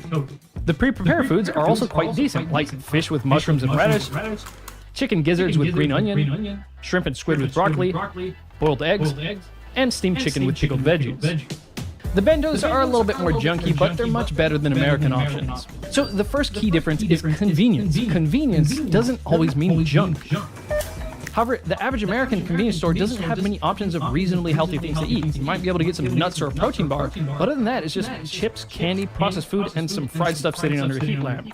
So yeah, of course, super health-conscious Japanese people don't get all their meals from a convenience store. Only if I'm too busy and I have no time to cook. The thing is that the overall standard for food in Japan is much higher in general, so even the convenience stores have reasonably healthy choices. Japan has about 55,000 convenience stores, meaning Japan has almost 10 times as many convenience stores per square kilometer than America, which is great because from what I've seen, Japanese people, or at least Tokyo people, are extremely busy.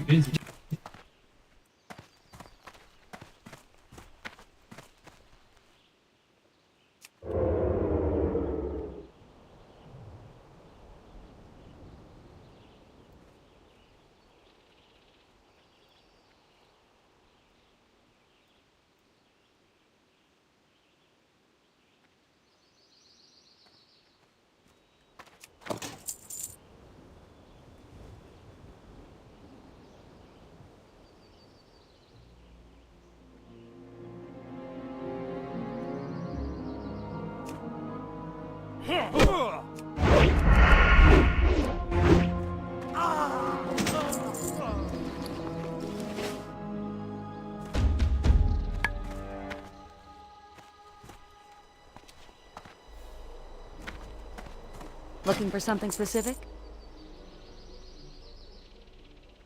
Yes, looking for something Pacific.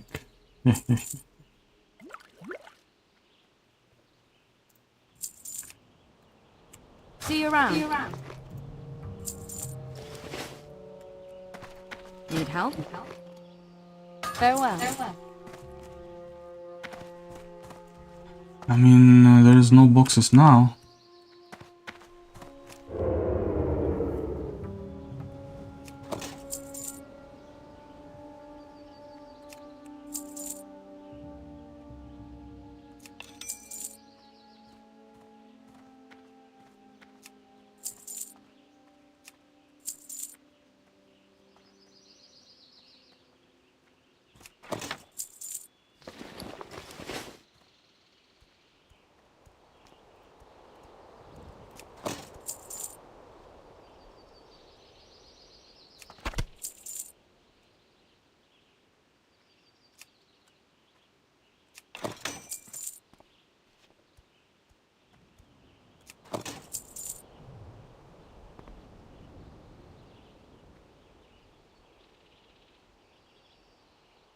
Let's see if footlockers respond down there.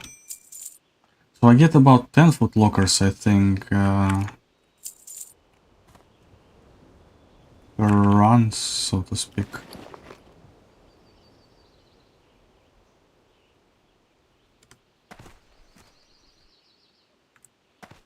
Is there like a single one? No. I need to layer.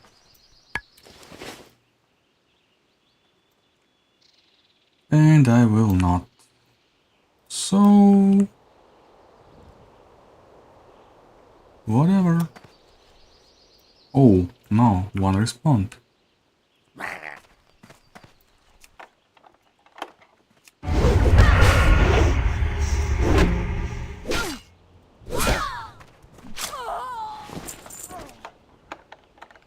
And another response. So maybe here there is also some response because I started farming here.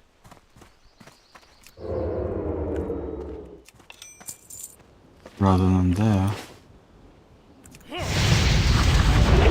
Okay.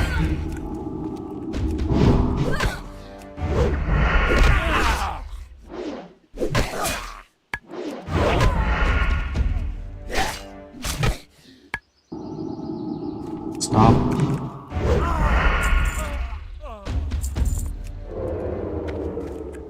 Fuck.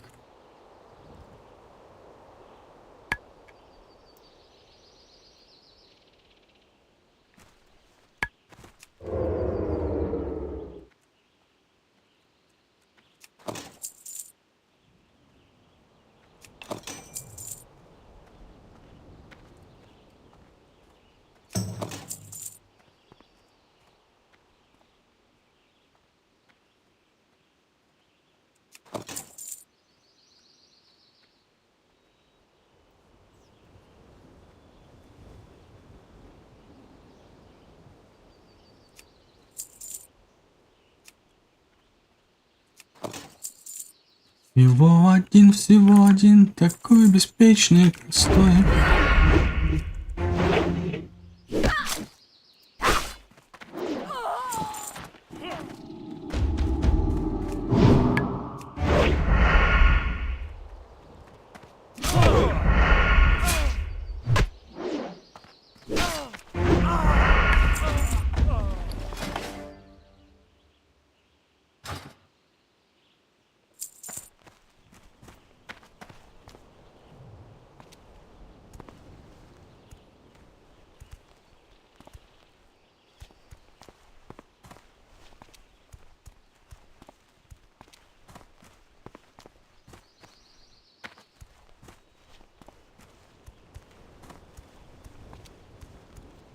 And another one.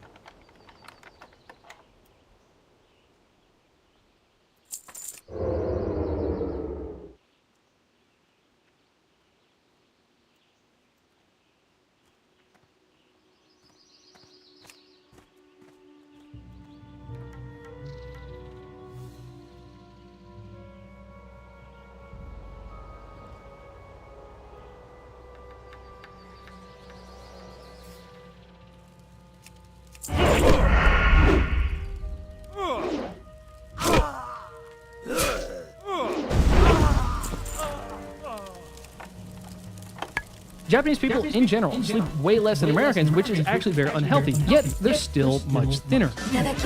So yeah, there are healthy restaurants and supermarkets in the US. We believe in real food. Whole Foods Market. But when it comes to cheap, quick, and convenient food, it's often very unhealthy. $3 big meal deal, only at 7-Eleven. In Japan, for lunch, I have the option to buy some fried junk or go to McDonald's for lunch, but it's often just as easy to, say, walk into Matsuya and get something like a bowl of rice with some stewed beef, a half-boiled egg, some kimchi, and a bowl of miso soup, with plenty of pickled ginger, of course. Matsuya! Even if you did some actual sweets here.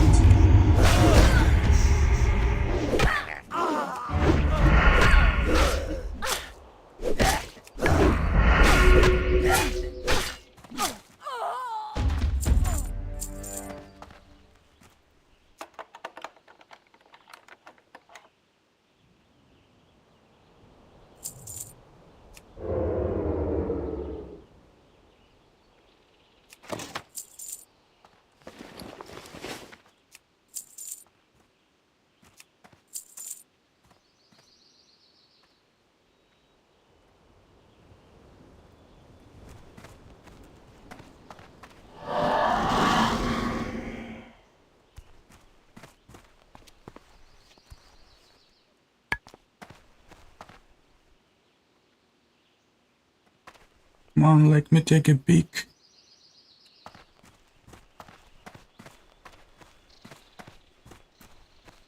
Noise.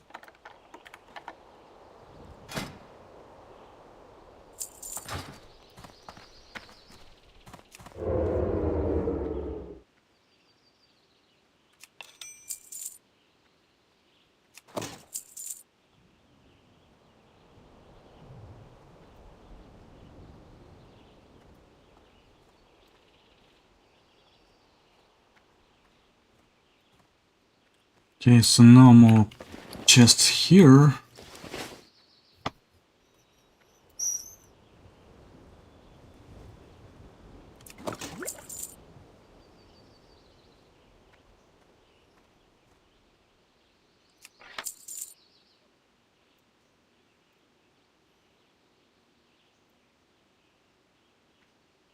But maybe here?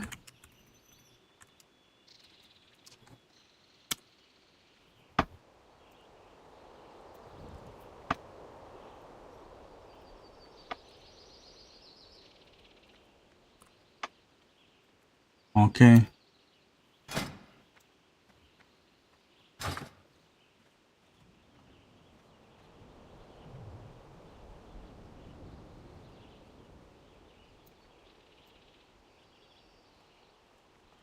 Oops.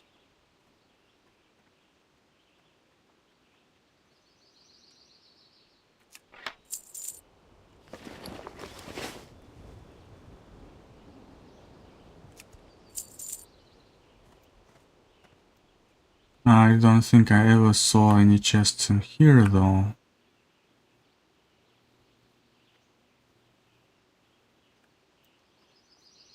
Right?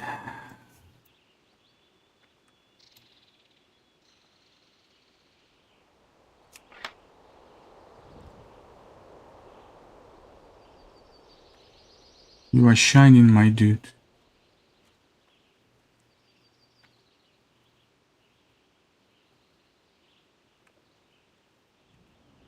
Yeah. Okay, I'll just leave.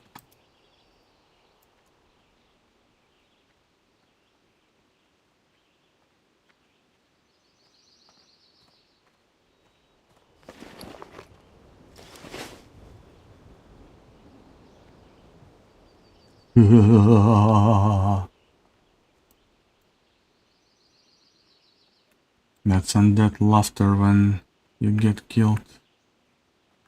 It is giving me PTSD. Yeah, there will be no chest here.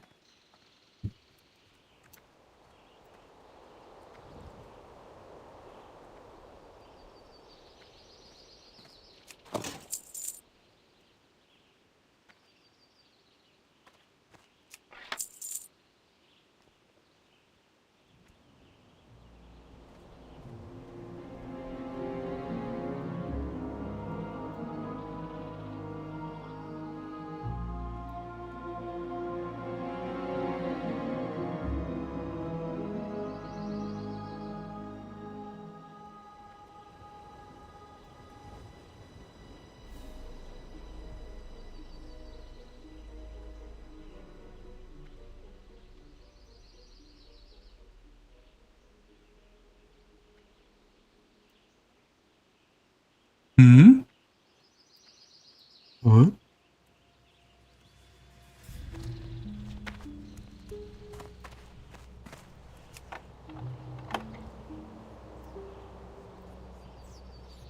Huh? They respawned.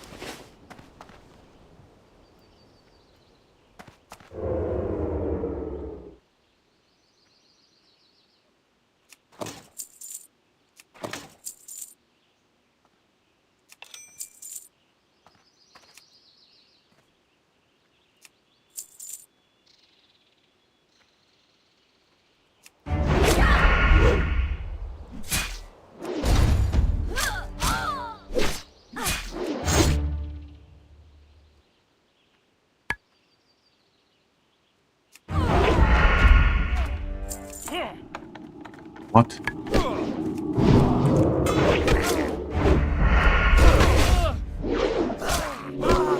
Why didn't they aggro from the beginning?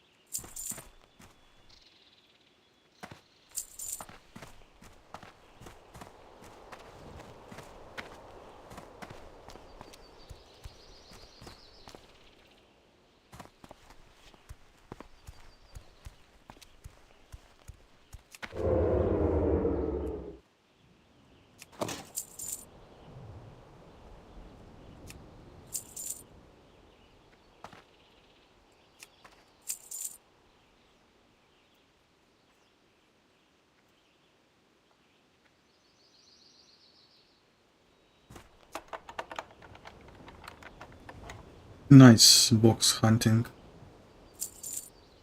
Make sure we don't miss anything here.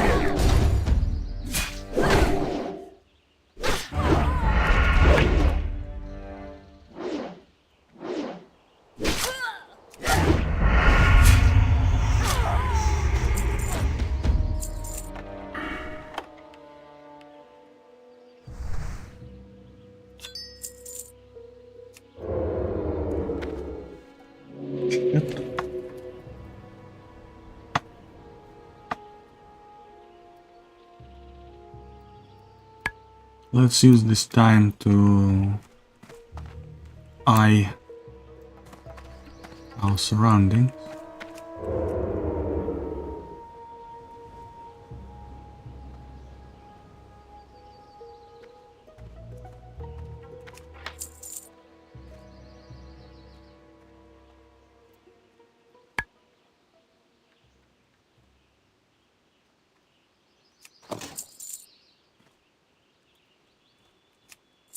Okay, I consider this farm session done. We got 129 lockpicking. I'll just peek into the house and that's it.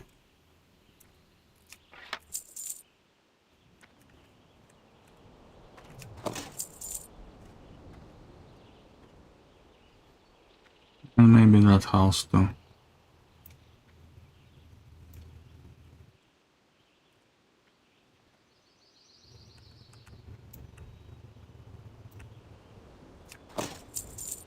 Barrel of melon juice.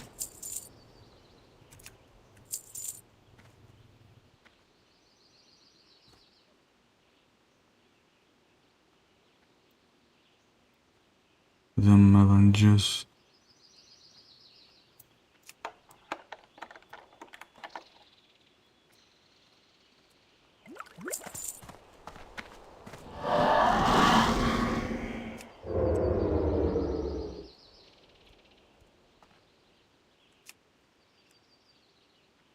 And here any response? Nah. Yeah. Lock picking 130. I consider this a success.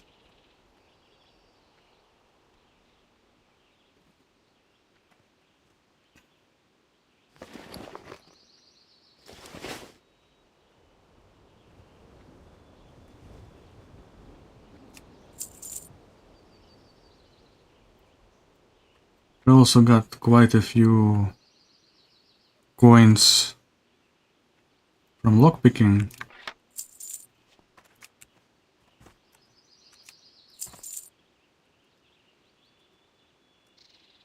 Maybe a chest here.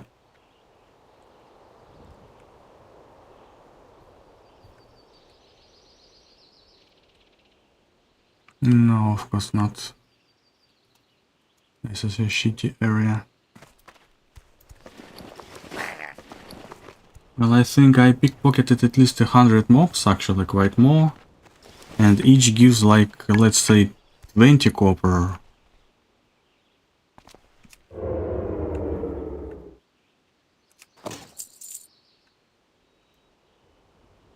So it's like 20 silver at least I got just from pickpocketing itself.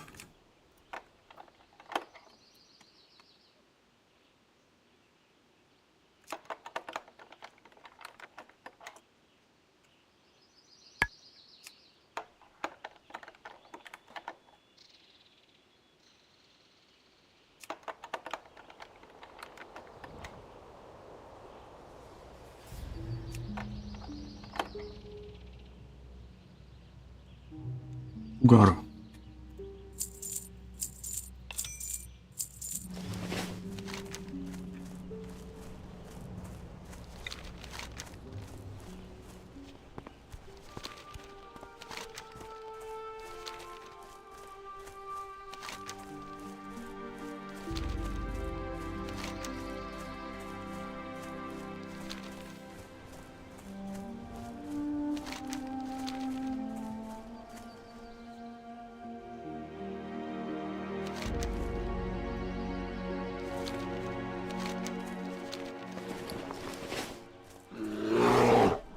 Oh, get off.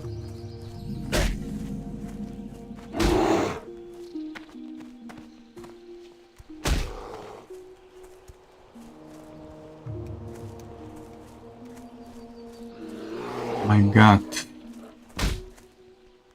This fucker just wouldn't get off.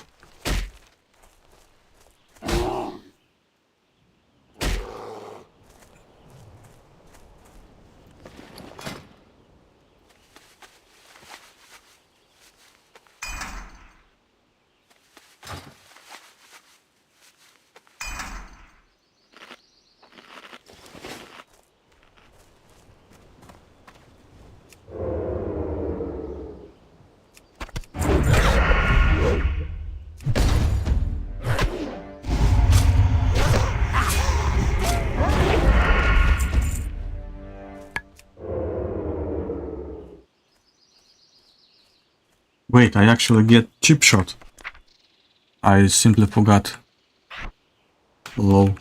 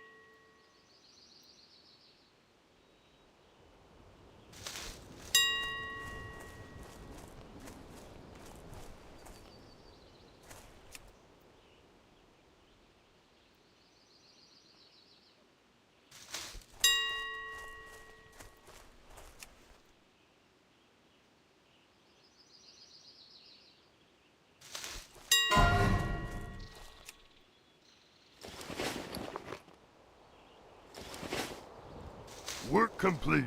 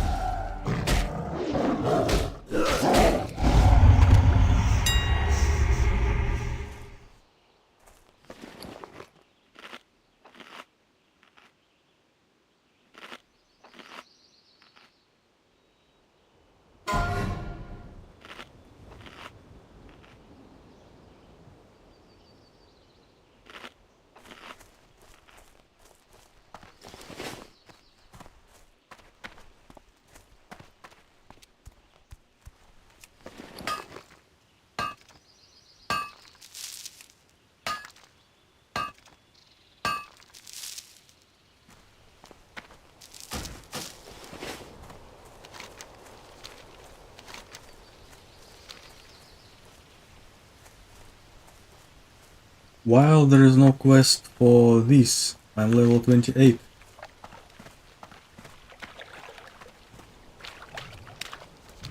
Well, there is now, it's 31.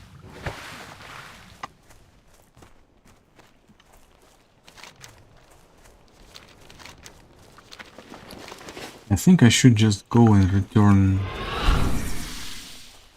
turn in the quests.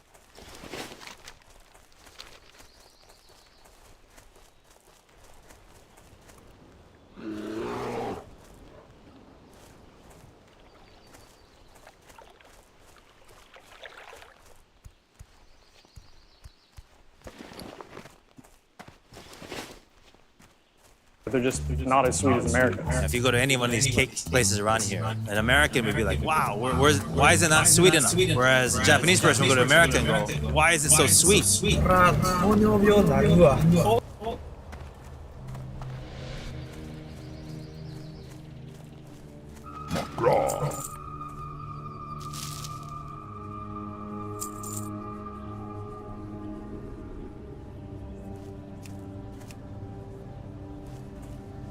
By the way, that would be a great deal if I didn't go to the dungeons. For the Horde.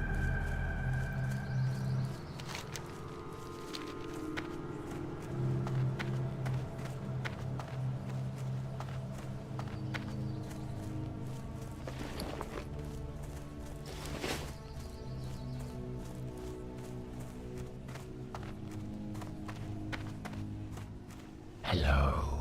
Very good. I trust the Syndicate gave you little trouble.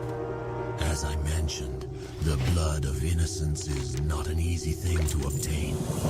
We are lucky the Syndicate Shadow Mages did the difficult work for us. Now hold a moment while I create my concoction.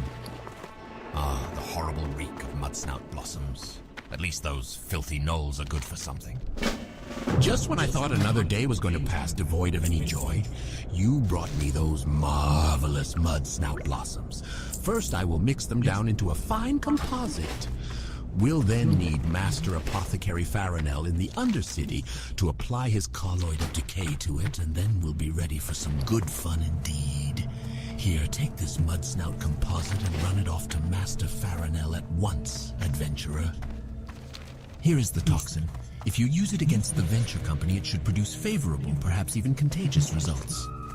I must say, it is quite exciting to see my work applied in the field, but before using it, take it to Apothecary Zama. She must create a delivery method for the toxin to maximize its effect. Who says that the undead don't know anything about cooking? Take my secret recipe for turtle bisque, for example. I've known folks that would come back from the dead just to enjoy a bowl. Speaking of which, I haven't been able to make any lately.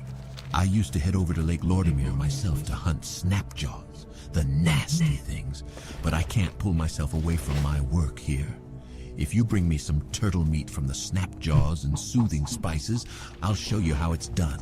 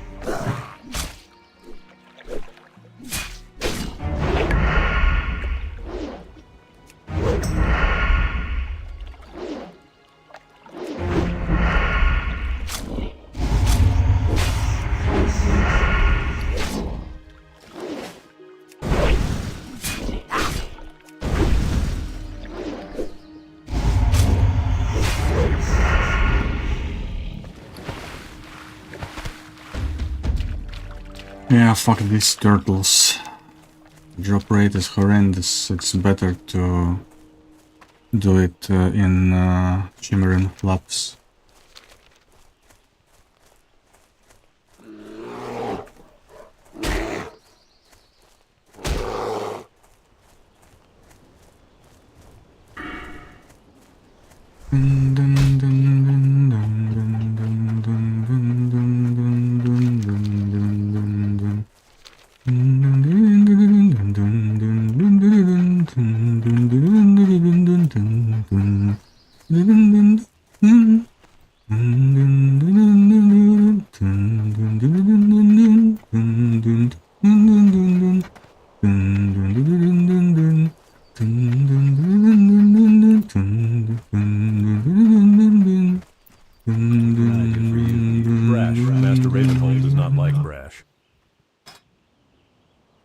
nice work.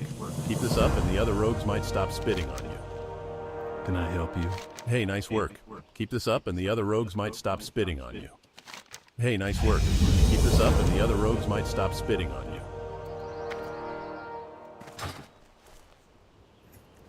Okay, so I got 60. 60 useless emblems.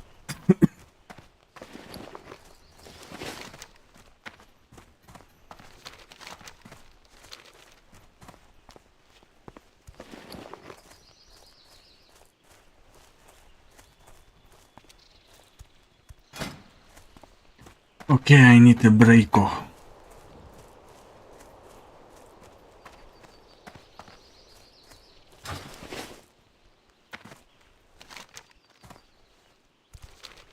I'll just go chill in Torrent Mill.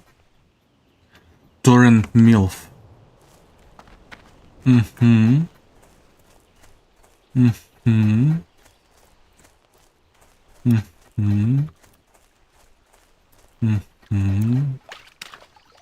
Mm-hmm. Mm-hmm. Mm-hmm.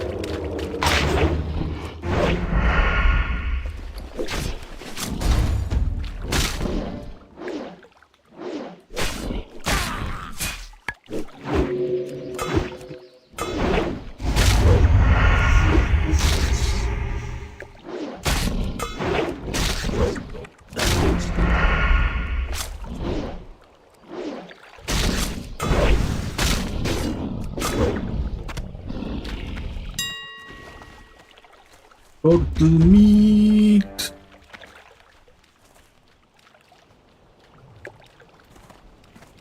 Silver vein. Ooh.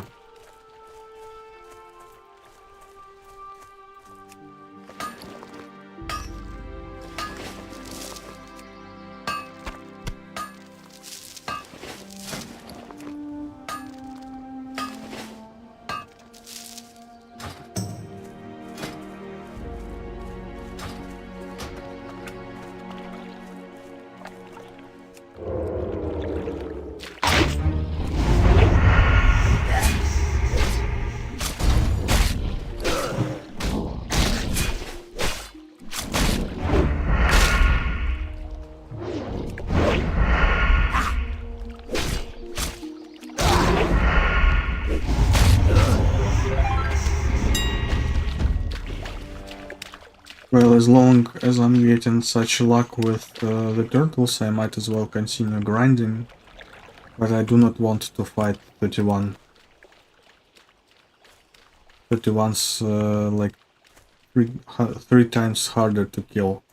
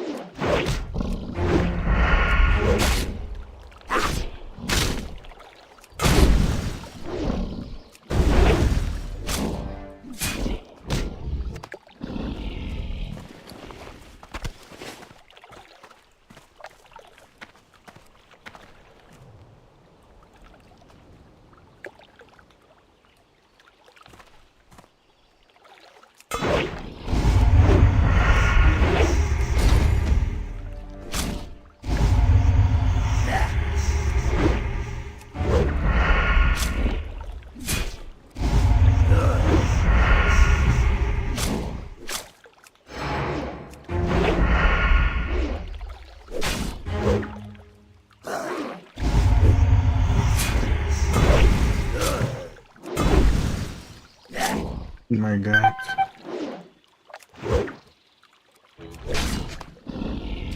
Imagine dying to this turtle just because of bad rolls. Bad combat rolls.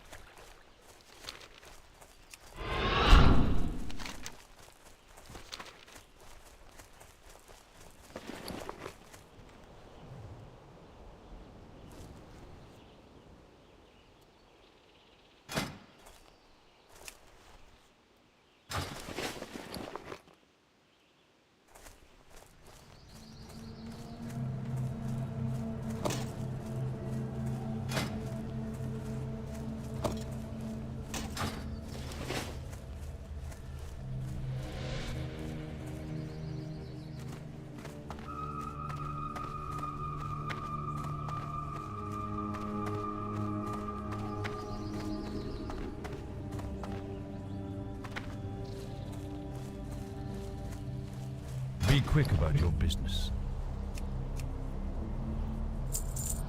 Trust no one. Ooh.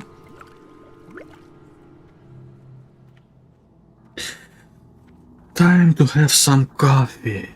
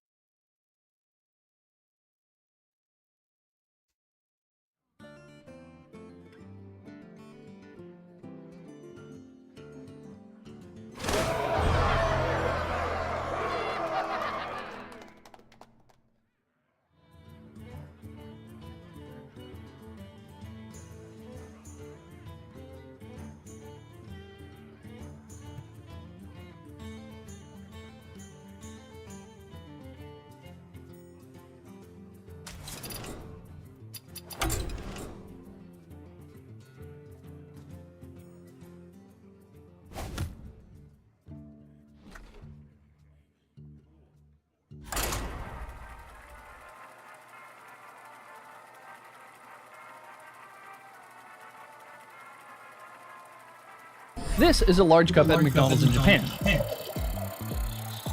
This is an American small.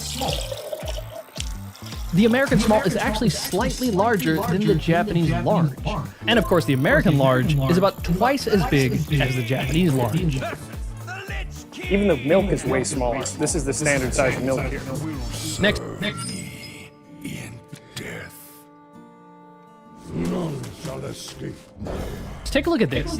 The selling point of this sweet drink is actually that it's small. It says nomikiri size, meaning a size you can finish. And these half-size drinks are in most of the vending machines.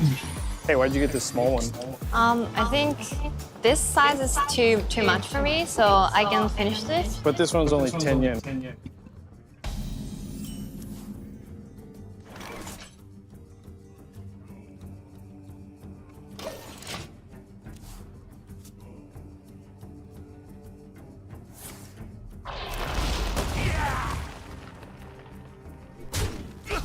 More. You could have gotten like, this one's like twice as big. It's too much and I don't want to waste it. You don't want like a giant drink.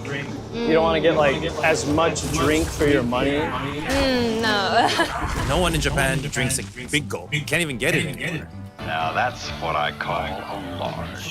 I couldn't find any big gulps in Tokyo, but I could find these tiny cans of soda.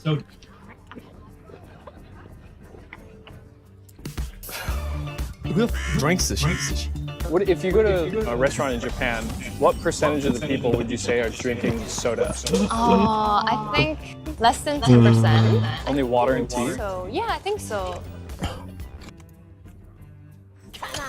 This plasma gold drinking. It's better. Drinking mineral water and then drinking like fucking cola, and he says mineral water, hot drinks, shit. And when he drinks cola, it's like that's better. My rule is eternal.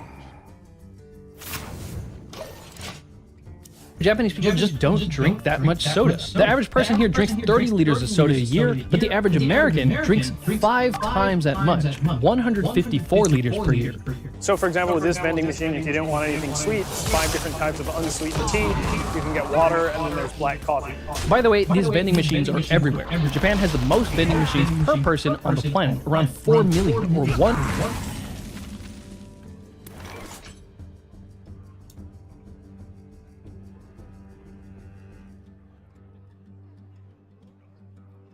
How did he kill it? A motherfucker. He had perfect card. Death calls. Kill it, kill it, kill it, kill it, kill it. Yes, thank you. For every 30 people. Next is key number 3, school lunch. The Japanese approach to feeding their school kids is completely different from America. Do the teachers even eat this stuff? They don't touch it. So I'm half American. I went to elementary school in both Japan and the United States. In the United States, the food was just junk food. We had tater tots, we had sloppy joes, just like everything bad for you.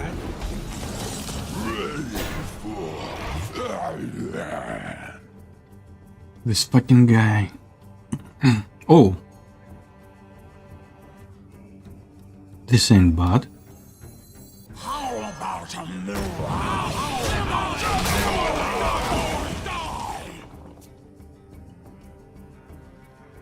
Chocolate milk. In middle school, we would get chocolate milk.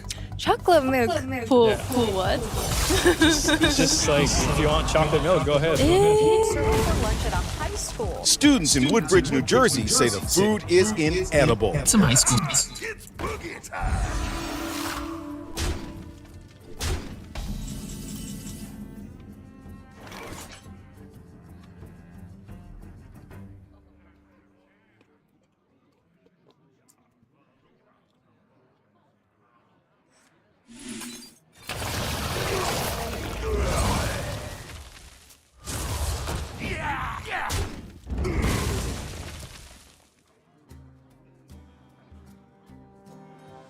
Oh, I thought it would be the card that gives me endless quick draws. Shit.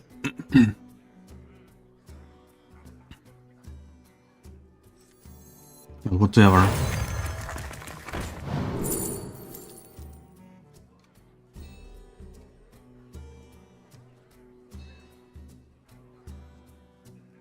This looks sick, but I will take this for healing. Oops.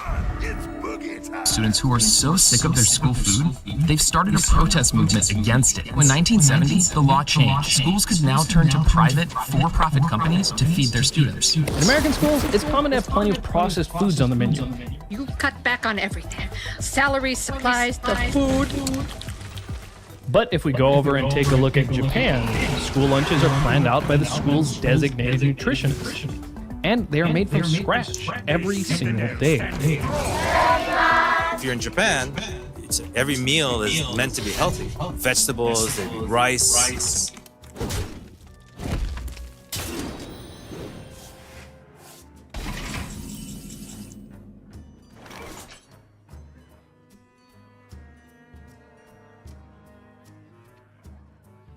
This guy gets fucking infinite amount of removal.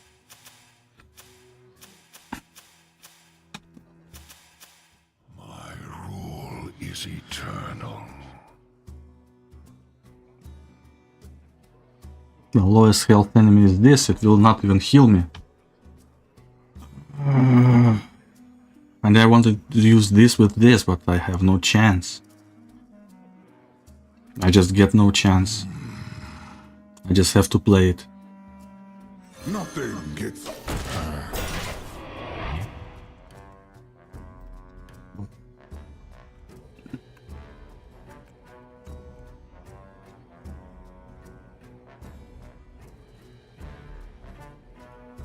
Some fish, meats, a little bit of pickled vegetables. So that by the time, you know, that you're 16, 17, 18, you're not going to be fat. It's going to be very rare that you're going to see a child that's fat in Japan. I think that carries you your whole life.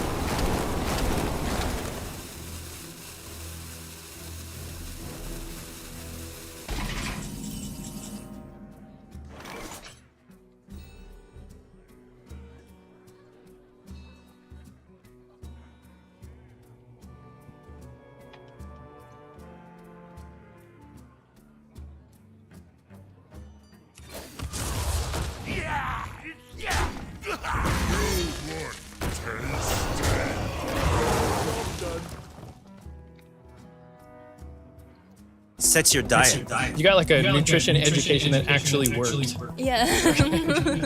The fourth key is portion sizes. The portion sizes are generally just a little smaller wherever you go. Normal size, like meal size in Australia is usually big. I couldn't finish eating them, but then I got used to it, and I actually gained 12 kg there. So that's like 25 pounds. Double tacos. Mm. To keep your stomach. Yeah, this girl's into this guy for sure.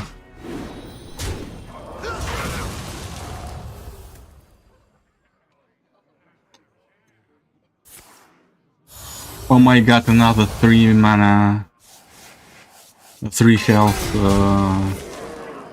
Fuck this guy. He got fucking everything. Go fuck yourself. He also bad-mannered me. In the end, I should have gave him the full rope. I just didn't think he got so much damage.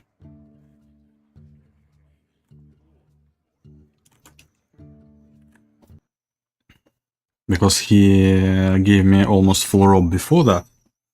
He was trolling me, so he for sure deserved like full rope, absolutely. But I'm streaming, so... time for WoW. Wow.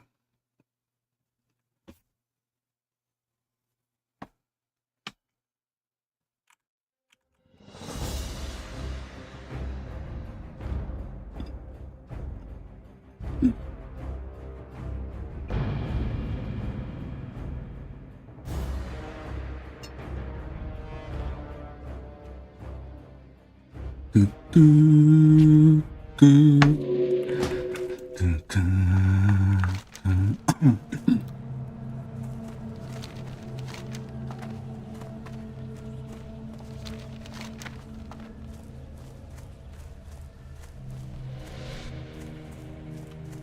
Mountain Rhines. So hot today. How much degrees? Many degrees, I guess. 29. Yeah, it's a epiphany of this summer right now. Oh, it's extremely hot, and I just drank hot coffee. Ooh.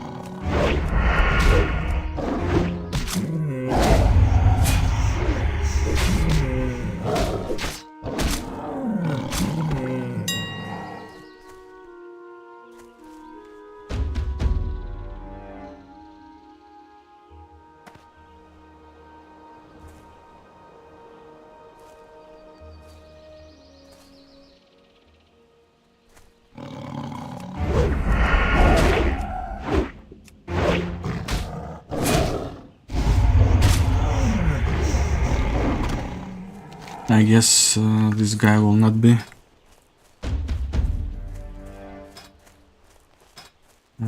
here anymore.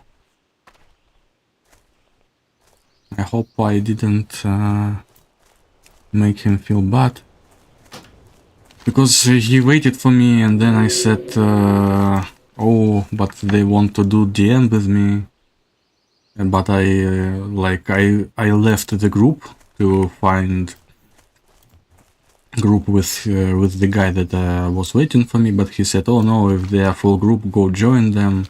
They joined, but then we kind of had a conversation in whispers, and he was speaking about warrior, was his place warrior, but I said it's probably least fun class for me, and I think he kinda got it personal.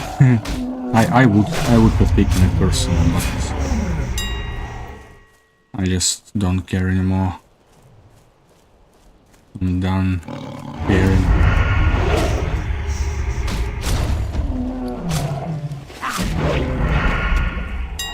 Whatever you do, you will be let down. There is not a single doubt about that.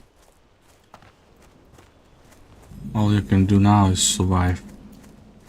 If you want. Or you can stop surviving if you don't want. But that's about as many options as the world gives to you. In my case, yes. Oh no! It's just chemical imbalance in the brain. It's just depression talking. Oh no! The world is so beautiful and good. You just need to change your opinion, man. You just need to readjust.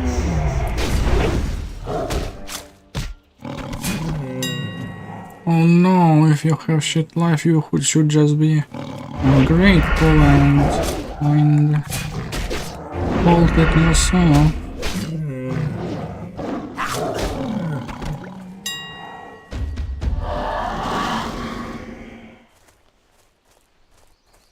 Ra Rasputin, lover of the Russian queen.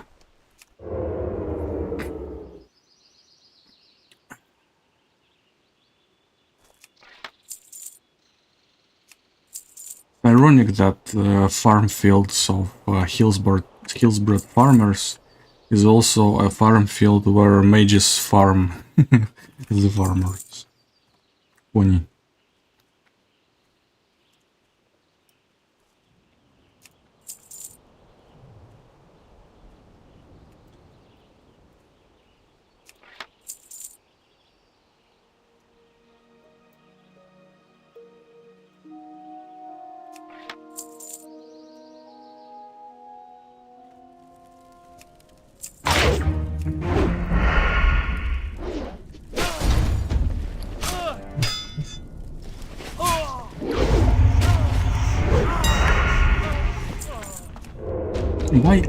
Why are you running?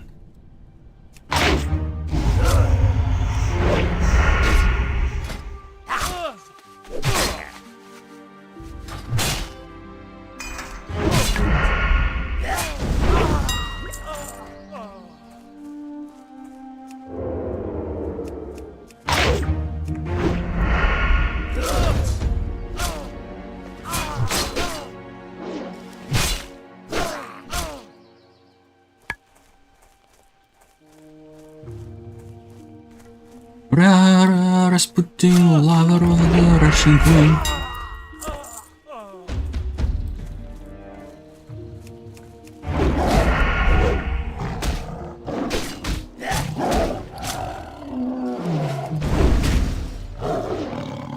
Work complete. It's unbelievable quick lion's blood. Usually it takes ages. It's just like one in every 4 mobs drops it. I don't know why, but it was a consistent luck this time. Which of course I'm not complaining about. Don't get me wrong, man. Don't get me wrong, man. Man. Man.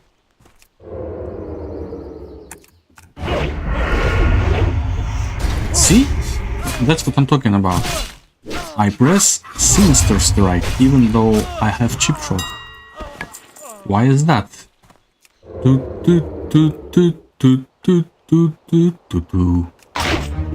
know, the music from the Who Wants to Be a Millionaire. So, option number 1. It is because I am a shit player who can't remember a single ability. Option number 2. I went again so many times that I had to learn that I don't have abilities anymore. The abilities that I was using. And because of that, I just have to force myself to forget some abilities. But then I get these abilities back. But then there is nothing... Ooh.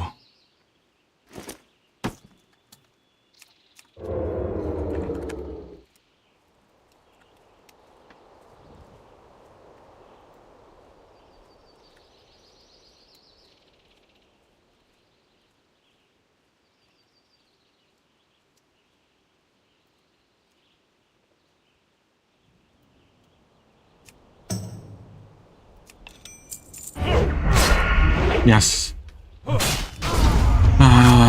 You learn this ability again, but you already learned not to use it, you know. To forget that it exists because you had to get used to not having it.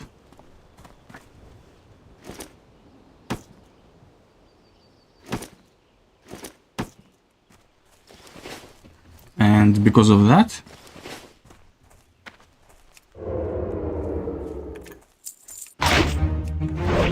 you had to unlearn it, but the first time you learned it, you remembered it because it was exciting and a new possibility, and of course you remembered it.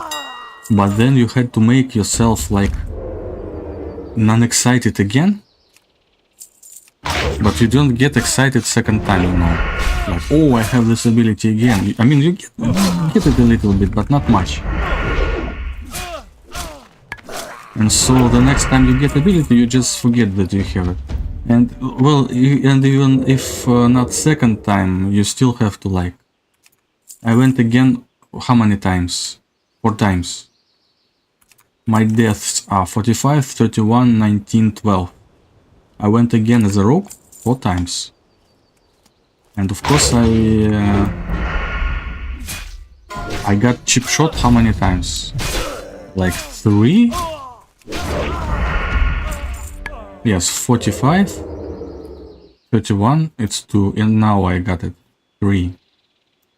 So it's 3rd time of me having chip shot. And I just don't really remember it anymore. I just learned to cope with not having it. And yeah, it's probably a good life lesson that coping has its not just limits, but dark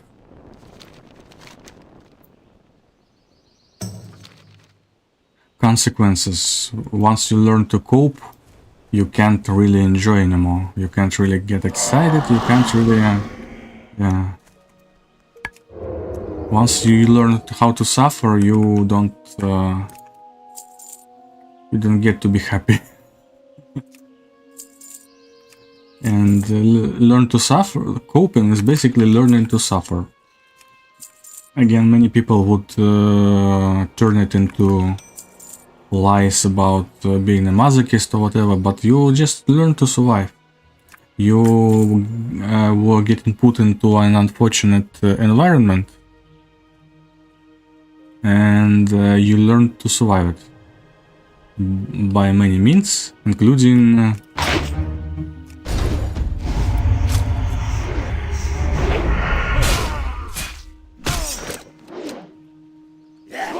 by learning to embrace your unfortunate circumstances and maybe even have something from it, like some little twisted sort of joy from time to time, you know.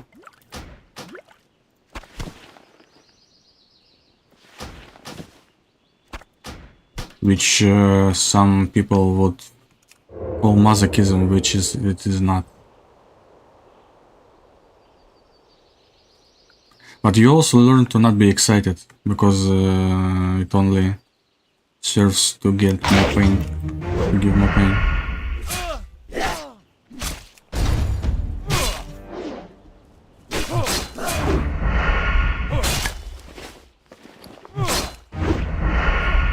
And then once you get exciting events again, you don't get excited anymore. You just don't. You can't believe that something good can happen.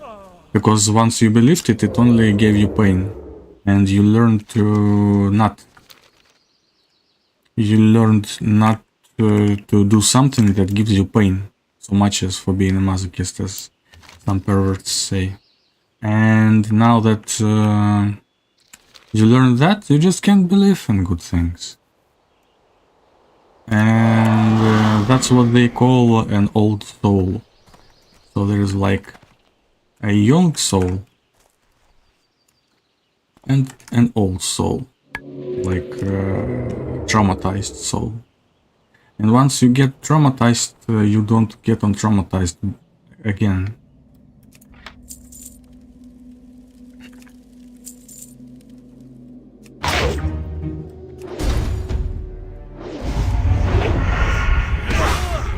And that's a big part of why I was fighting for my happiness, for the event that I needed for my happiness. And so many people get it wrong, judge it without understanding what was happening, just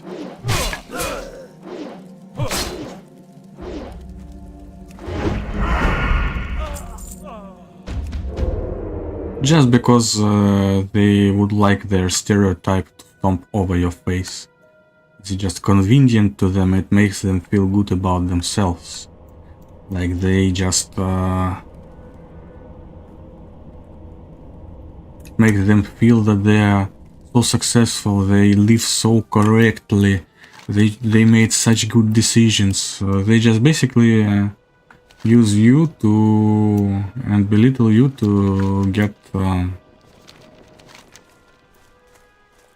not even in an aggressive way, you know. Some people would actively, like maliciously do this, but this is like opportunistic belittling, just accidental.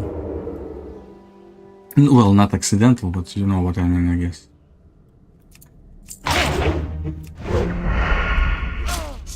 Just because it's convenient, they might not even understand that they are necessarily belittling.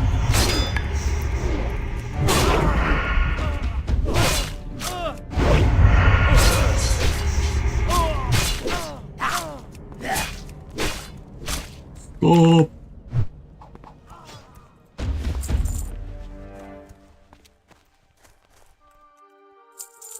It's time to stop.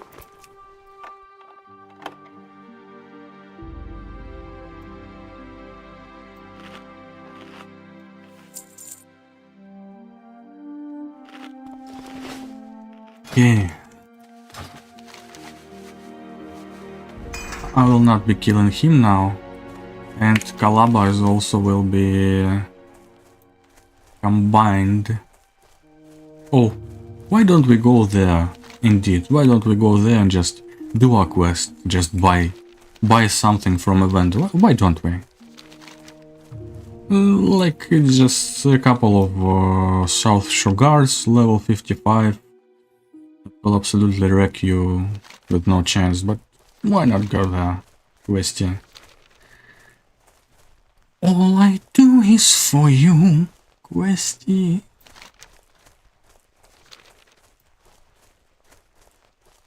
And. Man, I do need iron. Let's see how hard or easy it is to kill this guy. Now, so far, quite easy.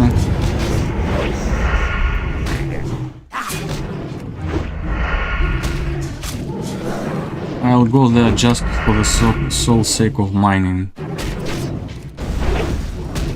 I mean, it's not that easy. He will be able to waste half HP for me, which half max HP, which means I will have very trouble sometimes with double pulls, and there is 31s. No, I will not go there. I will not put myself to detriment just for the profession's sake. It's supposed to be the other way around. Professions help me escape detriment, not me going to detriment for the sake of professions.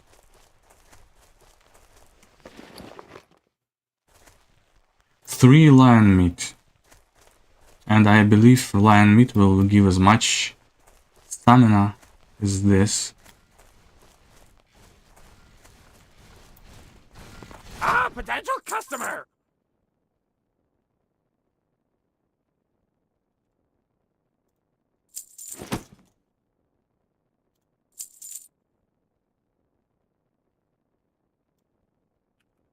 Hurry back! Well, actually, let me do this.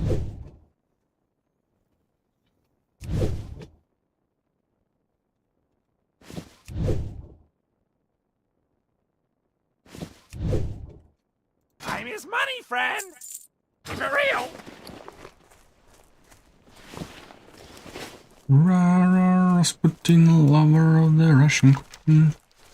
Da da da da da da da da da.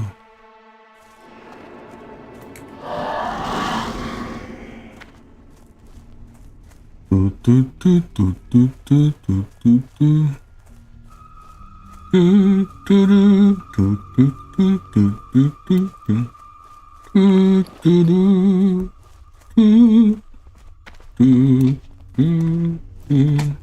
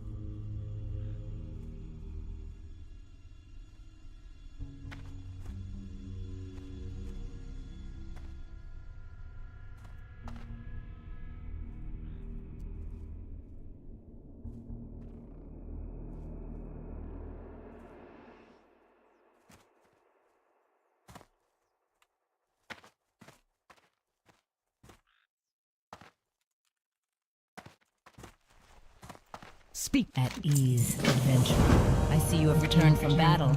My sources tell me you performed well on the Hillsbrad front. Word of the attack on the northern farms has the townsfolk panicked. Most excellent. Our Deathstalkers report peasants fleeing to the fields in southern Hillsbrad. The fools think they can hide in the orchards and escape their doom. Prove them wrong, adventurer. Return to Hillsbrad fields and seek out the cowering peasants. Lay waste to them in the name of our Dark Lady. Dismissed. I hear you were enlisted by Darthalia to wage war on the humans of Hillsbrad. So jealous I am. While you're off having all the fun, slaying humans, pillaging the town, terrorizing innocent people, I'm stuck standing guard here in Taran Mill. Perhaps you'll take pity on an old death guard like myself. You see, I am collecting human skulls, and you will be fighting humans for quite some time. Over the course of your long battle, bring me 30 skulls, and I will make it worth your while. Superb collecting adventure. Ah, nothing like the smell of fresh blood in the foothills. Now we'll mix in a touch of this and a little of that and let the real fun begin. What I have created with this blood, I like to call an elixir of pain. If my calculations are correct, this concoction could be the start of something very beautiful for Lady Sylvanas. But what we need is a test. Take this elixir out to the northern farm in Hillsbrad Fields to the southwest. Let's see how Farmer Ray's little dog Stanley likes this treat.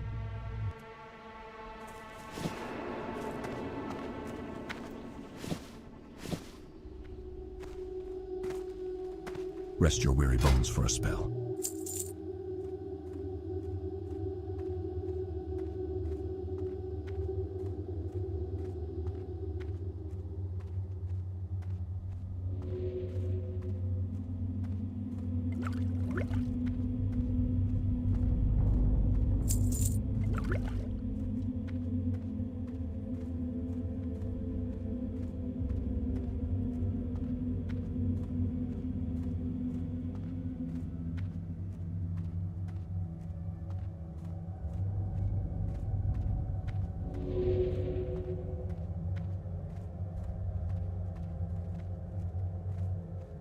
Watch your back.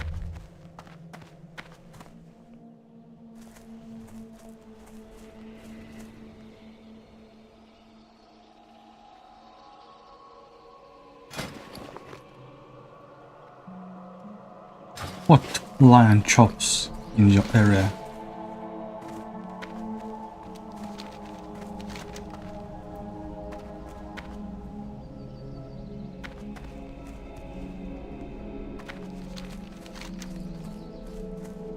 Do I have the quest for peasant?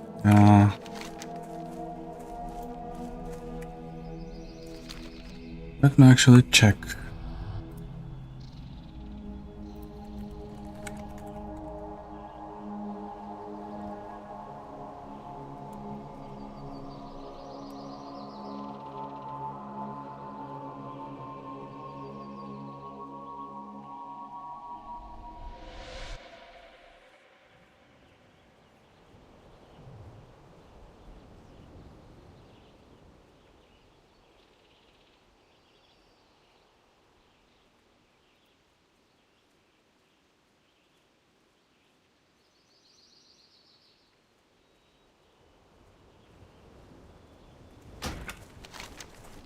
I did just check.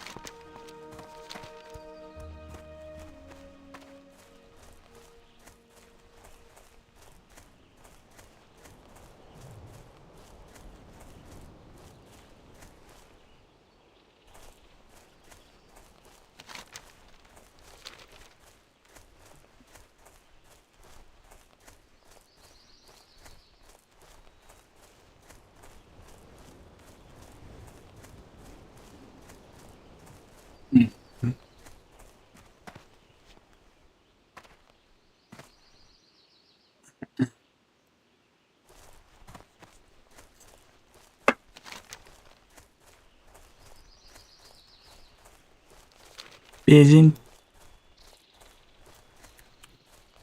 It's like Rowan saying peasant. Peasant.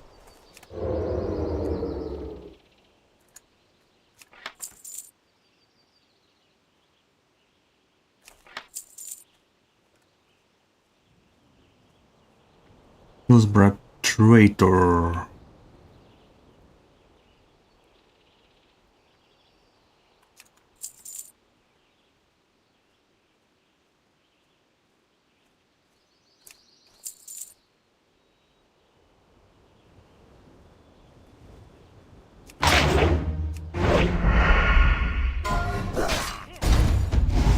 Oh no. Competition.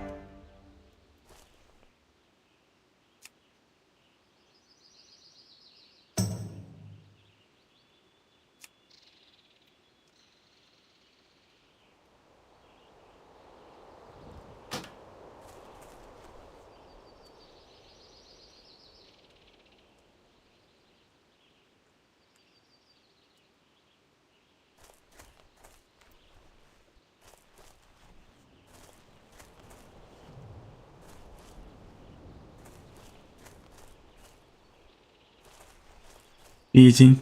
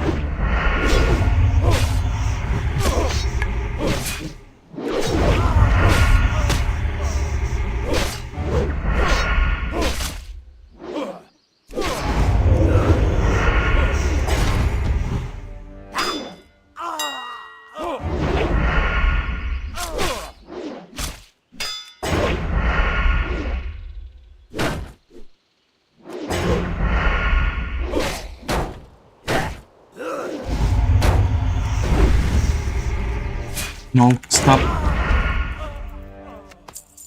Oh my god.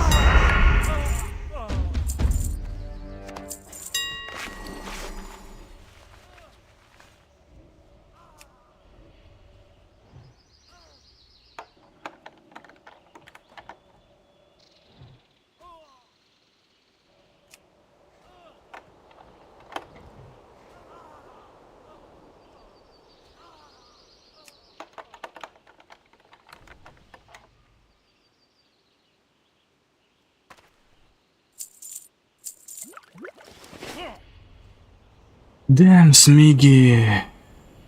And his words were words to me, most definitely. Last words. Smiggy, Smiggy, why do you keep dying, man? Stop.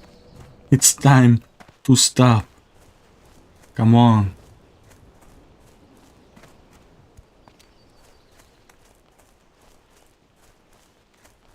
Just stop.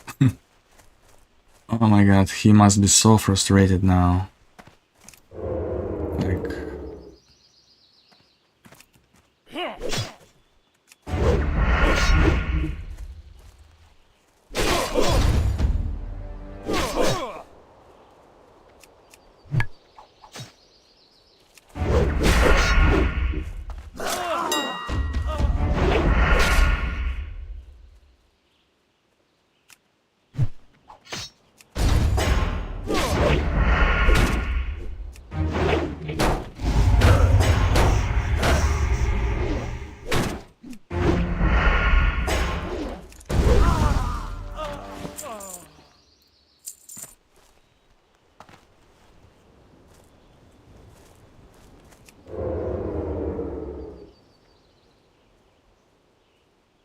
Easy.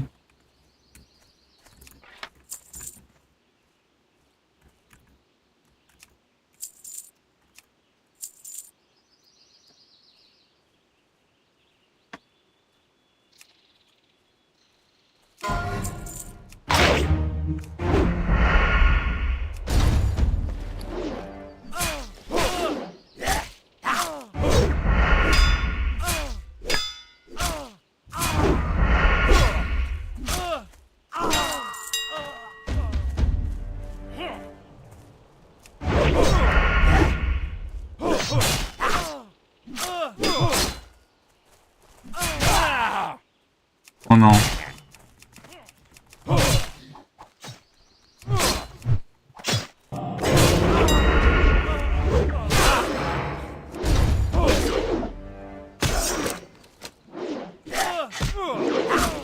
No time for potion. And of course I am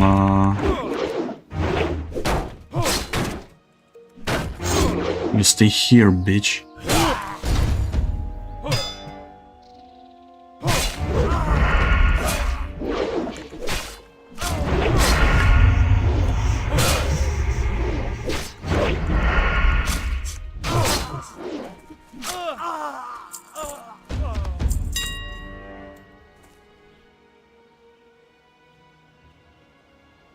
Yeah. You just left. Смиги. Смиги курит сиги.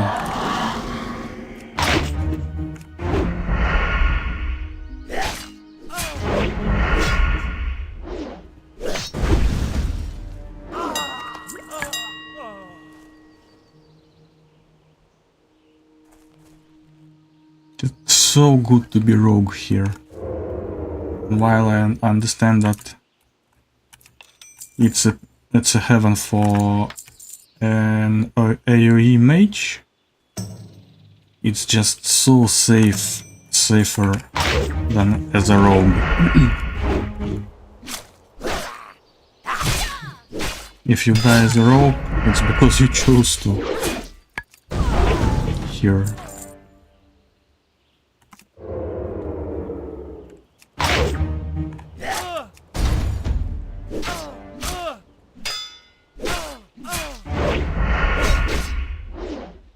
Well, does Smig go again?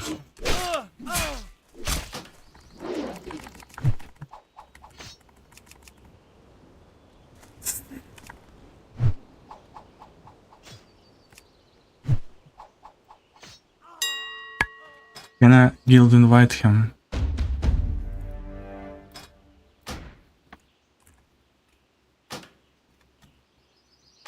Okay. Smig declines your guild invitation. Alright. As you wish.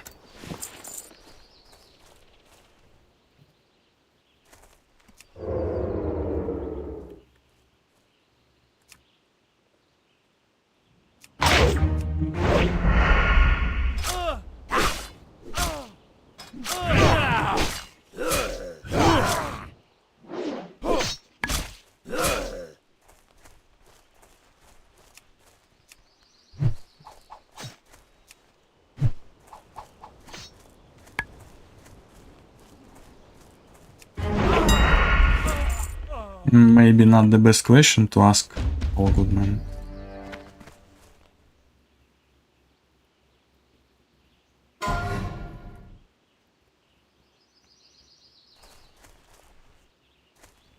I mean, we'll all kind of die here and go again and feel bad.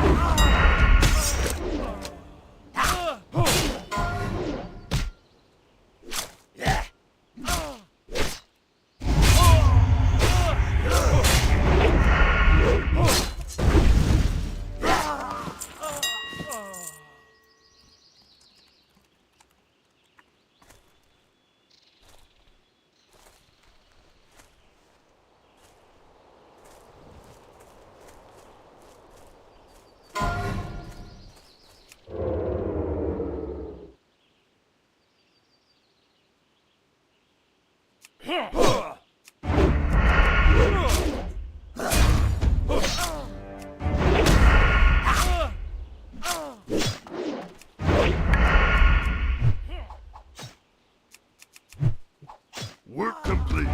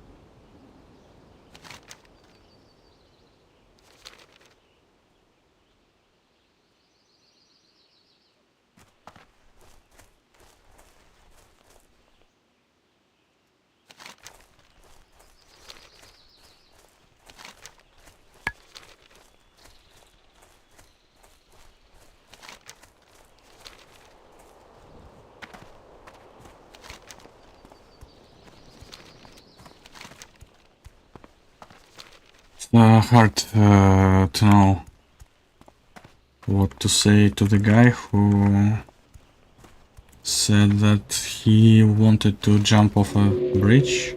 Like tried, not just wanted.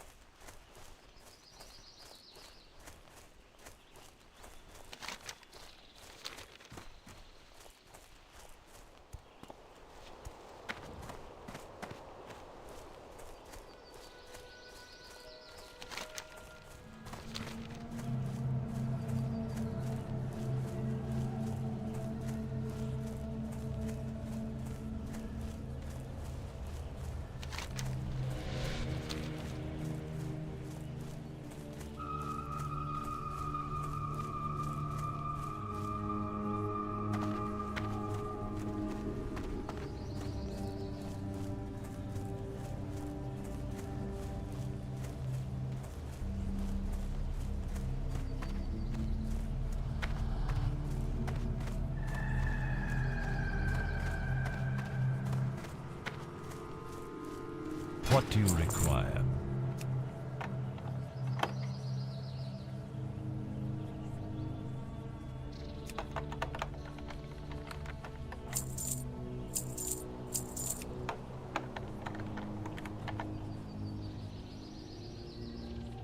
Farewell. Be quick about your business.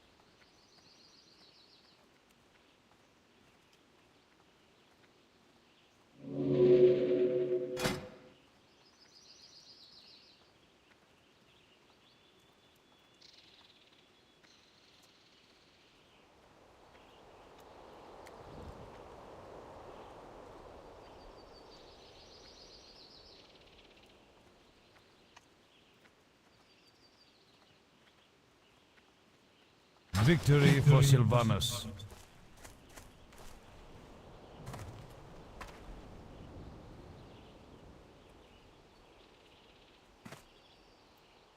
What is it? The grip of death is tightening around the town of Hillsbrad. The battle goes well. The humans of Hillsbrad have been putting up unexpected resistance. The problem appears to be that the townsfolk are being armed by the local blacksmith. We need to shut down all supply lines. Your mission will be to execute Blacksmith Varrington. Slay his apprentices as well. While there, bring back a shipment of iron from their stockpile. The supplies will come in handy when we are done with the conquering of Hillsbrad and begin raising South Shore.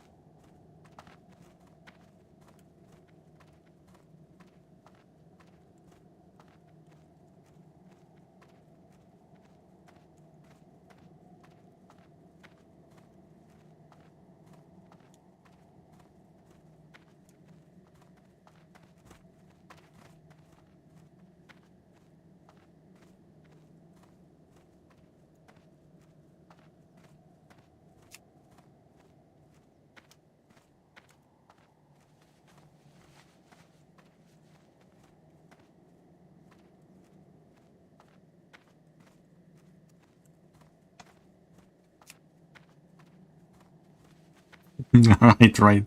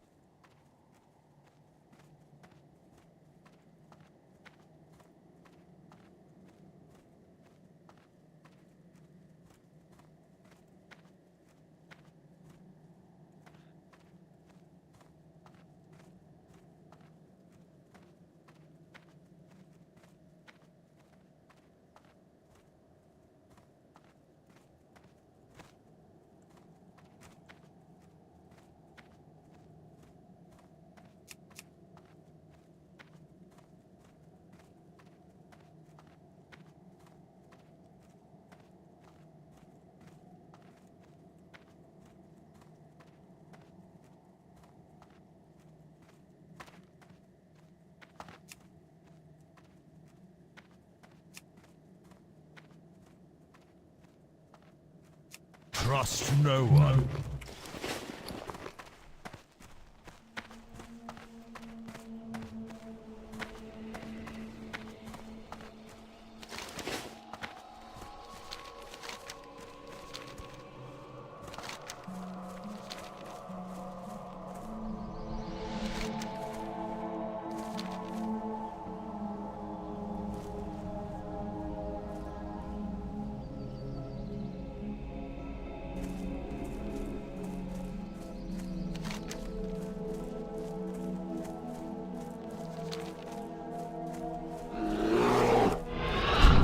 Just get off.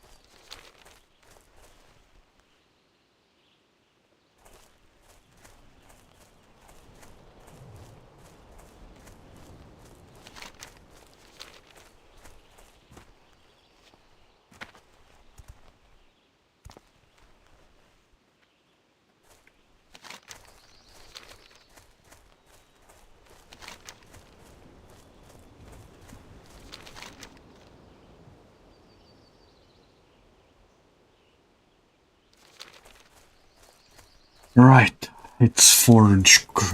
It's the forge part. Having some nice chats this morning.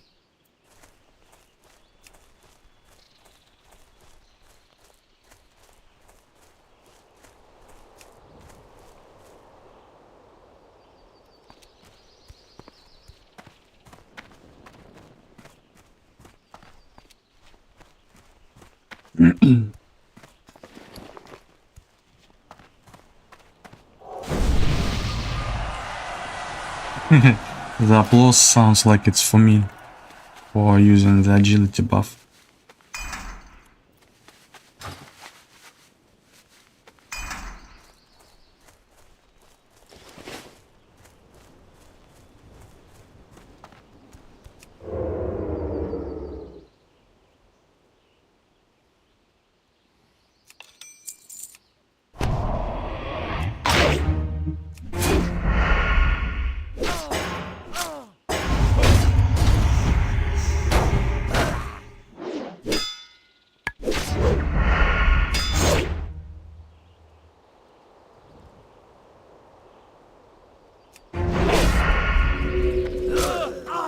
Bitch.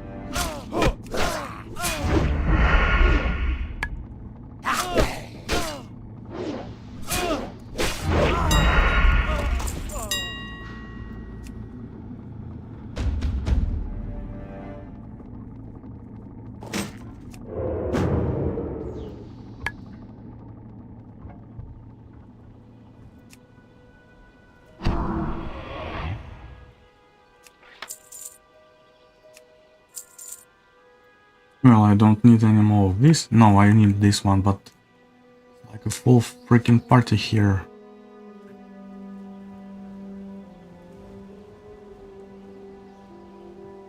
I have to take on 3 mobs, I think.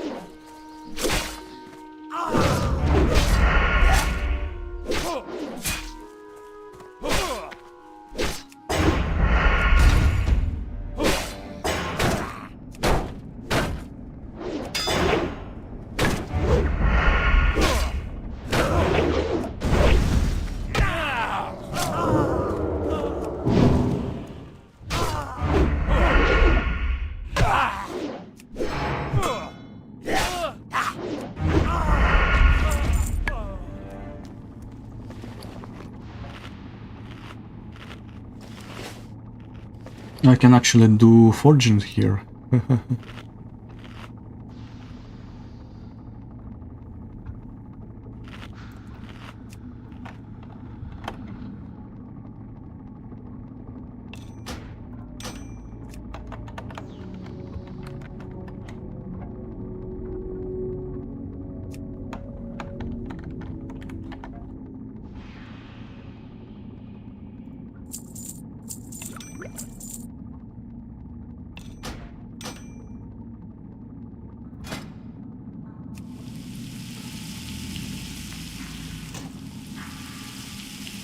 I can do engineering if I want to. If I had the blacksmith hammer.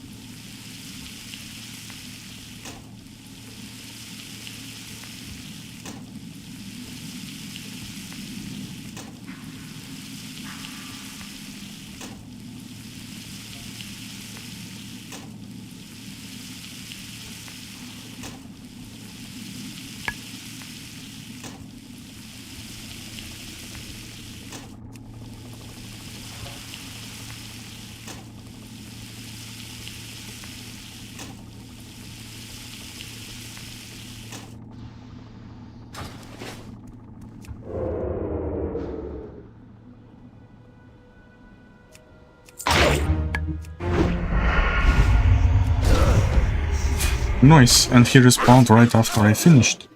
So convenient.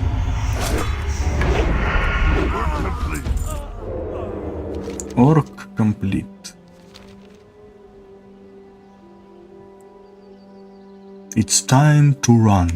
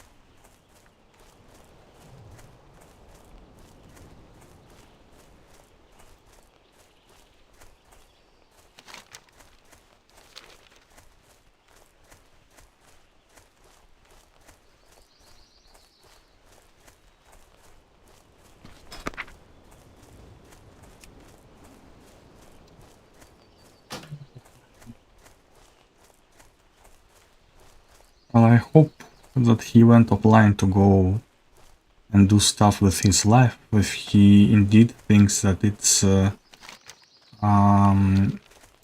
good for him now. Well, then maybe it's a good that game rejected him in order for him to have time for real life stuffs. Of course, that's just speculation, but it's based on what he said.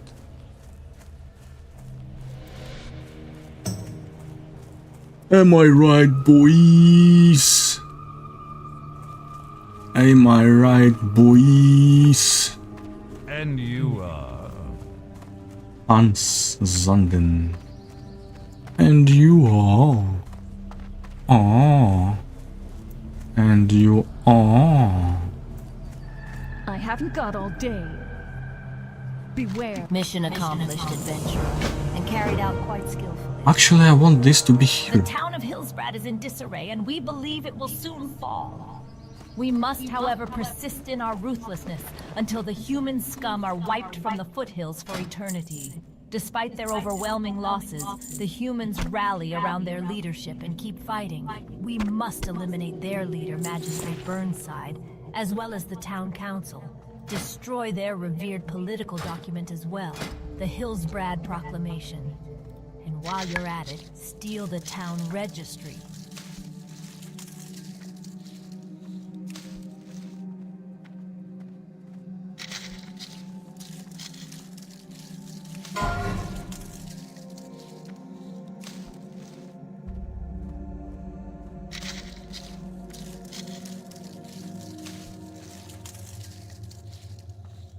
Beware the living.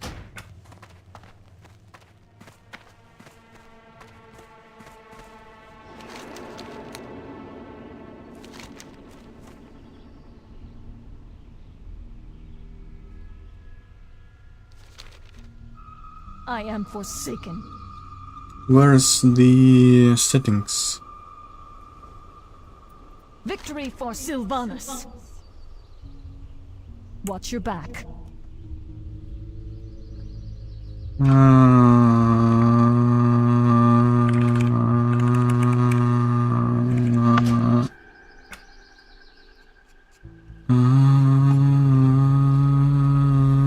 Dialogue UI. Come on, dialogue fucking UI. Where are you? F1. It's a F1. A fucking one. What now?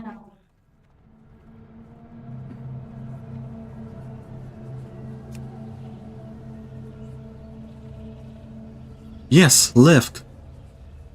But it's not left enough. Oh shit. The fuck with you. I want it to be more left.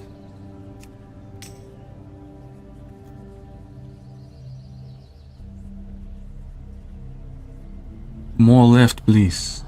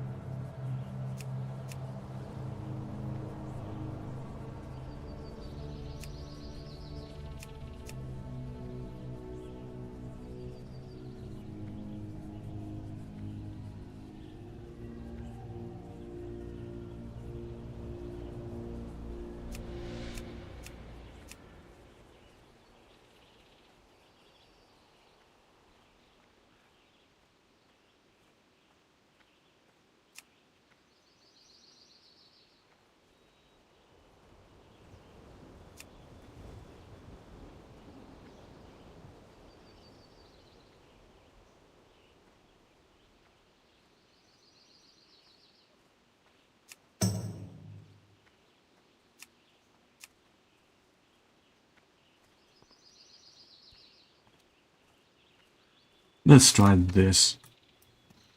Oh, that's much better still.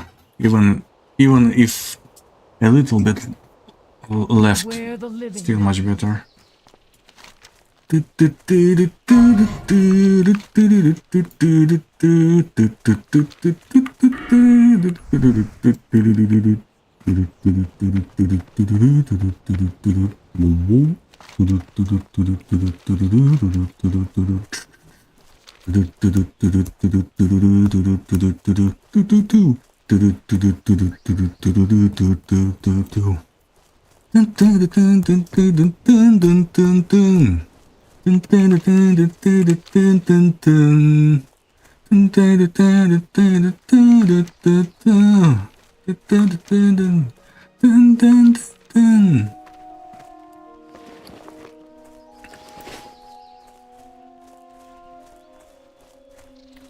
We're going, we're running, we're farming.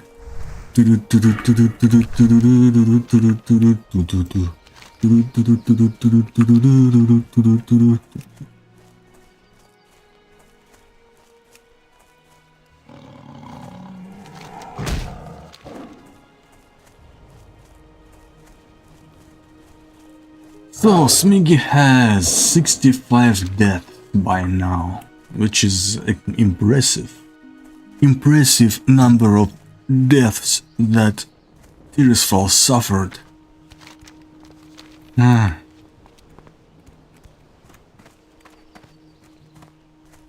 Makes it feel better actually for myself, so that I'm not wasting that much time on my go against. What level is only Spirit? 21. Wow, he's moving up in the world. Cheesy is online.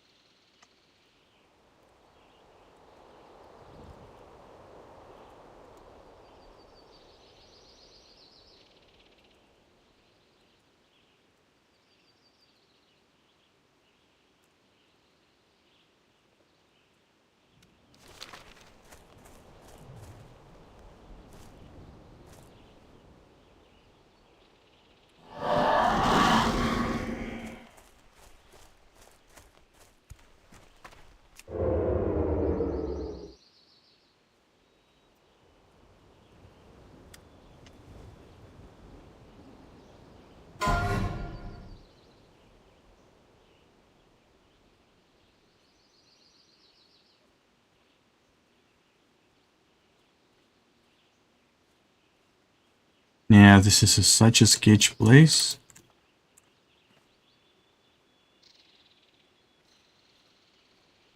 I will kill this guy and this guy just because when you try to run out, they just the ones who fuck you up usually. Eh?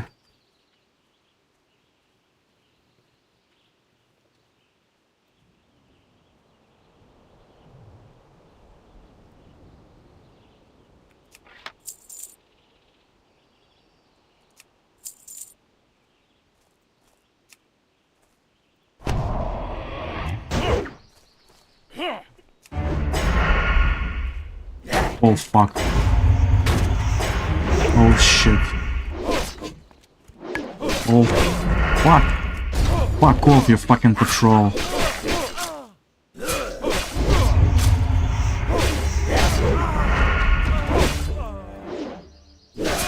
And he will wake up very soon. Yes. Health pot is in order.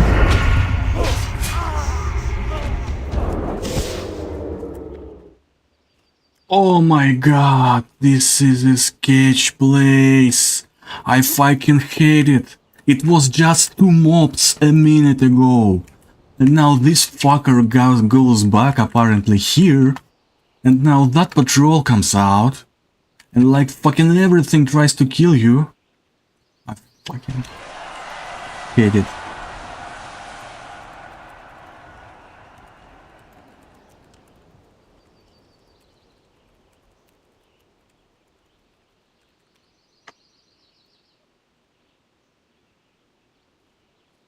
You fucker, you die right here.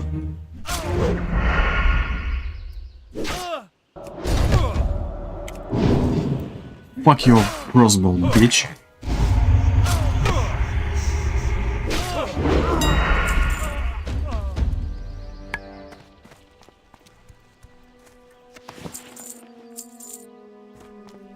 And this guy gets to enter for free. I'll just invite him.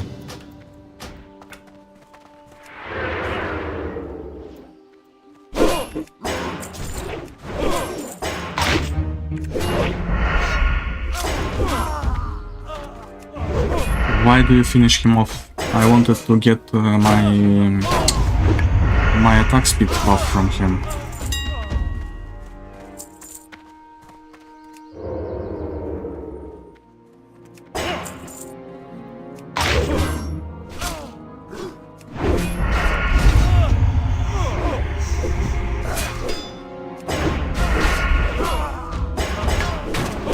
Well, at least I cleared the way out a little bit. I do not have vanish for 3 more minutes though, so I should really be careful. Oh god, this guy will pull. Okay.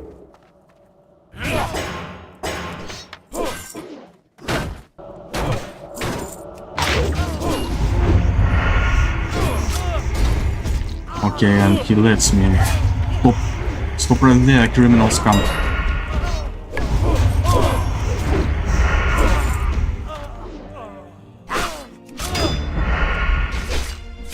Even in 2 people it's not that easy.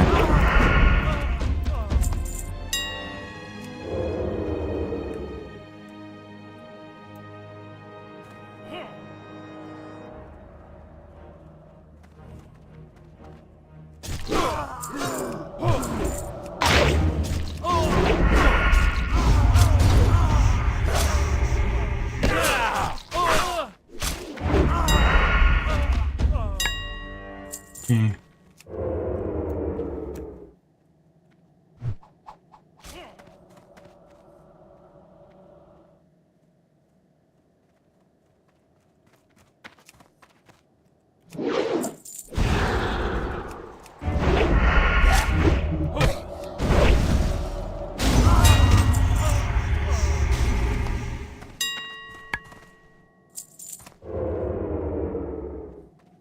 Just aggro him. Well, that works.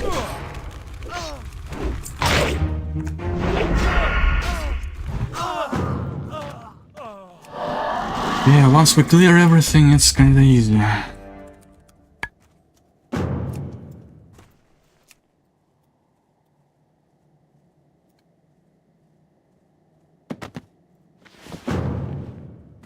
Does he want to roll?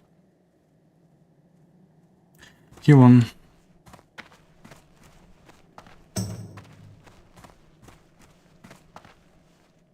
Okay, did I take at least everything here? Request Battle of Hillsbrad.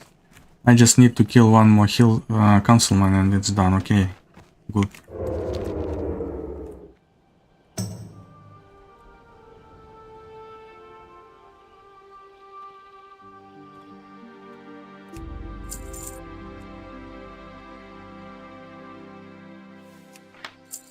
And my vanish is almost up.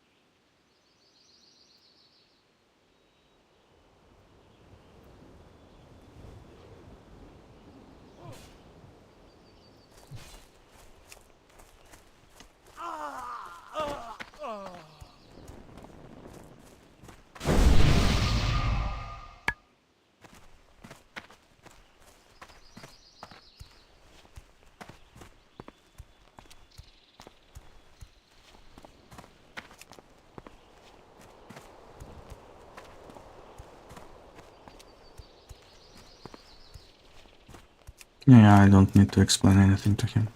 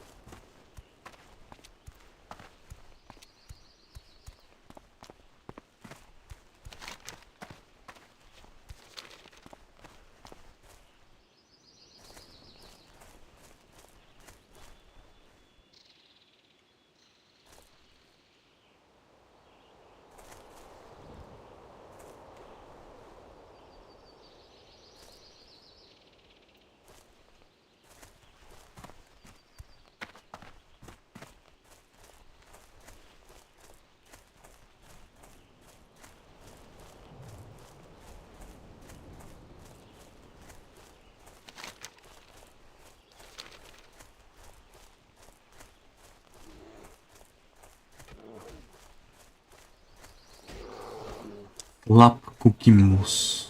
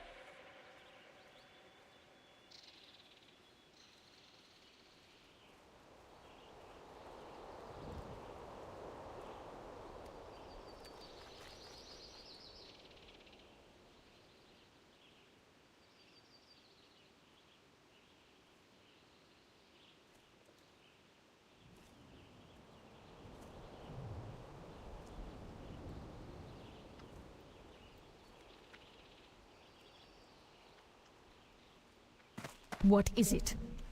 News of your glories in Hillsbrad traveled fast. You have done well, adventurer. The Hillsbrad Town Registry indicates that the Azure Lode mine is under Alliance control. Furthermore, the mine is a prime source of iron ore for the Alliance armories. Even though we've struck a decisive blow to the town of Hillsbrad, the Alliance still supports and protects the Azure Lode mine fervently. The mine lies due south of Hillsbrad. Go there and slay the foreman, a human by the name of Bonds. Kill his miners as well. That should send a clear message to the Alliance.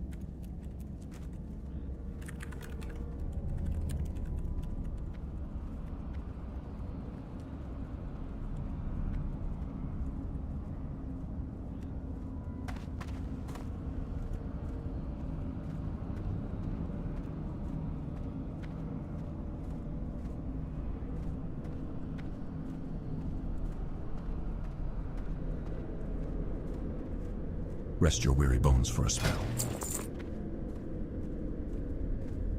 Watch your back.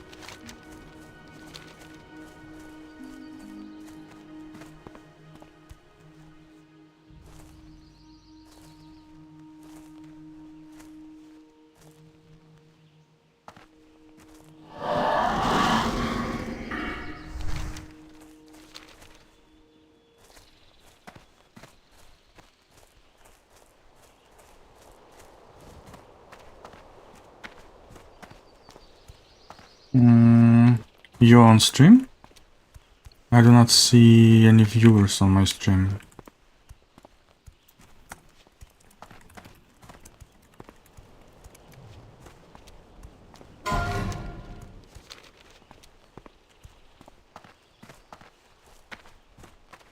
Shows there was 0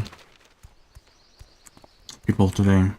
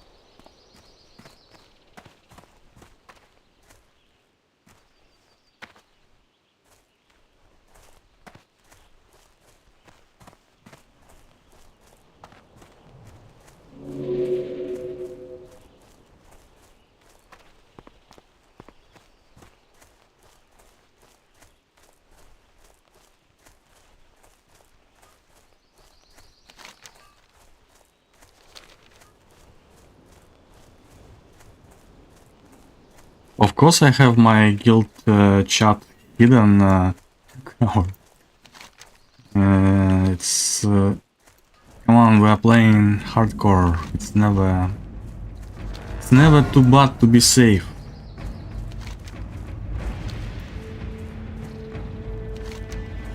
But hello.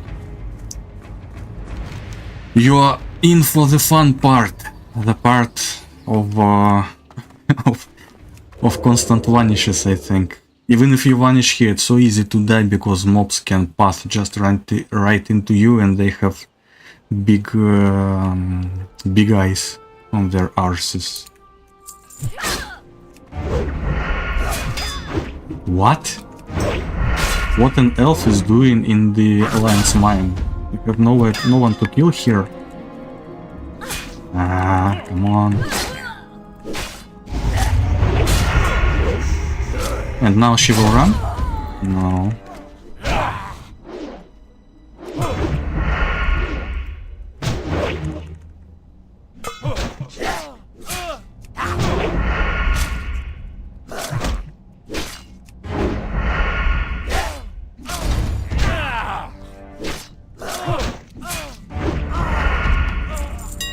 Okay, time to apply stones. Poisons. Yeah, I will pickpocket them. I mean, I pickpocketed this guy and he saw me through stealth. I'm telling you, these guards have enhanced stealth detection. This quest is very fun. You go deep into the mine, relatively fast response. Well, not that fast, but still you can get a response. And you also can get detected. Even if you go into vanish, you can get insta uncloaked. So I love this quest. It's fun. And also as a rogue I do usually this, because miners do not have good eyes. I just pickpocket everyone, and if I fuck up I have no cleared way to run out. So I have to stand my ground to the end. So yeah, I love this quest. Gives me chills. Oh, you say something on stream too?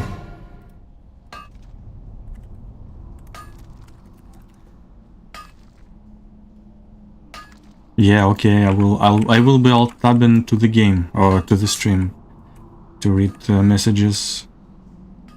I am no pro streamer, so for now, so I have one monitor to look at everything, and usually it's the game.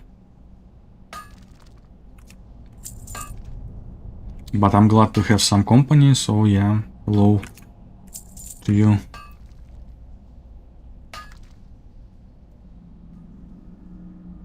Yeah, these guys, they have big eyes. I just will kill it.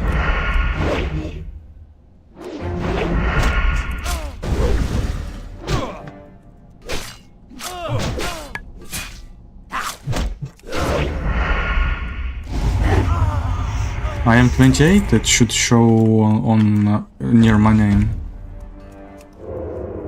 I will be killing all of these guys because if something kills you here, it's them. Oh no, and I think I will have to also lair because this guy got first.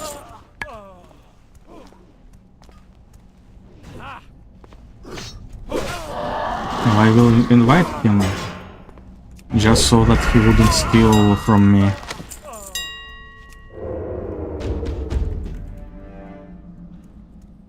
Yeah, I don't use bow gun, and guess why? Because it would occupy one more space in the box. And I much rather just use my roll ratio, thrown, where is it? Like, thrown weapons. Then have a little bit better stats, but minor Hackett. And he is here.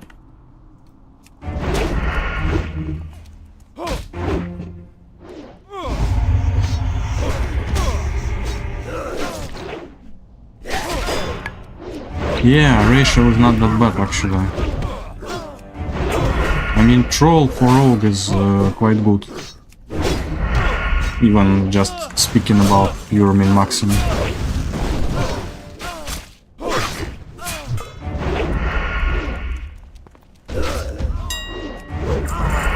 Yeah, you cannot equip them, you have to have them in the bags. I guess thrown is like weapon itself, like you...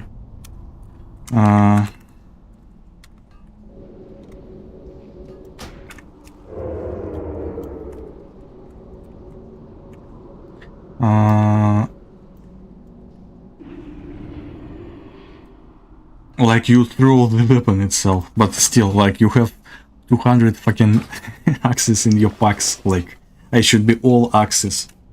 Okay, now I need foreman, right? R4. Oi. Oi mate. I pressed the wrong button. My caps is also my freaking stealth.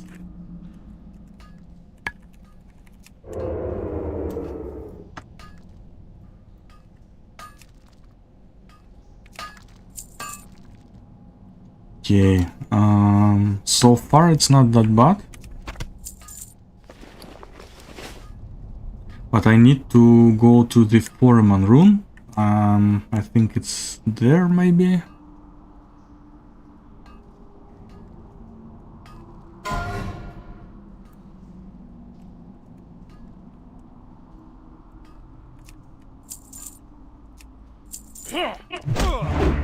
Okay, see, he is very good at detecting stuff. And he will also run far. So I just do this, and then fight this guy for now.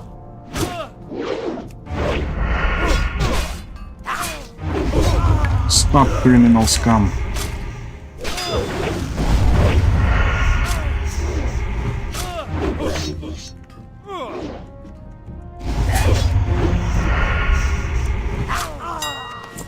Here we are gaming. I have food buff, so I don't need food. Well, I have some non-buff food. Let me use it.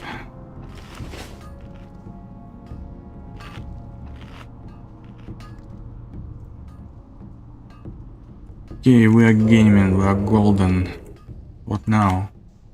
That's an exit, I do not need an exit.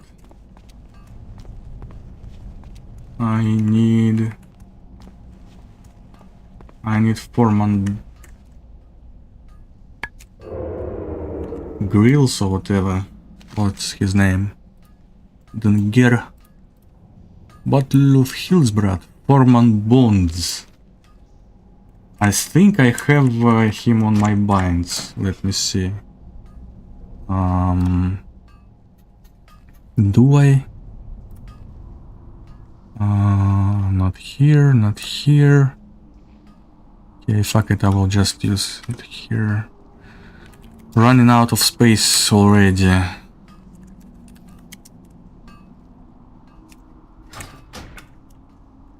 Okay, so let's find him.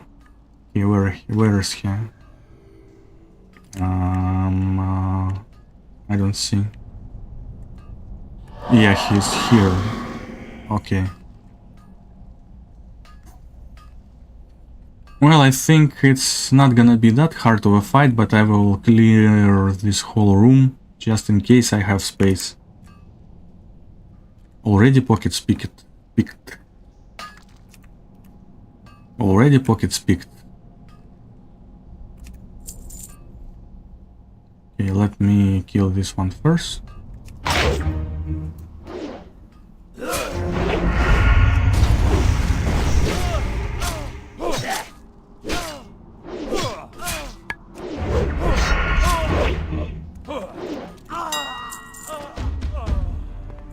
Okay.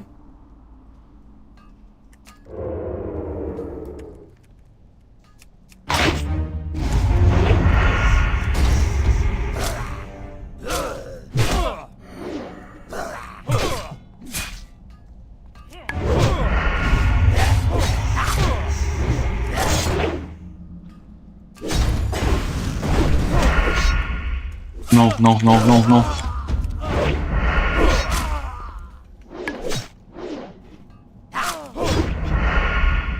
До конца гейминг.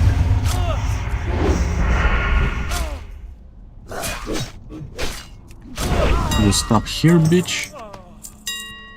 And now we heal up. And drink some melon juice.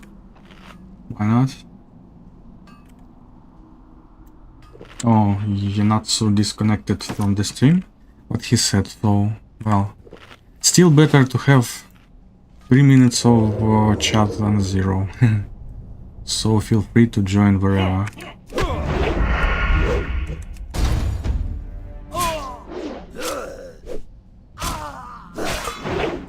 Shit.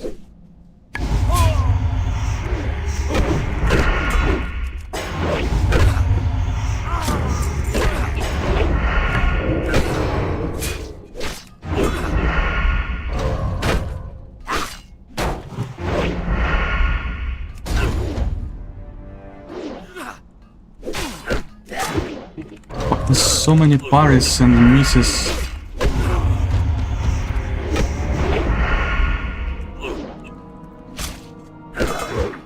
My god.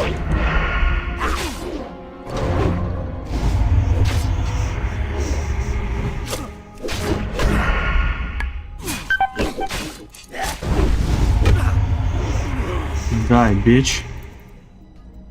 And they don't even drop anything. So selfish. Okay. I'll just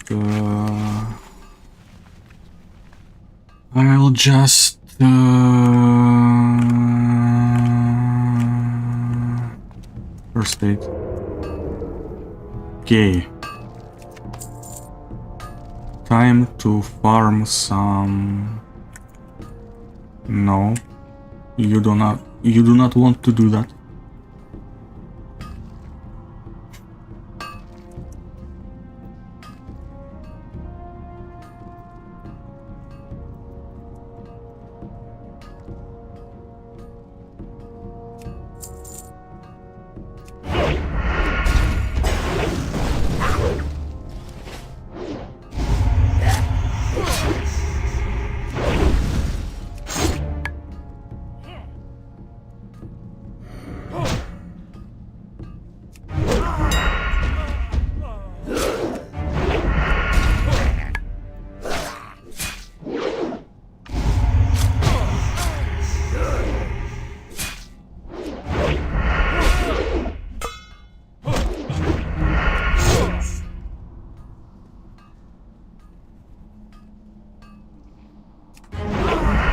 Wow, nice crit. Nice milks.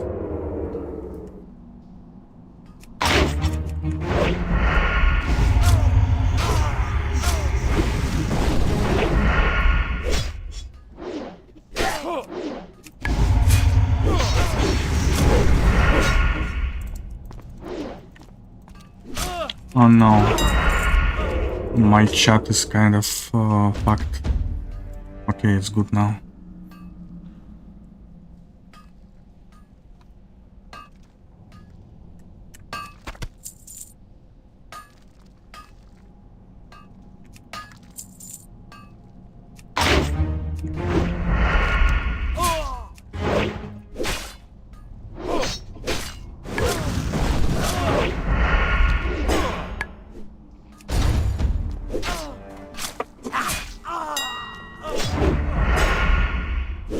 And another one is already patrolling.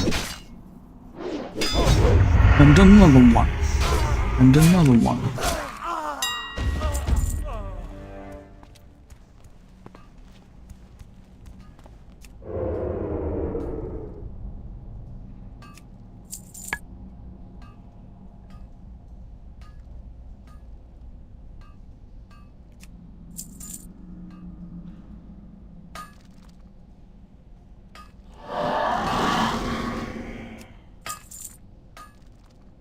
Level 29 died here, imagine this.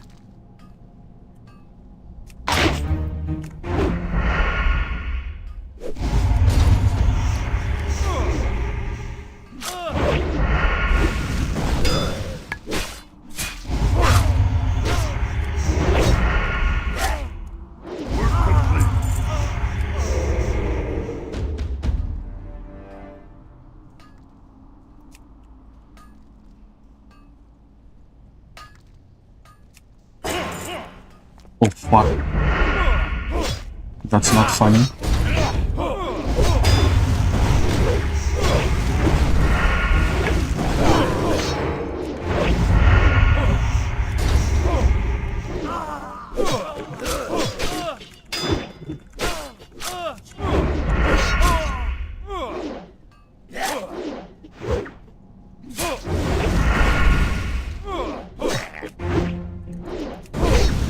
Oh fuck.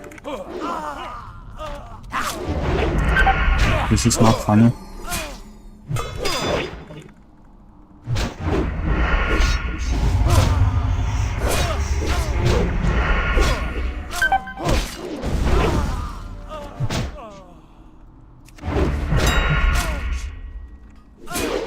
Can I?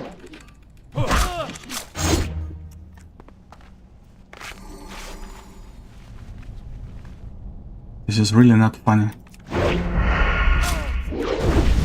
Come on, run, bitch. Run like a little girl.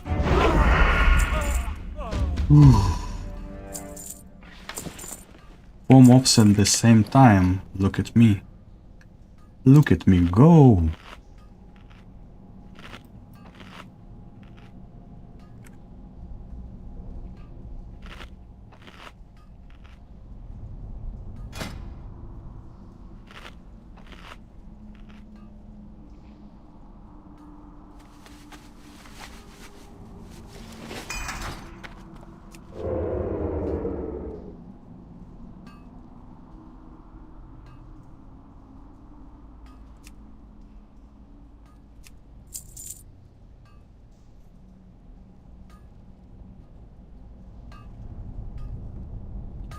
Okay, no one is used.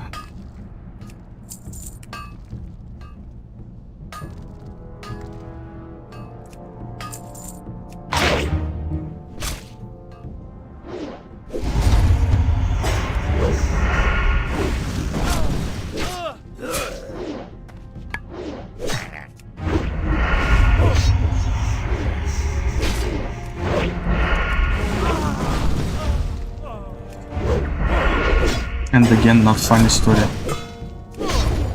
But I don't have my defensive cooldowns.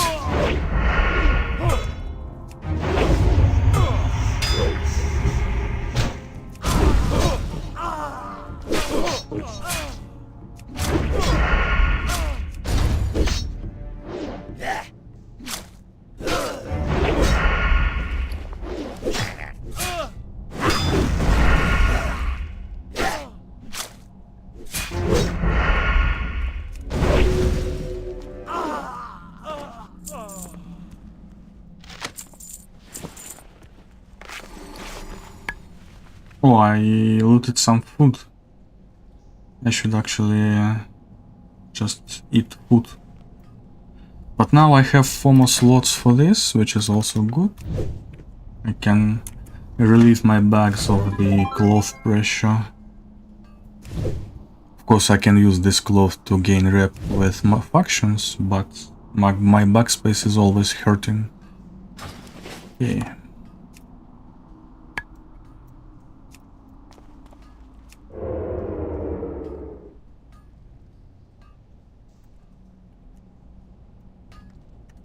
Okay. Okay. Now it's easier.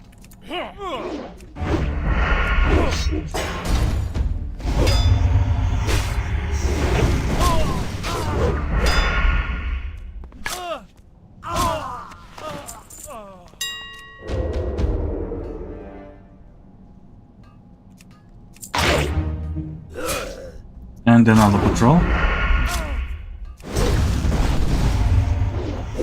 He has huge aggro radius, including stealth detection.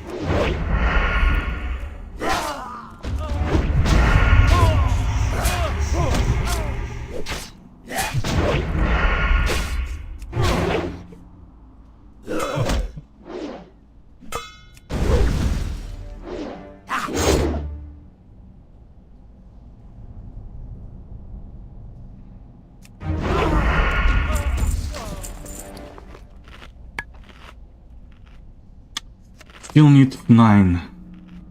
9, 9, 9, 9, 9.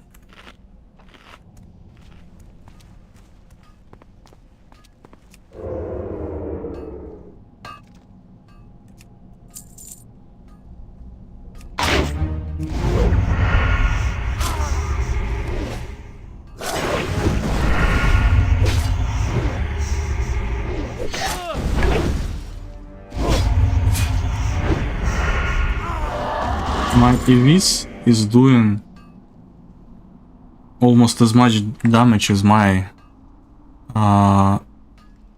sinister attack. Well, but it costs less energy, so okay, it's understandable.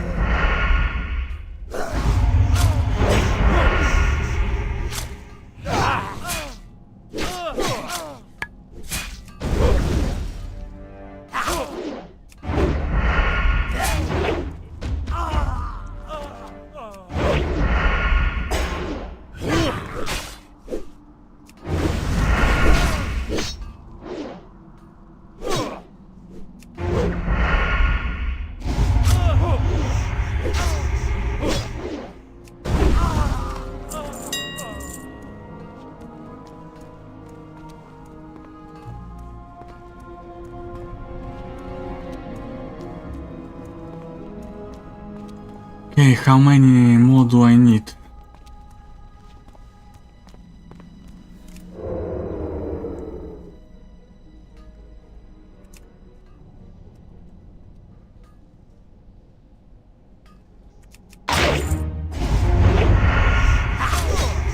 I need 8 more. 8 more.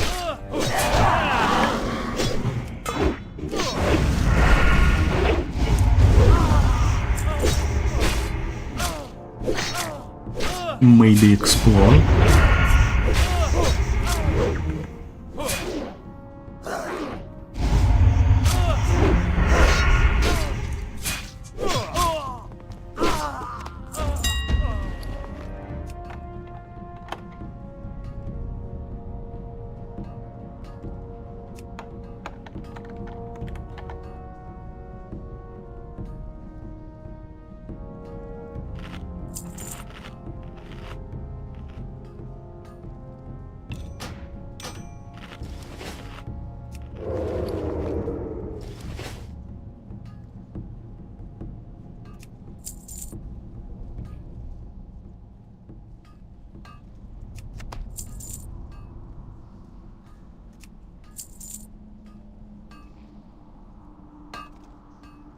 This fucking guy.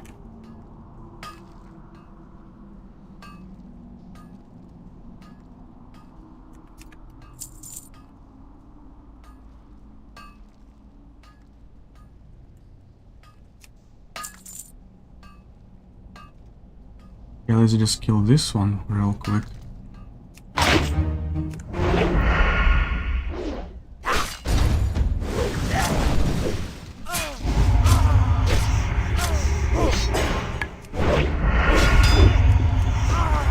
And of course, and this one is as well.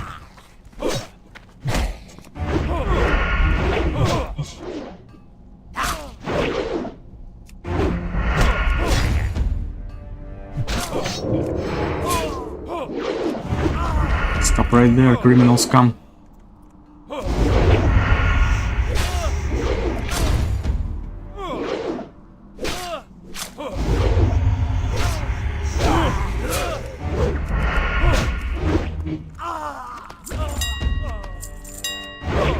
Yeah, why not? For good measure.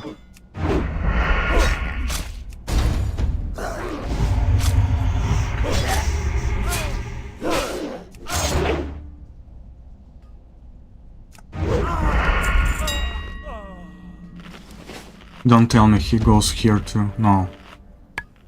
Rolls like this.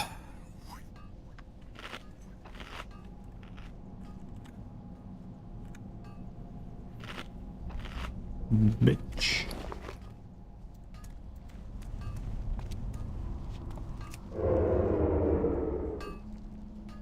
Did I pickpocket him already? Yes.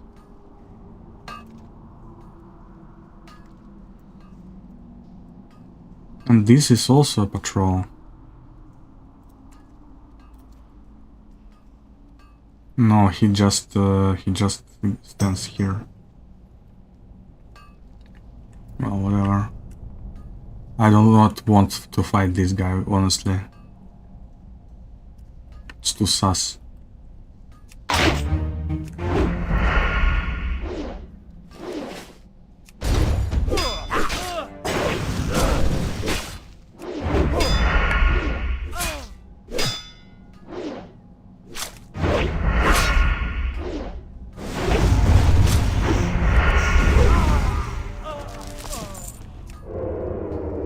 Heavy stone. Oh, godsend.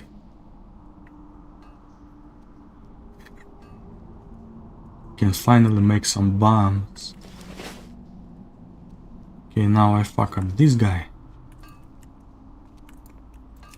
Stop right there, criminal scum.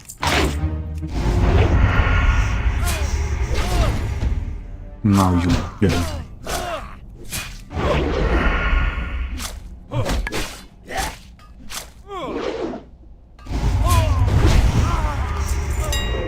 Good, very good. But this guy... Yeah, this guy is not fun. I shouldn't go to this room. I'll be heading out. Wait, I cleared everything on my way out.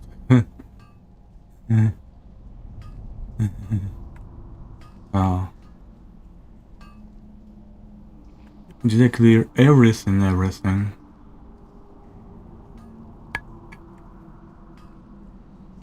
No, they respawned already. Okay. So I'll firstly kill the patrol.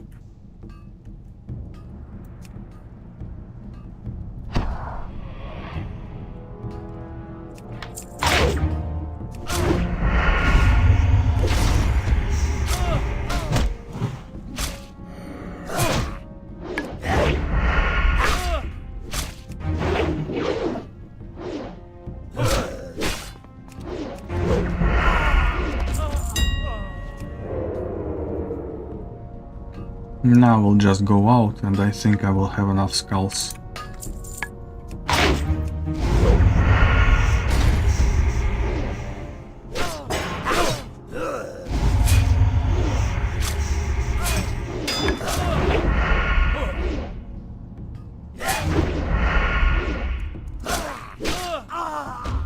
Okay.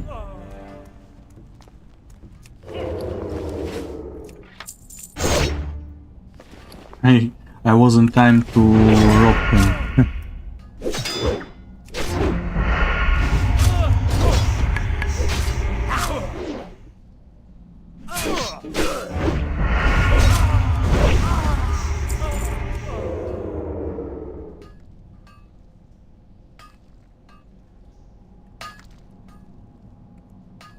How far does he go?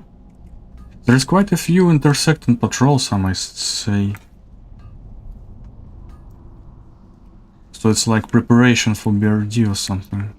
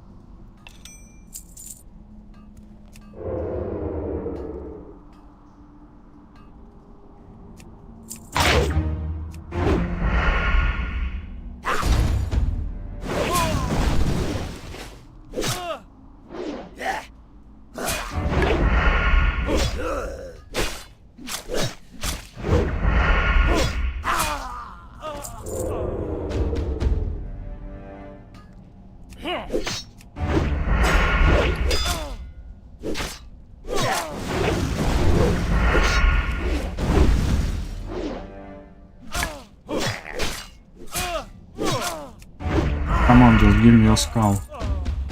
God damn it. Yeah, sentry have nice ugly radius, but she also gives skulls, so let's see.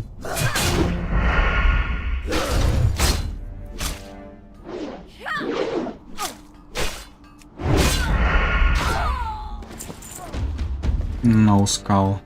She's too dumb to have skulls.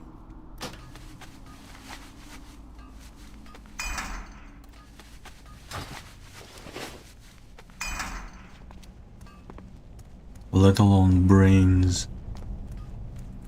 Oh god. Well, I might try my luck outside, which I don't really fancy at all, but who knows. There's like 20 mobs that will aggro onto me here. Oh god. Okay, stop right there, criminal scum.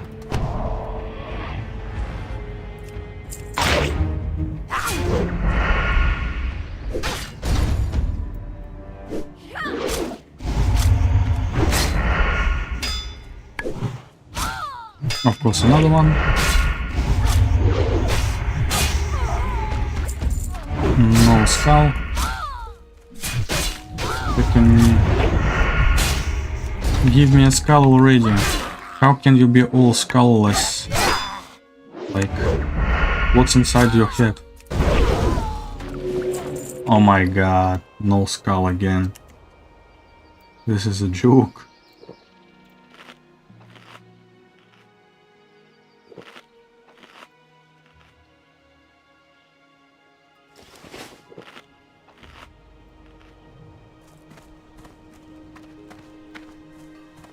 At least I get this.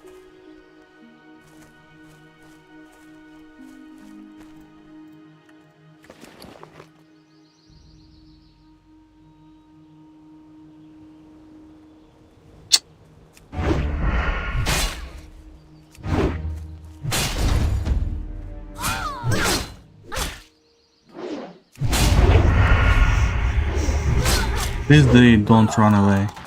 Work complete. And finally the skull. Very good.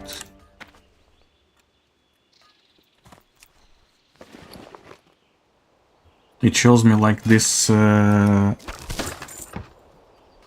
garbage bow is better than my throne.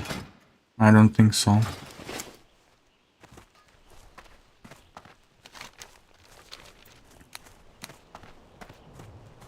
Tin.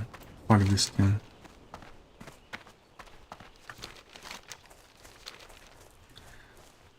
Rasputin, lover of the Russian queen. Okay, we'll just run here. Just don't run into South Shore, which I also once did.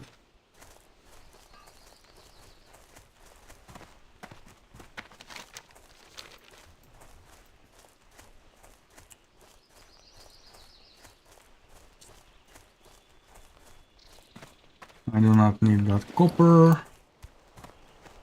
I can just happily run home.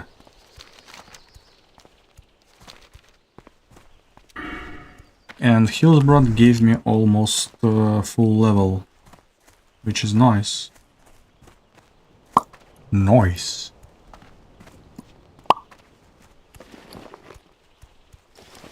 Until it's cool, just cool.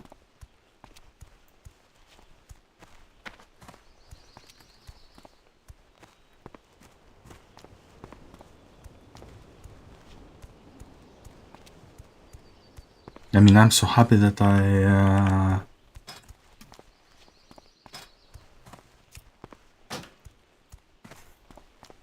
changed my position of the details, or what it's called. No, not details, dialogue UI. It's like fucking game changer to not like cover everything.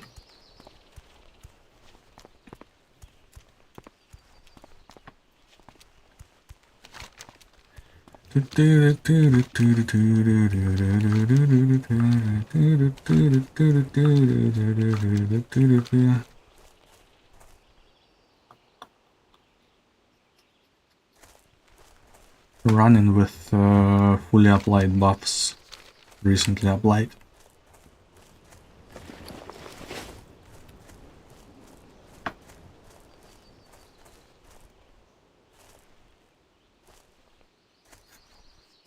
My favorite moment of today was when I told to a guy on a Zeppelin to sing, and some guy under the Zeppelin that I didn't even see, but who like heard me, saw my message, started to sing and then to dance.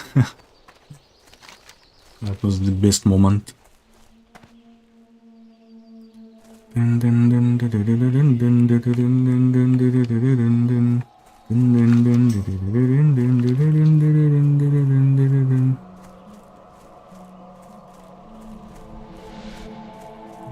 I need BFG? Yeah.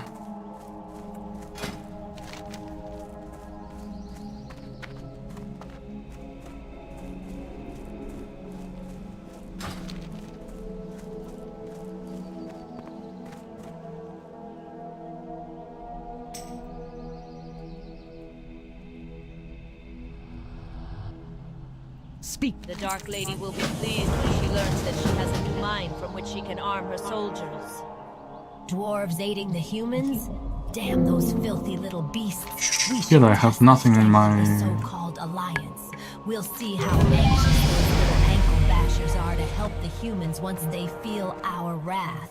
We know exactly where their stronghold is in this territory. They have established a barracks in southeastern Hillsbrad along Thoradin's wall called Dungarok. The final mission of this battle is to lay siege on Dungarok, adventurer. Captain Ironhill, their leader, must die. You are quite the bounty hunter, adventurer. Well done. Precious skulls, so beautiful. I owe you as promised, adventurer. What? You are quite the bounty hunter, adventurer. Well done.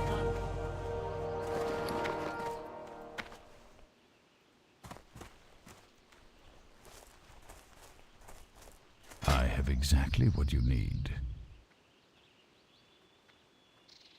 I think I will just sell it. It's not about a bow. But yes, I do not need it. I need backspace much more. Farewell.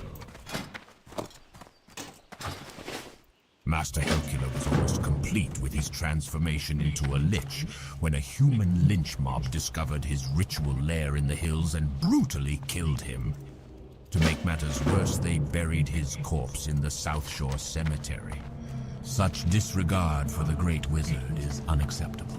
As his apprentice, I shall see to it that the rains of vengeance fall upon the town of South Shore. We will need Helkula's rod first. Yeti overtook his ritual lair. Undoubtedly, one of the beasts has it. At last we begin to hear word and rumor, find evidence of Goldir's whereabouts. The humans have been moving him around, but we are narrowing down our search and focusing on the large syndicate camp just north of here. Go there, adventurer, and bring back whatever information you can get your hands on. Okay, Hillsbrad is kind of done for now. I can of course go farm Yetis, but or finish farming turtles, but it's really super optional. I much rather do what? Do I have something to turn in here? Yes, I do, so I will go here.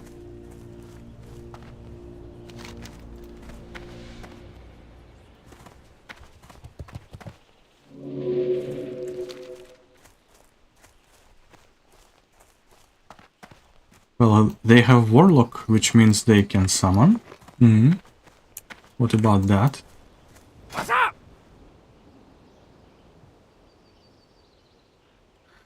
Okay. Glad I could help. And you are. Where would you like to fly to?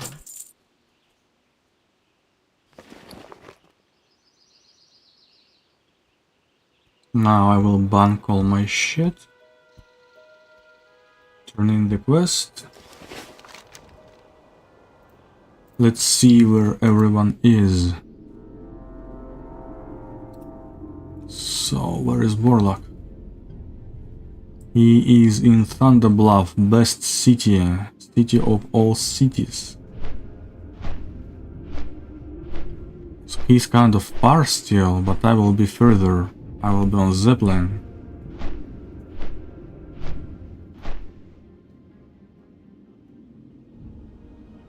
So yeah, I will just ask, once Warlock reaches the site, I will just politely ask them to summon me. Good morning, why are they so nice? As a Russian, I have this question, it's troubling me. When people are nice all of a sudden, like, what's their deal?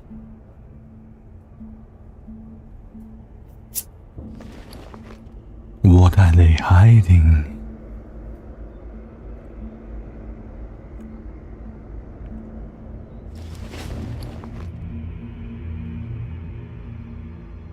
Yeah. Big bombs.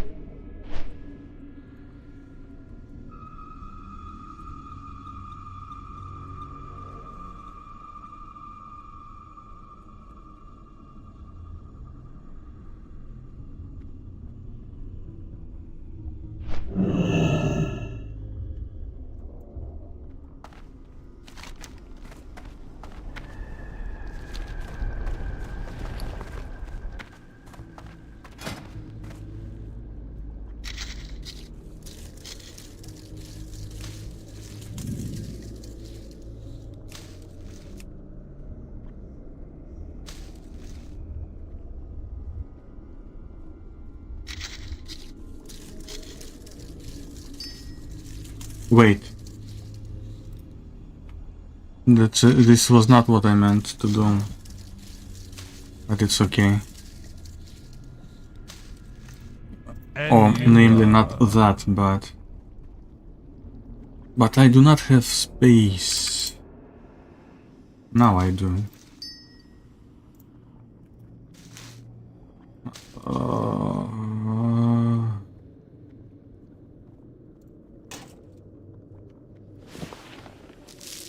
Damn it. No space at all.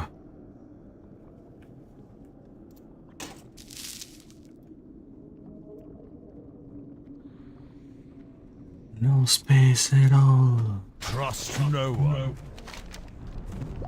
Okay, I need to go turn in the quest anyway.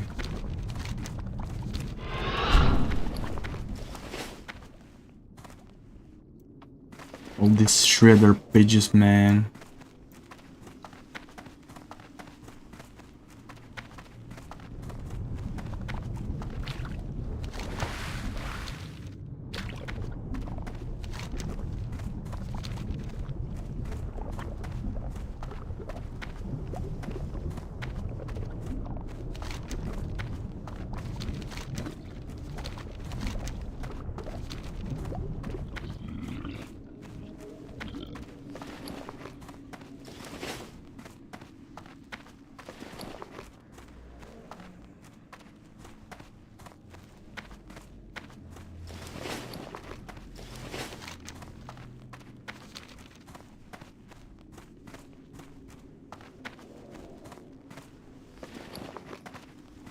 I'm listening. Hello. Apothecary Leiden sent you. Why didn't you say so? Despite his gloomy disposition, Apothecary Leiden is one of our most dedicated and skilled members. The good chap sends Mud Snout Composite. I know what our friend in Hillsbrad is up to now, and I like the way he thinks. The Dark Lady would be most impressed with the progress he is making toward the new plague. A Mud Snout Composite? Absolutely brilliant! Why didn't I think of that? Let me contribute my colloid of decay to this devilish brew. In order to activate the contaminating agents in this mud snout mixture, Leiden is going to need a strong troll's blood potion, as well as some dagger spine scales and torn fin eyes from the southern coast of Hillsbrad. He'll know what to do once you've gathered him all the reagents. And my, how anxious I am to hear how his experiment goes.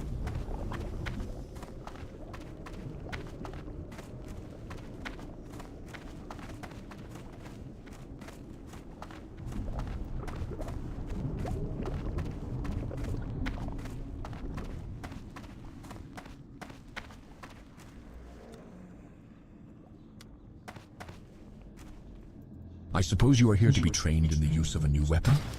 Make it fast. I'm very busy.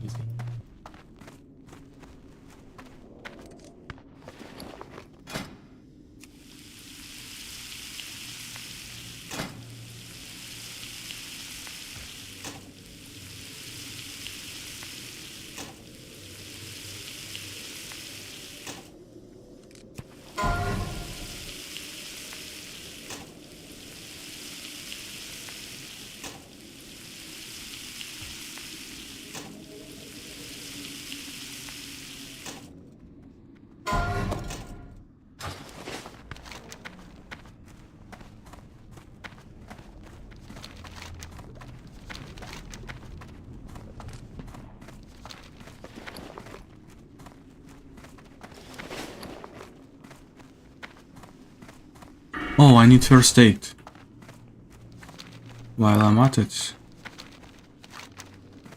I mean, I will pay extra because it's not Orgrimmar, but whatever. Need it. And this is the quickest way.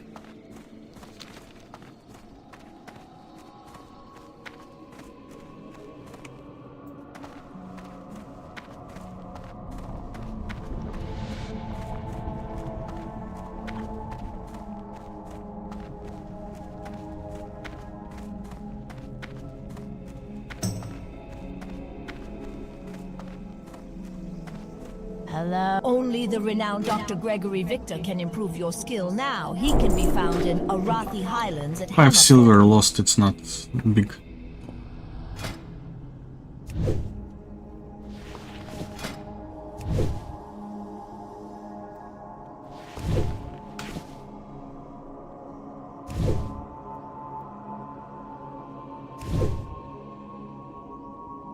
I think I will just sell all of this. I have enough silk cloth to not worry about it at all. Yeah. Now I just wait my summon. What now? I don't really. Oh, I can also while I wait, I can increase my backspace in the bank. I just thought of it. Yeah, I should have done this. For sure. Meat wagon?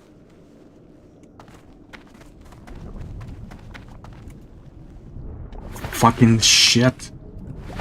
All this looks like you can cut, but you can't. Fuck. It's like 3 hours circular swim to these steps. Oh my god. This had better be good. Yes, this had better be good.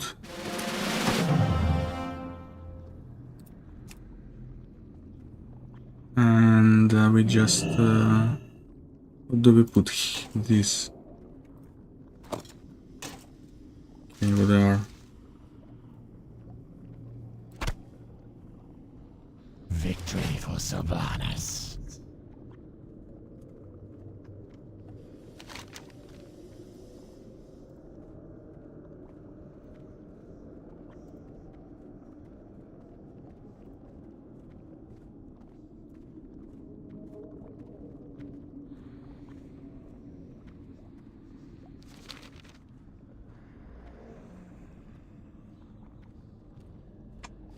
Ready, man, I'm ready.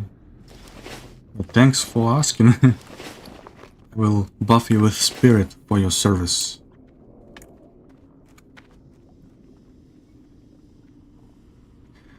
Okay, where is my summons?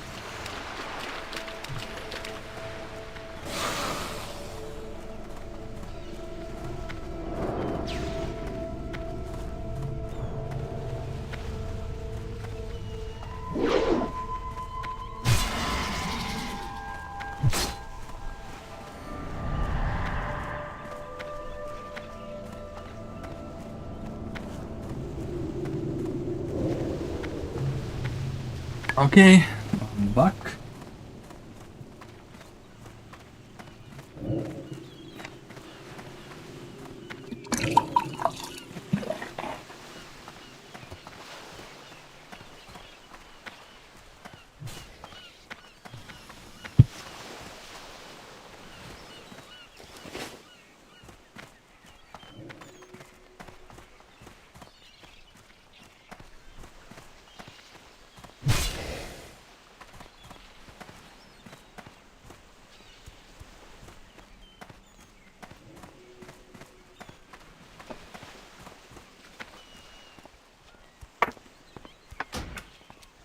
Alright, we got good vibes going for this run.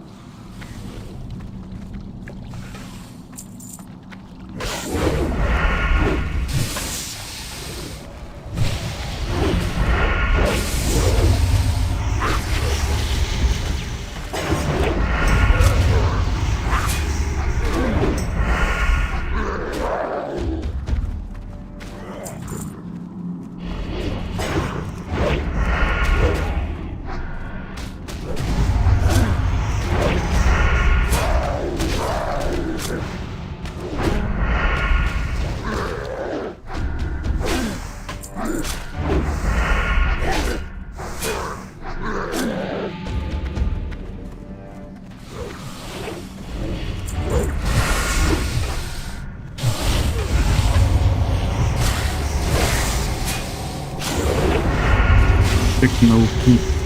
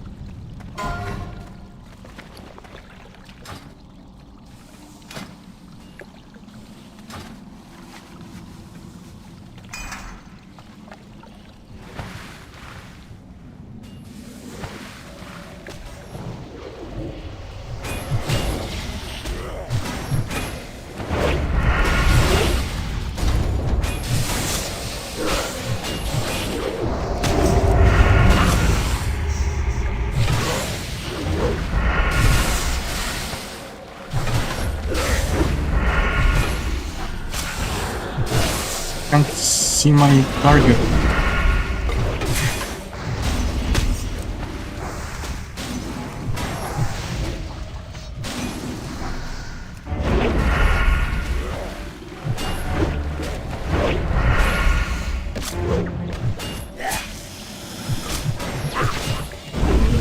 Basically aggroed the whole place.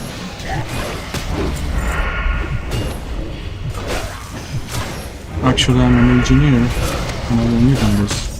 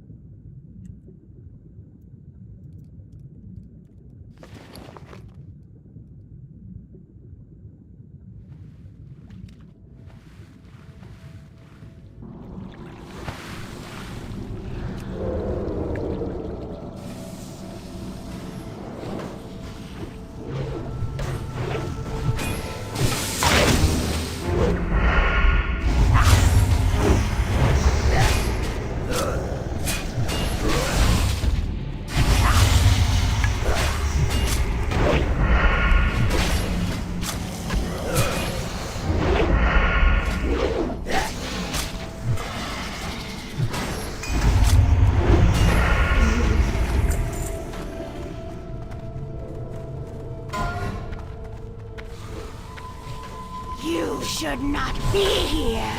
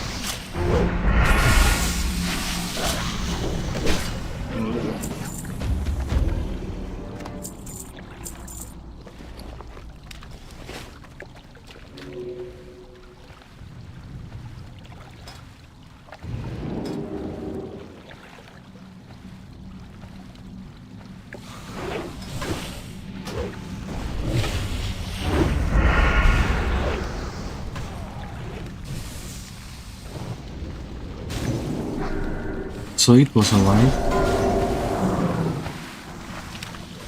No one is on stream.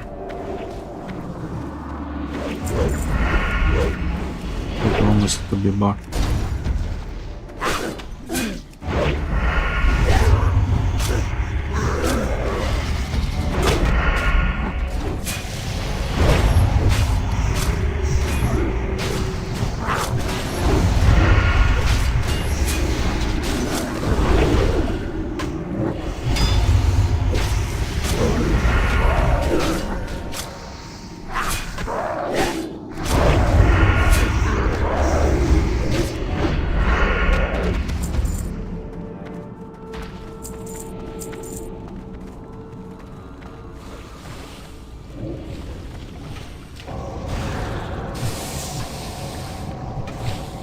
Come on, I do not have so many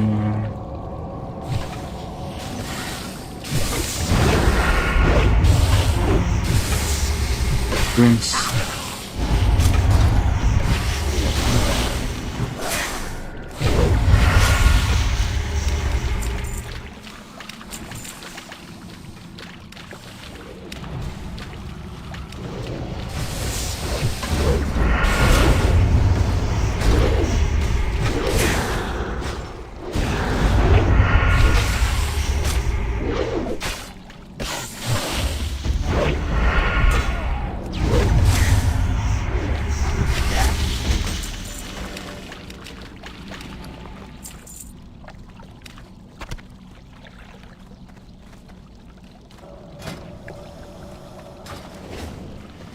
Is this abs? Looks like abs. Lol.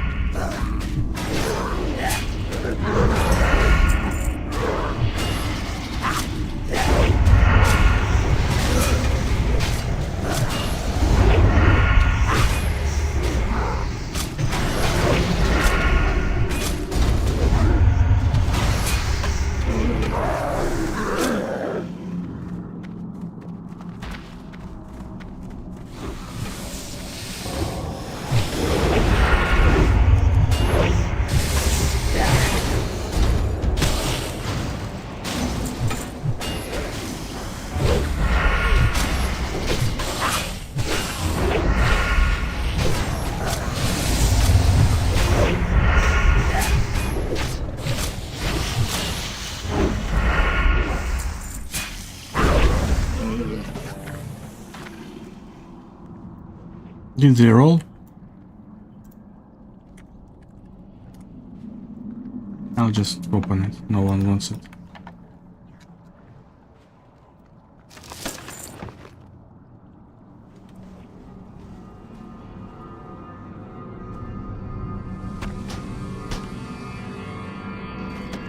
Maybe someone needs it. Don't really need it in any way.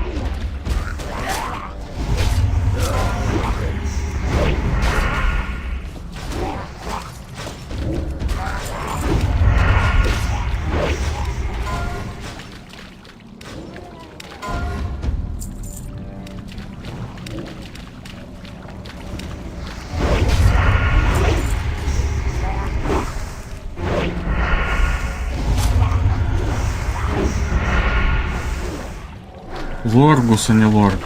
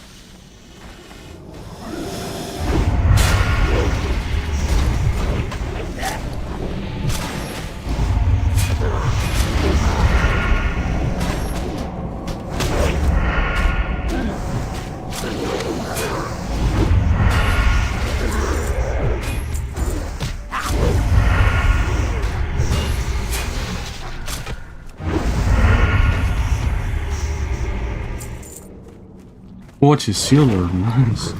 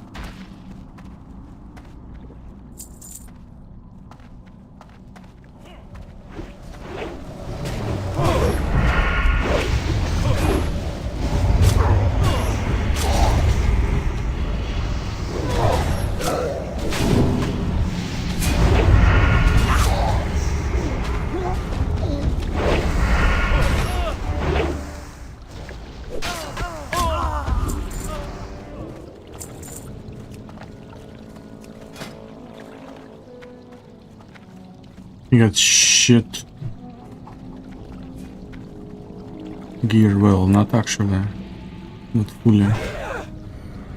No, he only got shit weapon.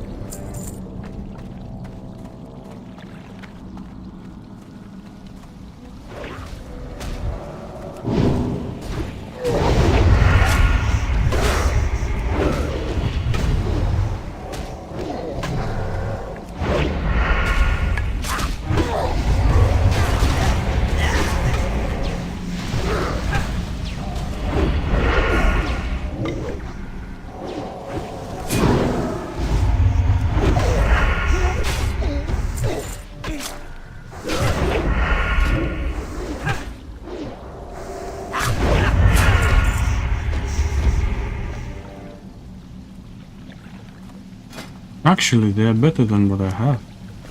I need.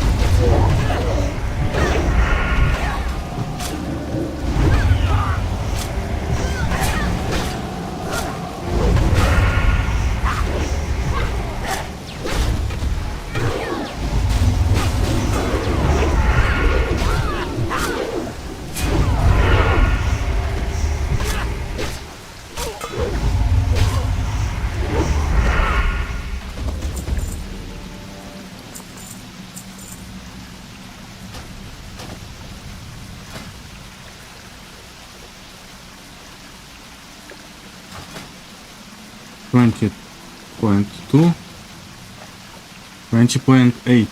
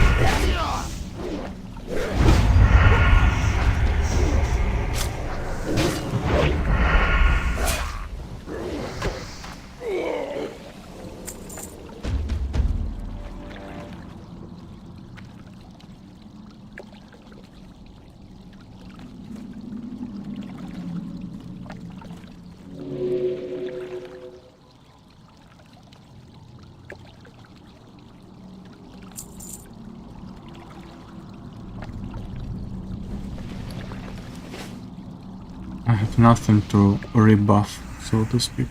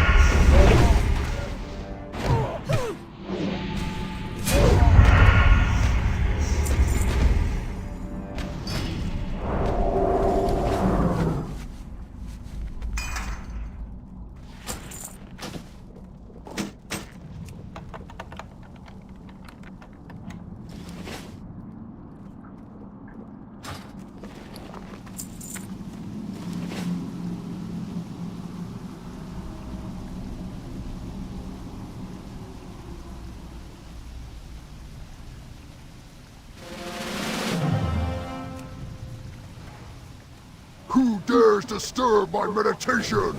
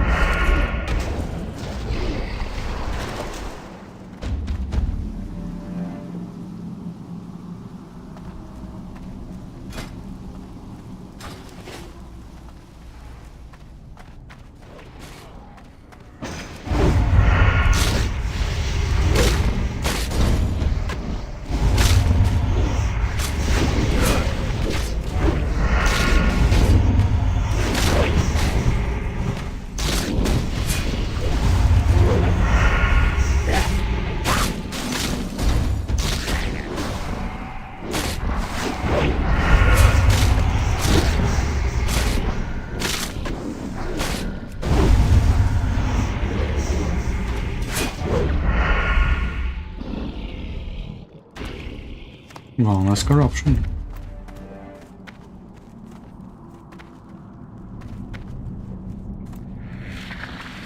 Frankenstein.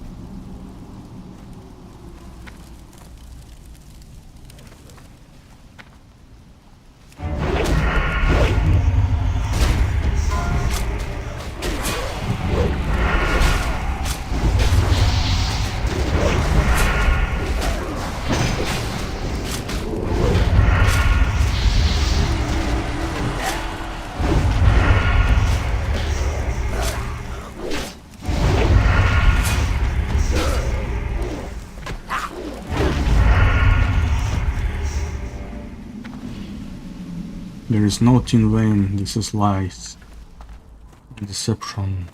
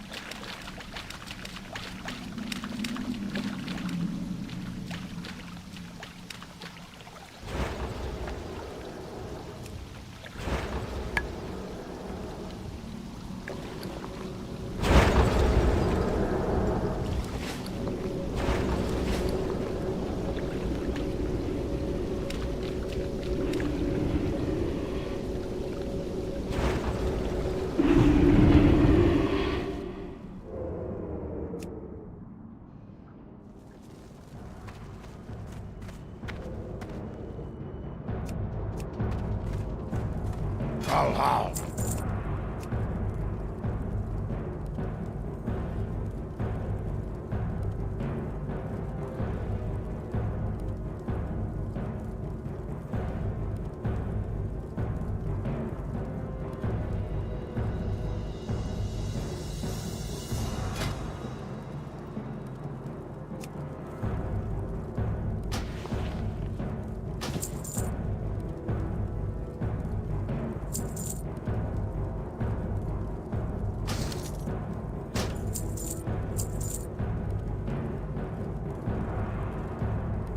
Farewell.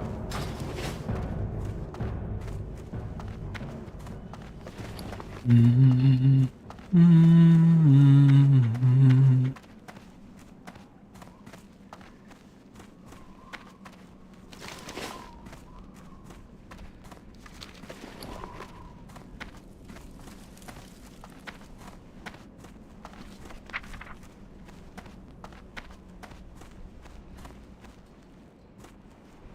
instant poison is 80. Basically, no, you don't get the discount in the bank for the bug slots, so basically no.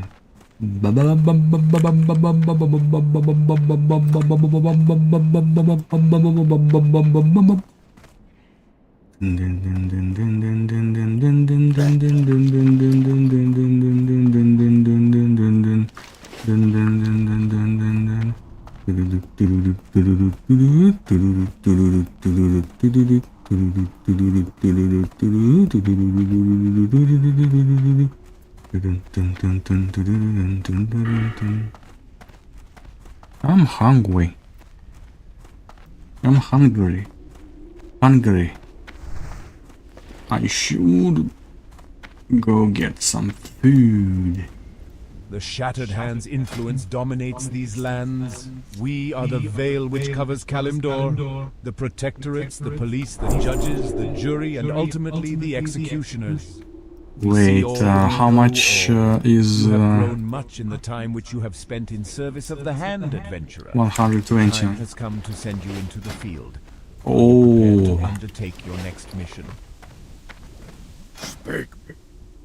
Okay, so it's time to make crippling. I have 19. I basically will do one. Sense of pain. Mark pain. And 45. 18. So I will just do this. How much do I need? 120. So 20 plus 20, 43. I can buy 43, but I can't buy... Well, let's just 20 and 20 and... Oh my god, oh fuck! I just wasted 10 silver. Fuck. Well, not wasted, I will just make crippling poisons.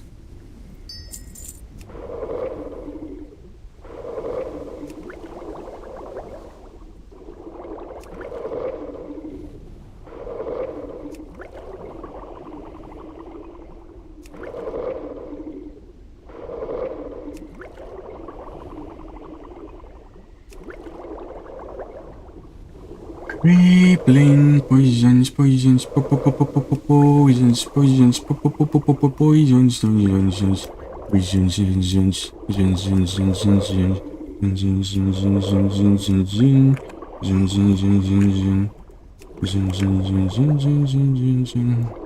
31 degrees Celsius outside.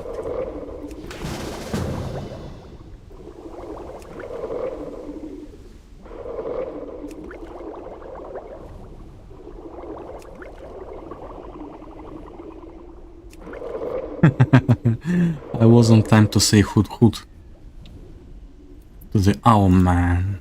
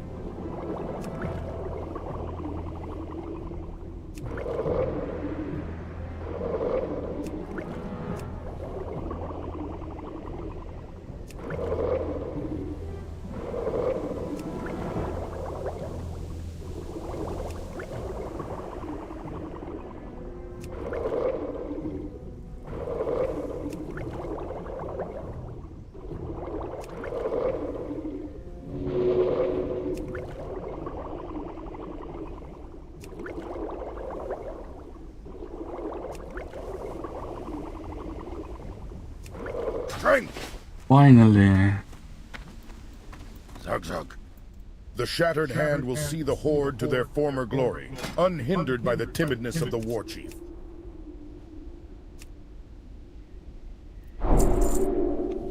Victory! Okay, so I need leaded vial for this.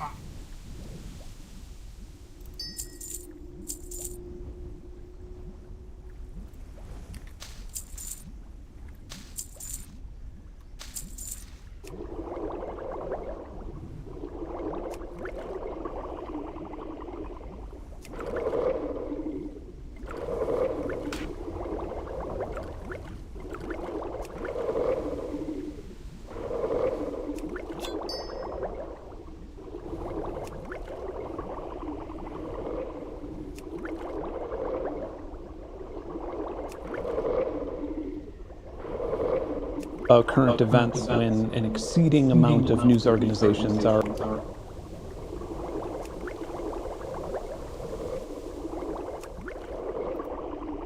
and your wallet full. I'm full! America's biggest breakfast from $9.99. I think there's two big reasons why Japan doesn't take the American approach of giving you huge portions to make you feel like you got your money's worth. First off, don't do this in Japan. A big concept here is mokdainai, or wasteful. Elementary school, middle school, if you cannot finish the meal, you don't have like lunch break. So you just have to sit there. Yeah.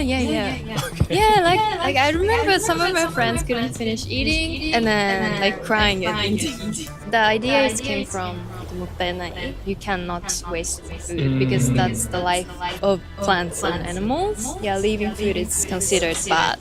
It's kind of bad manners to leave unfinished food and especially rice scattered about on your plate. Next, it's not really a thing here to get a container to take leftovers home. You're expected to finish your meal at the restaurant. So, the average restaurant serves people reasonably sized, not too big portions that most people should be able to finish in one sitting. Most packages of snacks here are sized.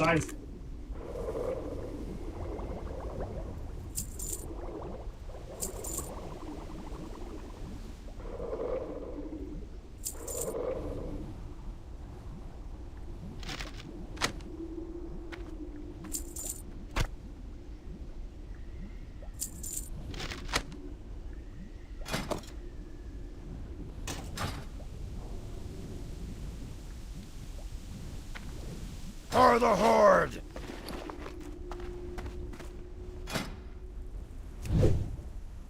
$180. Not happening, it would seem. Yeah.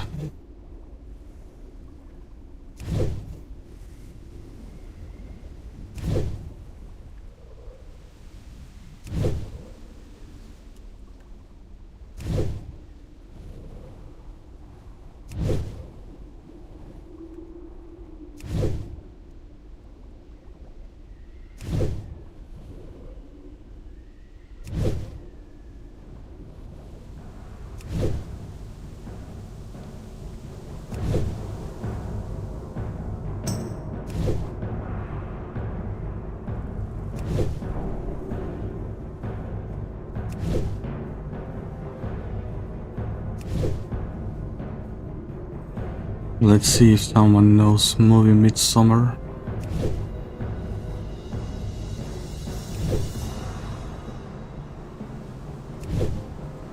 Yeah, there is no chance now. Well, might as well just rework all. I mean, I should take the Mandial with me. It's rather soon that I will be using it. Sooner than rather than later. It's just 4 more to make. 4 more to make 5 more. What are you looking for?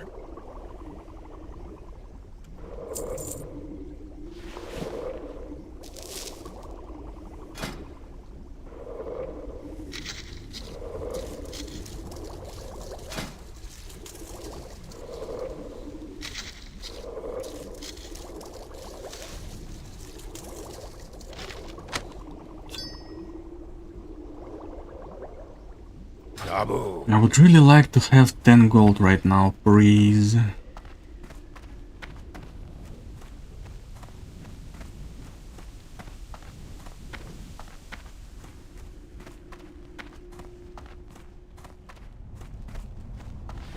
4 or 5 more wool cloth.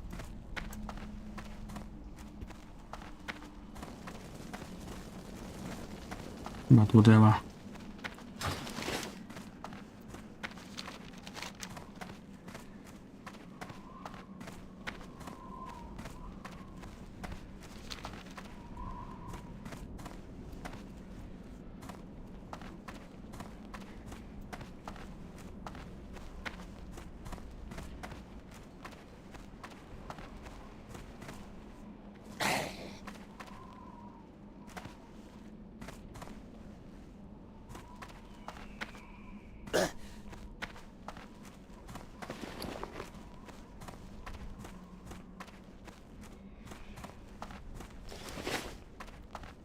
Would you rather trust your goods with a goblin?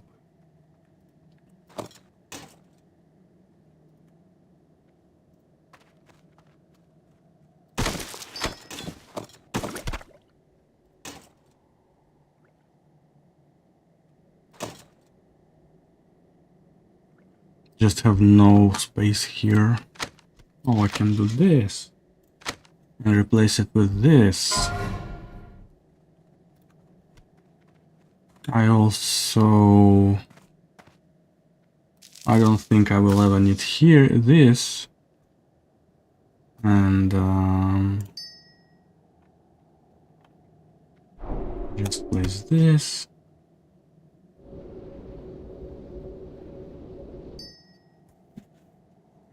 Do I take all the pages and go to Ashenvale now?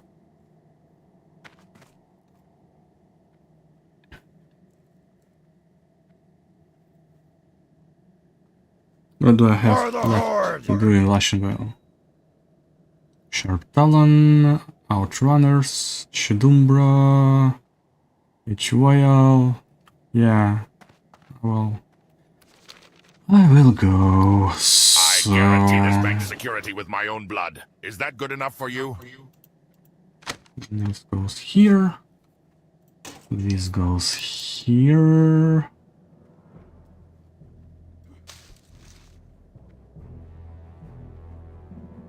This is I'm still not sure about. 76 against 73. Okay, this. Okay, I will use it. Whatever.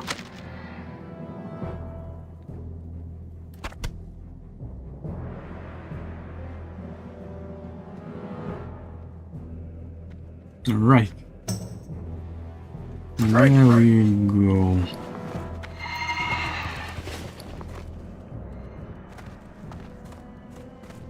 I would really like 10 gold, please. But I do not have it. Do I? Macron. Macron. For the Lord. Now I need to have some food.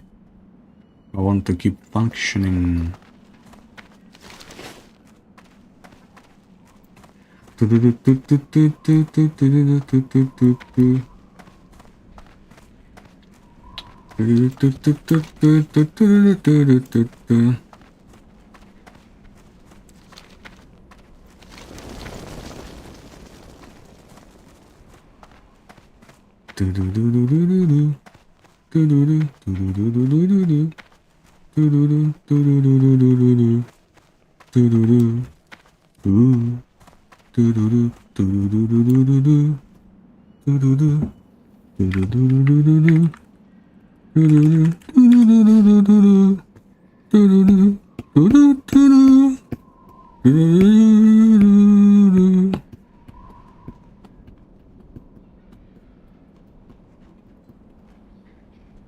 Okay, what's about buffs? Buff, one buff, one buff, one buff, one buff, one buff, one buff, one buff.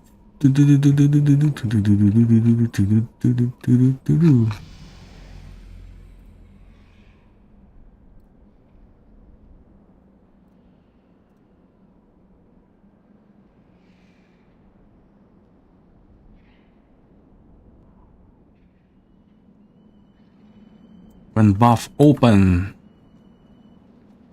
Open. Open.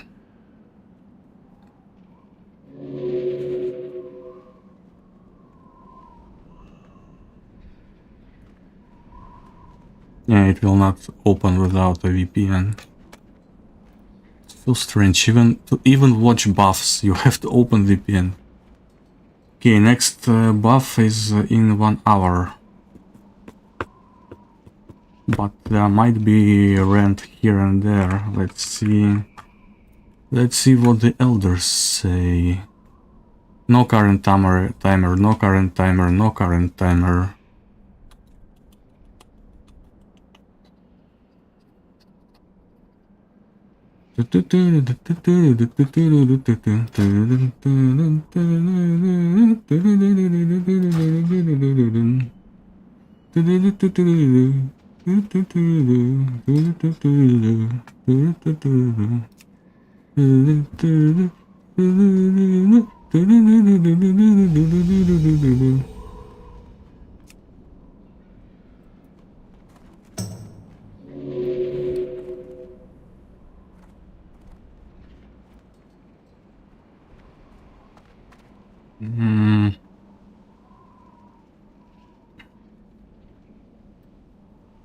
Like so strange that it can't be moved in a correct location. I have to turn it off because it's just always fucks up the map.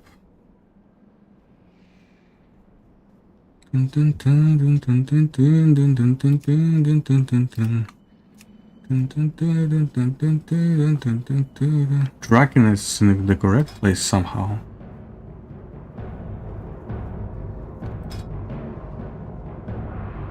Yeah.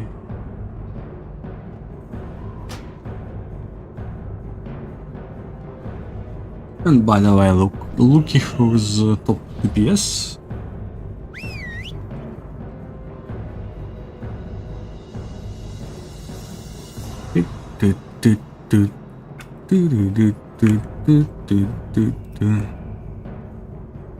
Okay, I am going to go make some food.